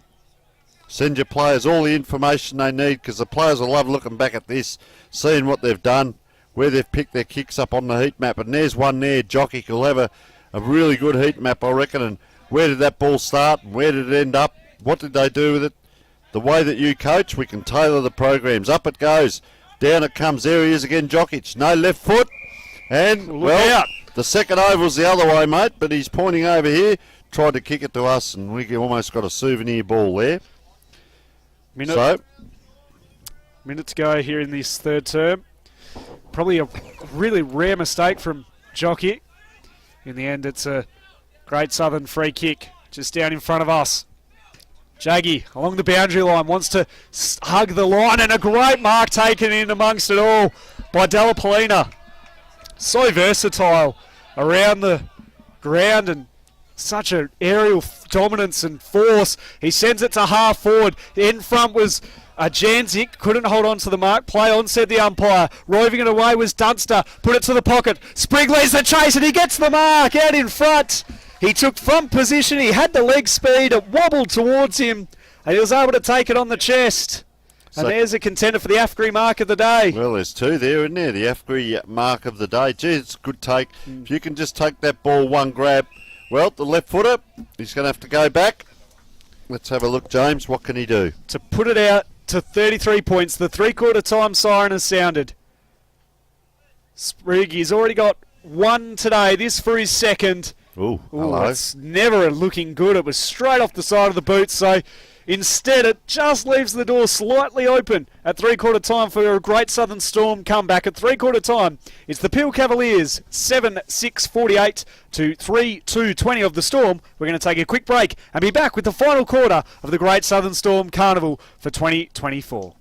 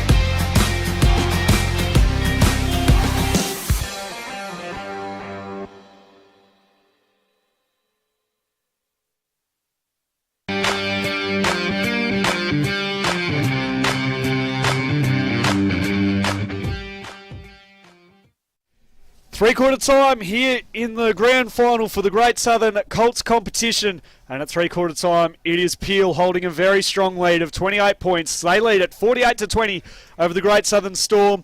Goal kickers for Peel. Spriggs got 1, Barron has 1, Jokic has 1, O'Loughlin 1, Collins 1, Jancic 1 and Miller 1. While for Great Southern, they've got singles to Schwartzbach, Ugle and Mole. And they just haven't been able to get going, the Great Southern Storm, in terms of their ball movement and the way they want to transition. They've been really struggling to get it into their forward 50. And Peel at the moment are just feasting on turnovers, Tony. Yeah, they certainly are. We'd like to thank our sponsors, Great Southern Fuels, just absolutely sensational. John O'Neill, of course, helping us, and all of those depots around Western Australia. Fantastic work. CBH Group, Think Mental Health, Moylan Grain Silos, of course, Triple M Great Southern, Freight Lines Group, Belt Up, I love this one, Nudegate, Stock and Trading, Mongrel Boots, Dyson Jones, Wool Marketing Services, and the Western Australian Country Football League. So thank you very much to our valued sponsors as Peel, well ahead on the board. And I'll tell you what, Darryl Panizza down there with Great Southern. He's going to urge them on. They had that good second quarter. But there's a lot of work to be done to get back into this game. We've seen it happen a couple of times in this carnival where teams have come back. I'm not sure that they can do it, Great Southern, but they'll certainly give it a go. Look, it's going to be a tough task. At one point, Peel had kicked 4 unanswered over the second and third quarters, and it wasn't until Mole broke that at the 13-minute mark of the third quarter that they got another goal. Before that, it was Ugle 5 minutes into the second quarter when he got the last goal for the Great Southern before that. So, look, 15 minutes of footy will decide the premier of the 2024 Great Southern Colts competition. Will it be Peel going back-to-back? Of course, they entered as favourites. Or will Great Southern ruin their party and take home the cup back down to Albany? We'll find out in the next 15 minutes. It's sure to be a cracking game. The remaining quarter, it's been a great couple of days, and it's fantastic that we were able to bring you all the action. And make sure you stay tuned after the game. We've got all the presentations. We'll have our own best players, plus the carnival, of course, awards and presentations as well. So make sure you stick around well after the game. We've got you covered here on Classic Clashes right throughout the day. Well, Jokic been really dominant. You can see him there in the middle. Interesting once again. So they have manned up. And, well, this is interesting. A set of players either side of the ball up and a set of players right in the middle. So where will the ruckman go? Looking at Garvin coming up over the top. Pads at the ground. He's done that a lot today. Allowing the players to run onto it. Peel, they're hungry for it. They get it out. Denick on the wing. Nice kick in. Sprigg can't. He's a left footer. He's going to bounce back up.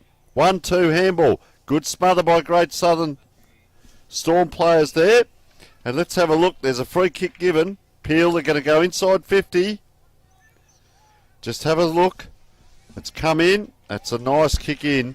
And that was Campbell Miller kicking it in. And this is Flanagan, a real goal scorer. I talked about being a role player, and I reckon that's what this lad is. He's a half forward, forward pocket, sometimes full forward, because Sprigg being the big lead up. But don't wait. Don't be third or fourth in line. When your opportunity comes, put your hand up, and that's what he's done, Flanagan. And he's got an opportunity. 25 out, slide angle, sun coming across his right shoulder.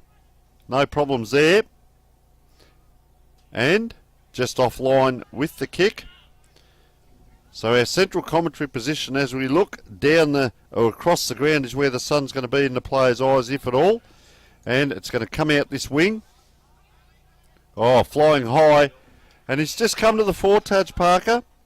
Gives the handball off. The player ran to the outside, made it difficult for himself, and that's what happens. You run to the outside, you get the kick, but sprayed across the goal there by Tate and Smith. I would have liked to have seen that ball. I know they want to share the play, but get that ball inside rather than outside, because that wind is going that way. It's almost an impossible kick to kick the goal from there. Certainly is. Thrown back in. Both ruckmen missed it, went over their heads. Garvin went back in to try and collect it. Knocked free. Reed able to get the clearing kick up towards the wing. Both ruckmen tussled together. The two big guys, and ripped off the ball was Ballard. They managed to get the ball moving forward, the Storm, but again, this transition and the rebound of the Cavaliers is just so good. Sprigg out on the lead, took it off the half volley, flicked it out wider towards the boundary, and equal to the task, almost wanting the boundary line was Hua. They managed to keep it in though, the Cavaliers, put it to the top of the goal square, and then knocked through for the minor score by Declan Reid. And so this, as long as it stays in this forward half of the Peel Cavaliers, it makes things very, very difficult for the Great Southern Storm. Having to stretch was Caliburd, took the mark, then wants to move it out wider. So possession football, not really going forward, just maintaining possession. The kick goes over the top down the wing, having to just about plot after it. A couple of big fellas there, Tom Geddes, and I say that respectfully, just that they're so big. But Geddes, that's a good match up there. On was maybe Hunter Ends coming through, and another ball up. Let's have a look. Who's behind these two ruckmen? As it comes in, there's one player behind. Just goes to the side. Player falls to ground. Jock kick again. Gee, dangerous kick. Playing in front. Good mark. Mitchell Van Noos. He goes out to the wing again. This will be Parker. He runs. He'll probably have time to take a bounce if he wanted. He could have. He elects to go long towards Sprigg. Not the best of kicks. I think the wind is playing havoc. The distance from hand to foot. And by the time you drop that ball, it only takes it to move off or skew away by an inch or so. Docking just a kick behind the play. So they've set up here, Peel, very good. Ball goes over the back. Gee, player immediately taken in a tackle from Great Southern. Umpire comes in and says, we'll have a ball up. Interesting to see the umpire. Would love to get some vision. The umpire down here, I think the trainee umpire's got the camera around his chest. Maybe we wouldn't need to hear what's going on there, but it'd be nice to see, as we don't worry about that because our magnificent cameramen down here filming footy. We've got 3 cameras going today, bring you all the action live on Classic Clashes. The carnival here at Coolan's been outstanding. These young men going around, well, here's the future of footy. Look at that for a kick. Beautiful down the wing and a great set of jukes. Has it been paid? Geddes, gee, he had to dive and not take it in the end. Player reached for that. Well done there by the Peel player on that far wing. Centre wing, out of side. Option inside the corridor is Gill, ignores that. Does Delapolina instead, blasts it long up to half forward. Or out the back was Hua, but it's going to come... Oh, is it? No, it's good mark taken in the end by Mole. Still a long way from goal. Wants to switch it to centre half forward. Out the front, almost marked, and yes, held on to. Unfortunately, Cleve Humphreys was just caught behind and infringed. Come out wide to Gill. Had a good game, Wiggers. Sorry. Along the broadcast side, goes up to right half forward. Jaggy with a good defensive fist over the back. Valley was there to mop it up. Back to Jaggy, and then wants to pop the kick off the half volley. Hua wanted the boundary, wanted his teammate in Caliburd, but instead it was wide, and it rolls over the boundary line in front of the very happy Peel bench because they are up by 5 goals, 50 plays, 20, 5.5 minutes gone in the last. And that's very hard to do. They pop that ball around between 3 of them, but to step back and try and kick that ball forward, you're going one against the other, and it's just perpetual motion. It just won't allow you to do it. And so another ball up here, right on the wing. Huge crowd here today, down here at Coolan. The burgers are cooking. The soft drinks are flowing. We'll keep that respectful as these young lads are putting on a great display. He's a left footer, this lad. And have a look at Noah Barron. That's a high kick in, relying on Sprigg to come out. And it wasn't Sprigg, it was Jancic who gives a second effort. Just taking the player high. They load up again here. And this is out through Jackman. They maintain possession once again, not going forward, just going sideways, in possession. Gee, looks inside. That's a bold kick into the middle of the ground. We've mentioned it once, we've mentioned it 100 times. Luke Gill puts the Jets on. He's gone a long, long way and almost, you'd say, a lead to the fat side by the Great Southern Storm player. We're just wandering around to 6.5 minutes. Final quarter, up it goes. The ruckman sets, and that's a nice grab. Brock Pearce, well done. Good grab. Where's the kick going? It's going to Humphreys. From behind came Delapolina. He knocked it clear, and then one of the Wiggers wants to get back onto it. There's been a whistle on play. It's being brought back. It's a holding free kick going the way of Taj Parker, who's really starting, as the game's worn on, has been able to show his skills and brilliance off half back. And that's where Peel have really dominated the game, is through transition. There's a big hole in their forward 50 if he can get it to it. Sprigg wants it out the back, instead goes the short option. It's a dangerous looking ball. It's going to move closer and it's locked up again. It was an interesting kick because it was really a nest of great Southern players. Beyond that, about 30 metres out, there was a big leading lane for Sprigg to move into. Pearce went up in the ruck, knocked it down. Jaggy tried to collect. Did, and then was collected himself by Gill. Wrapped up right on the 50-metre arc of the Peel Cavaliers forward 50. Had a good game, has Jaggy, and also Valley, who we see in that pack. And bang! You have run into a brick wall, son. That is Masterlers. Gets back up, says to the umpire, you can come and pick that up. You put me in that position. Come and get the footy. He does. Up it goes. Gee, almost a half moon throw there. It just went about 3 metres forward of where he threw it up from. Just, yeah, that's what pressure does. Teague Valley playing a great game, but pushed as he kicked. And they're lining up for it here, Peel. So what's going to happen? You spoke, there's the hole it's led into. Gee, player on his own. He's done a fantastic lead and ignored. And he put himself under pressure there, did Denick. Goes further. Bobbles around. They're going to go out the outside. So it's a little bit like circle work again. Delbene with ball in hand. Nice kick. Really nice kick. Out the far side. Might be Ben Michael, not sure there. His kick comes down. Gee, that's a good little battle out there. That's Geddes. There's his opponent in Hunter Ends. A couple of good lads having a good battle. So Peel, gee, looked inside. It was Dockick. He now has a rest Dockick, and look at that. When you can do that, you've got options. You've got plan A, B, and C, and you can go that way. Gee, Denick's run a long way here to get into this forward line on the end of this, and it's going to turn over. Is it Harvey Taylor, I reckon? Ball in hand, half-back flank, not long to go. Wants to switch it into the middle. As time ticks away, becomes more and more likely that Peel are going to be going back-to-back. The extreme switch to Masterles.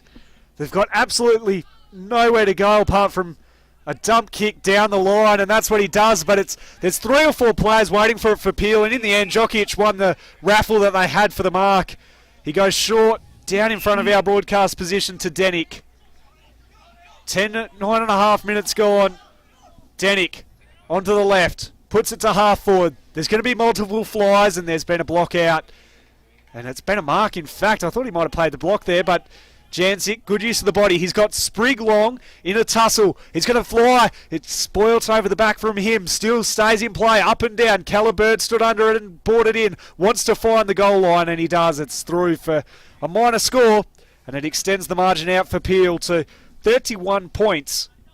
51 plays 20. 10 minutes gone in the last quarter. So Peel have been the best side throughout the carnival, and they have really shown why they deserve to be back-to-back champions, and off the back of this enter as favourites for the WA Country Champs. Out the back door, Smith puts it inside 50. Bounced off the chest of Barron, had to follow it up again, did well, got the handball free, picking it off his bootlaces with Sprigg, rolls around, it's party time for the Cavaliers! Sums up how well they are playing at the moment. First goal for the quarter has taken, 11 minutes virtually. There he goes, around he goes, bang, straight over the goal umpire's head. Nice goal, Sprigg. That's what we expect from him. And just keep an eye on young Mitchell Payne out here, number 5 for Great Southern Storm. He's a Jeremy Cameron absolute clone in the way that he walks, his mannerisms, and he wheels around on that left foot, very similar. And, as we say, a couple of plays there. He is in the middle, number 5. Just keep an eye on him. As Peel not quite celebrating, but you can see there, Parker played his role today in this game, waiting to come back on. And they roll around 8-9, 57, 3-2, 20, 37 points in favour. Oh, hitting the ground heavily there is the Peel player. Yep. Nicky just on the ground. Yep, and that's Jaggy.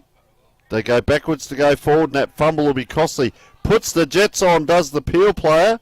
Puts it on and just hits the boundary line post, and that was Ben O'Loughlin. He's got a serious set of Jets, and that is the ruckman there, Nick Garvin, just coming off for rest, and he looks a bit sickly. I think he's going to be all right. He's just more winded than anything.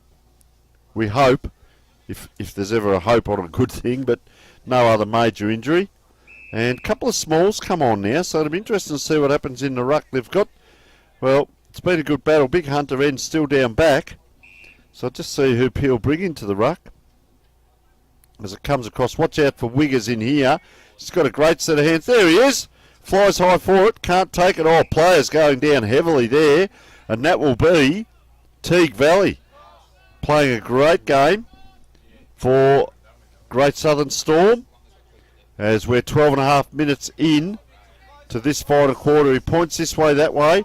Gee, just comes high towards the bench here. Players have to fly, and there he is. Good mark, Masterlers. Had a very good game. Right in front of us. Centre wing. Elects to go inside. He goes inside 50. There was contact coming after the kick, bouncing on ends, and it's again Peel able to relieve it. Goes to centre half back. Still a live ball though for the Storm to try and muster something up. Benson puts it back inside 50. It was a good kick. The pressure arrived late. It was great defence though from Crowd to affect the kick, and then the recovery was even better. Puts it along the boundary line looking for the fence, and he finds it as a couple of players give chase, and we'll have a boundary throw in on the outer side. 2.5 minutes remaining here. Peel out by 37 points in a dominant display in this grand final. Couple of big awards coming up. Of course, the best player for the grand final, the best player for the carnival. There's going to be jumper presentations for the best 20. You wouldn't believe it, the best umpire. Of course, there has to be one best umpire. So lots of awards coming up. And then, of course, the awards with the Archie's thongs. Best player for both teams. So lots to think about as we're into the final moments. Woods wants to go into the corridor. Can they squeeze one last late Peel to really put the icing on the cake? It's a free kick to Delbene. It's a dangerous looking ball. Valley flew, but he was a little off with his jump. Crowd was there. Humphries fighting and scrapping. Had a couple of bites of the cherry. Valley had his handball smothered. Going in was Ugle trying to knock the ball clear. Wiggers going in and diving on top and getting a throw up. The final 30 seconds, it's neutral territory. Centre wing, broadcast side. The Peel Cavaliers bench getting ready to celebrate. A little bit of a hold up as we wait for the ruckman to arrive. It's going to be, well, funnily enough, Gill sends it forward. Reid is there though for the Great Southern Storm. Throws it on the boot. Ugle takes front position against Crowd. Did well though, Crowd. Knocked it away to Parker. Got the ball on boot. And Jaggy's tried hard all day and throughout the carnival. Goes inside to Taylor. Dances around one. Puts it inside 50. Is there time late for one last goal for the Storm? Ugle tried to trap it. He paddles it in front of him. Standing tall throughout it though was Del Polina. And there's the siren. The Cavaliers in a dominant display go back to back in the Great Southern Colts Carnival. Running out winners by 37 points. And they stamp their authority again on this competition. They make us sit up and take notice heading into the WA Country Championships. They win at 8-9-57 to the Great Southern. 3-2-20. And a very good display, Tony. Well, they led by 13 at quarter time. They led by 20 at half time. 28, I may have said 48, 28 at three-quarter time. And, well, 37 in the end. So it just built and built and built. The first quarter, 2 goals 2. Second quarter, 3 goals 1. So 4 scoring shots. The third quarter, 2 goals 3. And the last quarter, 1 goal 4. You wouldn't believe it. 5 scoring shots in the third quarter, 4 in the fourth. So 3 quarters out of 4 they had the 4 scoring shots, and 1 quarter they had the 5. We go across the Storm. Well, the point in the first quarter, great teamwork, mateship just shown here in front of us, and sportsmanship. They kicked the 2 goals in the second quarter and just, Peel only outscored them by the 1 goal 1. Thought, gee, here they go. They might get a little bit of a get on there. They only kicked the 1 goal 1 in the third quarter, and, well, they didn't score in that last quarter. But, look, outstanding by both teams and all the representative teams throughout the carnival. We'd like to thank all of the 8 teams competing. Just sensational effort. Those teams are Peel, Great Southern Storm, who go on to the Colts Carnival as standalones. Then our regional districts team will be made up from players from Ongar up, Goldfields, Upper Great Southern, Lower Southwest, Eastern Districts and Esperance. So, a couple of hundred lads out here, officials, coaches, supporters, trainers. A couple of promises have been made about getting massages and drinks and supporting certain clubs. So we've got to go and tally up what we've got there owing to us and a couple of IOUs, and we'll be around the place. But what a great win. Let's take nothing away from Peel. They've set themselves up now for the bigger picture, the Western Australian Country Championships, which we will both be covering. The dates, we're looking around about the middle of July. I reckon it was July 9th, somewhere through there. So we will bring those details to you down the track. But that's where they're heading, and well, they've set them up. Great warm-up, if you like, in this carnival, setting themselves up for that venture. Yeah, I think Peel today just showed in the grand final, showed their class, and they just totally outclassed Great Southern. They killed them on turnover. Whenever Great Southern made half a mistake, they opened the door and they were straight into it. The likes of Gill, Don't Let You Rest, Cesaro was good. Taj Parker worked into the game as it wore on. I really liked the game of Spence Wiggers off half-back. Nick Garban was good in the ruck. Delapolina's just really, really versatile, and Jokic as well, the skipper. So, I don't know, it's a tough job for the selectors to try and pick a best player out of this game and a best player for the carnival, and a Great Southern 22, because it is really, we have seen some exceptional talent right across the 8 sides, and every single association can be really pleased and excited and buoyant about the future that their competitions hold, because you've got kids like this rolling through into their competition, into the leagues, and progressing up further. So it's exciting for WA football, and it's exciting for football as a whole, really. So what we've got coming up, first of all, is the best and fairest for the grand final, best and fairest for the carnival, the medals, the Umpires Award and the Great Southern 20. Stay tuned, though, because we'll also be bringing our best players over after that from both teams for the interviews. Our sponsors, once again, for the Great Southern Colts are Great Southern Fuels, and John O'Neill's going to be down there shortly assisting with the team selections. That's going to be interesting. CBH Group, of course, Think Mental Health, Moylan Grain Silos, Triple M Great Southern, Freightline Groups, Belt Up, Newdigate, Stock and Trading, Mongrel Boots, Dyson Jones Wool Marketing Services, and the WA Country Football League. So we'd like to thank all of our sponsors there. James, I'm going to wander down and just see who the best players they announce for the grand final, because that'll be our interview, of course. And as we see teams just heading over, it's an exciting part of the end of the carnival. Wonder whether a lot of the other teams have hung around or whether they've all taken off. There are still a few teams over there, I think. I can see the Eastern Districts boys, the local lads that are over there, and I hope that teams have stuck around, because it is a great carnival, a great concept, and great work by all involved. The council, it's a big job to put this all together. So we're going to go down to the presentations very shortly to get things underway, and we'll go down there now. Just on behalf of the Coolin Continent Footy Club and the Coolin community, I'd just like to thank everybody for what they've done. Facilities have been unbelievable, and the weekend's been unbelievable. So well done to Peel. So first time for 2 in a row, and Great Southern, you're always there. But all the best for the rest of the year for all the football, and thanks very much. Thanks, Brady. Magnificent weather, magnificent weekend of footy. But first of all, on behalf of the Great Southern Council and everyone here, I'd really like to put your hands together for Don Bradford, his committee, the Coolin Shire, Coolin community, Coolin Continent Footy Club, for the job they've done this weekend to host this carnival. So thanks a lot, Brady, and your community. To all our sponsors for the weekend that have put money up and to make this carnival happen, thank you very much. To the Great Southern, the Country Footy League, to Cheryl and your committee, thanks very much for the work you've done over the weekend as well. The Harry Reeves Medal for the fairest and best over the whole carnival goes to Riley Mayfield, number 13 from Esperance.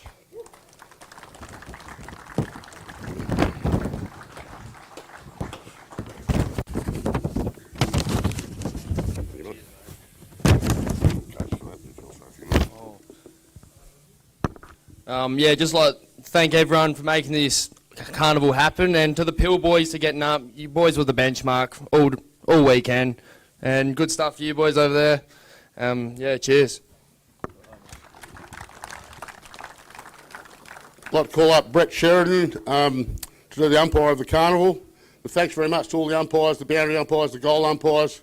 We can't have footy without you, so thanks to the umpires. But here's Shero. Thanks, Spock. The umpire of the carnival goes to Ryan Ballard from Great Southern.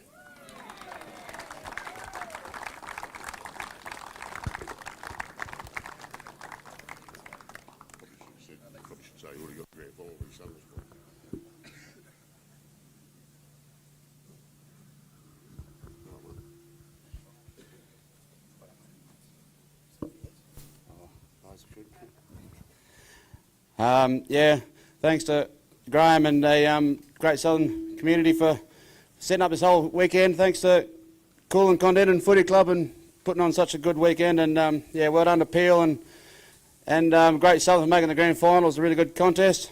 Thank you. Another very hard job for the weekend is picking the Great Southern 20. And the legend of country footy and state footy, I'd like to ask Simon Duckworth to come forward and announce the 20.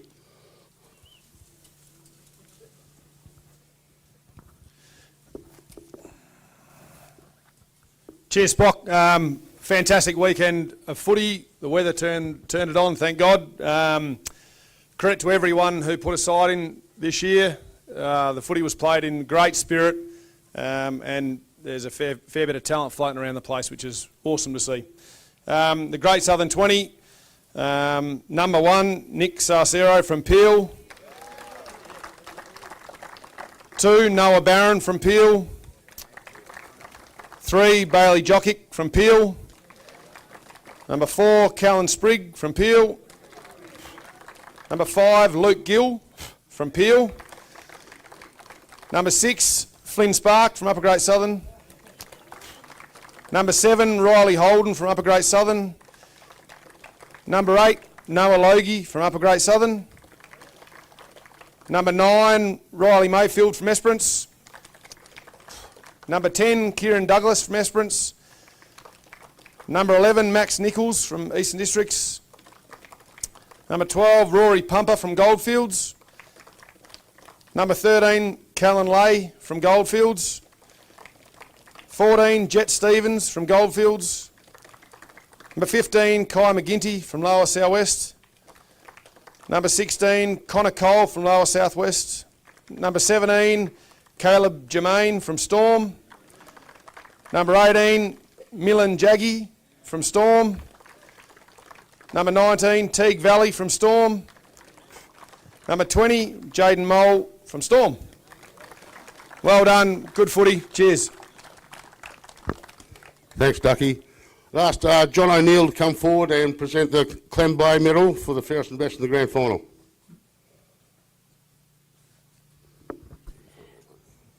Yeah, well done to Peel and Great Southern, which was a fantastic carnival. But the winner of the fairest and best for the grand final was Bailey Jockey.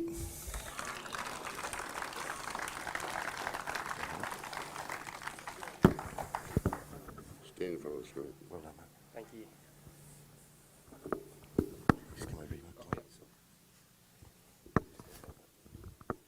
Just like to thank everyone that put on the event this weekend. It's such a good event to come to and take part of. To our boys, good job. Worked hard to get this. Great Southern, put up a good fight, thank you. And everyone that helped out throughout the weekend. Couldn't have done it without you. Thank you very much. Well done.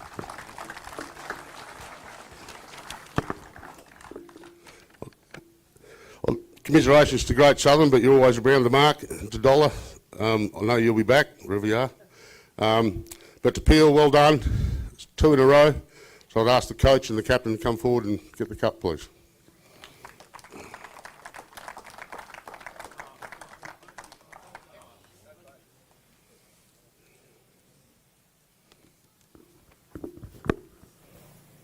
Thank you. Thanks. Good on you. Well, same thing as Bailey, really. Thanks to the sponsors and Colin for putting on this event. Cheers for all our boys coming down and all the other teams really putting up a good fight. And that's about it for me. Thank you. Yeah. Firstly, Great Southern Carnival's one we put on our register pretty early in the year.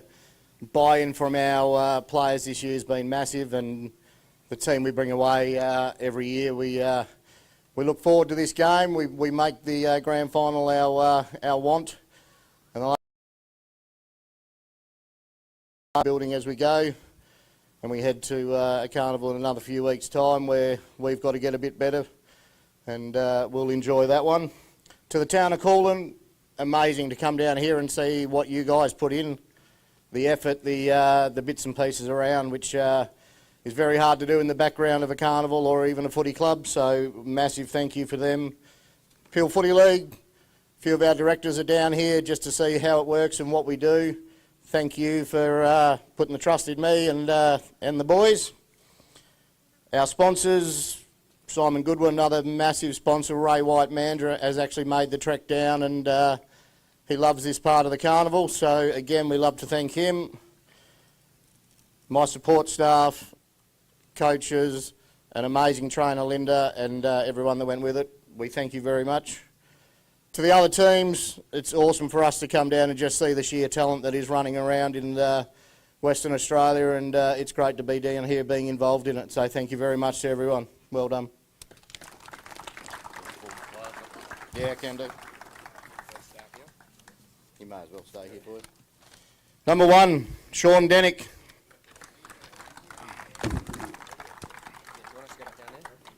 You stay here, boys. Number 2, Noah Barron. Number 3, Taylor Collins. Number 4, Byron Hunter. 5, Tane Woods. 6, Campbell Miller. 7, Taj Parker. 8, Dylan Gionta. 9, Nick Cicero. 10, Luke Gill. 11, Jesse Dunster. 12, Benny O'Loughlin. 13, Mitch Van Noos. 14, Riley Crowd. 15, Tayton Smith. 16, Bailey Pacheca. 17, Bailey Jokic. 18, Judd Flanagan. 19, Hunter Entz. 20, Jake Delapolina. 21, Nick Garvin. 22, Spence Wiggers. 23, Carlin Sprigg. 24, Rowan Janzik. Last but not least, 25, Elijah Evans.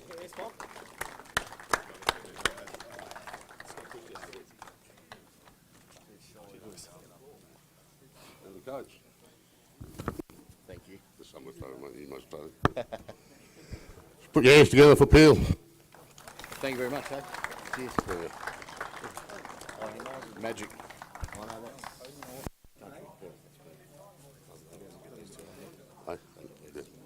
See you, Coach. Coach. Leftovers, mate. Cheers, thank you.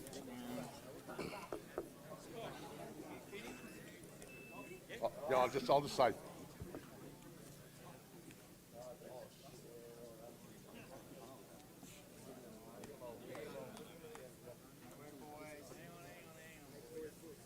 Righto, thank you. Cheers.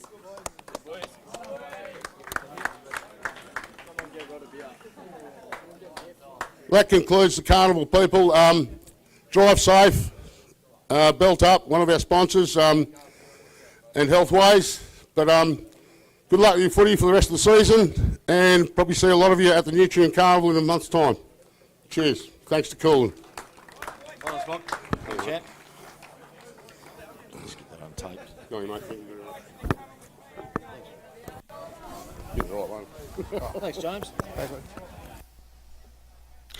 Well, that concludes the after grand final presentations. Tony's just rushing around to try and get a couple of players who will get a couple of pairs of magnificent Archie thongs. In the meantime, I'll quickly just recap the main awards from the presentations. Riley Mayfield, best of the carnival from Esperance in the 13. I was impressed with how he played. Absolutely no disputing that he was one of the stars of this competition. The best umpire went to Ryan Ballard of the Great Southern, and of course all our umpires did a fantastic job right throughout the carnival. And then finally Bailey Jokic got best on ground in the grand final from Peel, and he was stellar right through the carnival. The way he worked off half-back, his rebound, that's how they were able to beat the Great Southern Storm in the grand final, was off the back of their turnovers. As you can see, the Peel boys now starting to celebrate, get photos with the cups, and they're going to be hard to beat again in 2024 in the Nutrien Ag Country Championships in about a month's time. And of course, you can see all the action right here on Classic Clashes when we bring you all that and plenty more from the Nutrien Ag Country Championships. Just quickly run through some of the goal scorers very soon. We'll go to Tony, who will have a couple of players with him. Sprigg, he kicked 2 for Peel, while they had singles to Jokic, Barron, O'Loughlin, Collins, Jancic, Miller. And then for Great Southern, they had singles to Schwartzbach, Ugle and Mole. Great Southern, they were just totally outclassed with in the way they moved the footy. Their skills probably weren't quite as good as Peel's were, and every time they seemed to be getting a bit of transition going, they were either stopped or turned the ball over, and that just opened up the door for Peel to swoop in and get a lot of goals off the back of both forward half and defensive half turnovers. So their premiership profile is very good. As we head down to Tony now, who's got a couple of players with him in front of the Sportal scoreboard. Well, folks, well, here we are, big grand final, and Bailey, what an outstanding game once again. Best player in the grand final, and, well, you're going to be a thong salesman soon, mate. How did you find the grand final? Yeah, I thought it was good. Storm brought the heat early, which was something we hadn't had the whole carnival, so that was good. Put us on our toes, and then, yeah, we just got on them in the second half. And big effort, and by the whole team. You like sharing the ball around, something that's been a theme, and as we lead into the carnival in a couple of weeks as well, we'll see a lot more of that. Yeah, definitely. We wanted to come in this carnival thinking everyone, we've been playing together for ages, even though we've only been together for 4 or 5 weeks, but yeah, I thought we showed that this carnival. And Teague, yourself, mate, great game individually. We don't worry about the scoreboard. Your traits as a footballer, mate, that's what we think about. And when you think back, you get remembered for playing well in big games. Of course, Teague Valley, your home team, first of all, Teague? Yeah, home team. Royals Footy Club, yeah. Royals. Down in So, Albany, yeah. so the coach you've got for the carnival is also the coach you've got back home? Yeah, so he coaches me in league, so he's a bit fiery, but he's a good coach. Yeah, well, you're an outstanding young man, mate. You've done your family and your region and also your local club. As I say, just sensational effort over the few days. How's the body feeling and how's the trip home going to be? Trip home's going to be a tough one. We're all crammed into a little bus, but my body's sore, but it's good to get over it, week off, and right back into country week. All right, mate. Well, Great Southern Storm, we wish you all the best. We will see you in Country Week. Thank you. And yourself, because we always call Peel down there at Mandurah, and what happens is you've got to travel 20, 30 minutes, but now you've got a trip probably 3 or 4 hours home. What's the trip home going to be like? Lots of music probably on the bus, and just trying to relax, hopefully. Bit sore bodies. Well, you're both outstanding young men. Very, we talked about it's not just coaching, it's life skills as well, life coaching, and you're both outstanding young men in the community, represented your region very well throughout the whole carnival and today, especially in the grand final. Folks, outstanding to be amongst these guys. We're going to just get a couple of little photos and so on with the lads, and we'll throw back to James in the central commentary position. Thank you. Thank you, Tony. As you can see on screen, very well done by you throughout the carnival, Tony. Been great to have you aboard, and well done to those two lads, two absolute superstars of the carnival this year. And you can see on screen the Peel boys starting to mingle with family and friends and partners, getting photos with the trophies. It's very well deserved. They've worked hard for the last month or so, and you expect them to only get better from here on out, heading into Nutrient Ag Country Championships, and that's a scary proposition for all those who are travelling down to take them on. Of course, the reigning premiers, back-to-back reigning premiers in both the Colts and the seniors, so they're going to be tough to beat yet again. In the meantime, they will head away and try and improve. While for the Great Southern Storm, they've got to lick their wounds and work out where the source of improvement needs to come from, because they fell 31 points short of Peel at quarter time. It was Peel by 13 points at half-time, 28 at three-quarter time, and the final margin 31 points, running out winners 7-9-51 to 3-2-20 of the Great Southern Storm. But all teams can hold their heads high. It's been a great carnival right across. The sportsmanship's been fantastic. The way the coverage has been great. The way that they have let us allow us to interview them after games, and they're always very respectful, polite young men. As I welcome Tony back, I was just saying, what a fantastic weekend we've had down here at Coolin. Oh, just outstanding. And every one of these lads that we've interviewed, a lot of them are very, very humble but outstanding citizens. And I know a couple of coaches talked about that, about expectations and what they want from the players, because they're representing their regions and their families and their clubs. I keep saying it, but it's so important. You can come away and just go, oh, what a jaunt, and play up and that, and they don't. They come away, they represent their regions. We see them in there last night, and I found it quite ironic. They're all watching the Filming Footy and Classic Clashes replays on their phones in there, but you'd stand in line to go and get a feed. They'll have a yap to you, where you're from, mate. They're very shy and humble, but where you're from and what do you do? And we hear about you, the people at home, the parents, the carers, so many of these people that have helped get these young lads to where they get to. And of course the theme for the carnival has been that no one gets left out. So they come down, they get looked after. Last night you could see the lineups for the food. They've been eating well, folks, we can tell you that. There's no junk food, it's all really fantastic. We had dessert last night. Oh. They were allowed to carb up, as we did as well, but the cakes, the coffees, the ice cream, all of that, just little things like that. And you see these lads walk around today, you walk past, you say good day, but they're all smiling, they're happy, it's an environment they're comfortable in, they feel a part of it, and you can't ask any more than sending these lads away happy with what they've achieved and to represent and come to a carnival like this. Yeah, and I spoke to Brody Hills from the Lower South West. I asked him, what does it mean to be able to represent your region and your family and your club? And, they truly are grateful to be down here and to be representing where they come from and trying to really put their regions on the map, because sometimes these small communities and these small footy organisations can get lost in the bigger picture of the AFL and the WAFL and state leagues right across not only WA but Australia. So it's fantastic that there are carnivals like these to really put towns like Coolin on the map.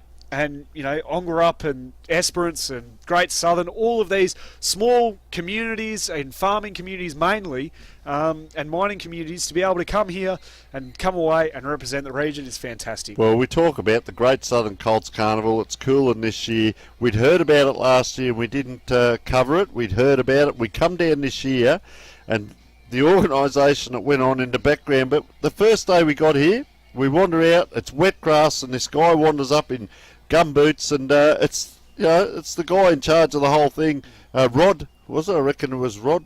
I wasn't here. That came to us, and he helped us out. What are you after? Etc. Etc. And it just extended from that over the 2 days.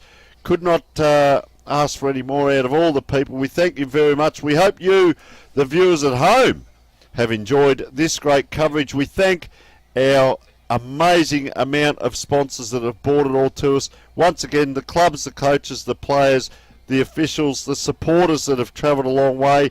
James, wrap it up for us, mate. It's a very emotional time, but we'll be back in a couple of weeks for the WA Country Championships. No, thank you very much to all the production crew here at Classic Clashes, and to all of those who tuned in at home. Thank you, Tony, for guiding me through another carnival, my third carnival that I've done with you. I think it is three or four I've done. Yeah, that's it.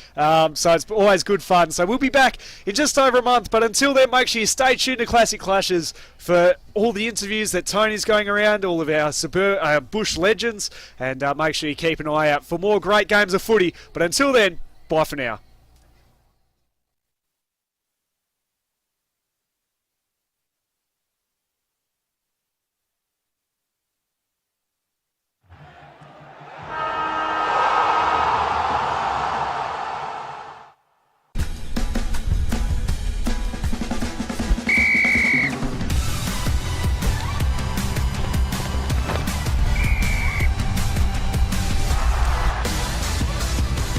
Umpiring. It is for everyone.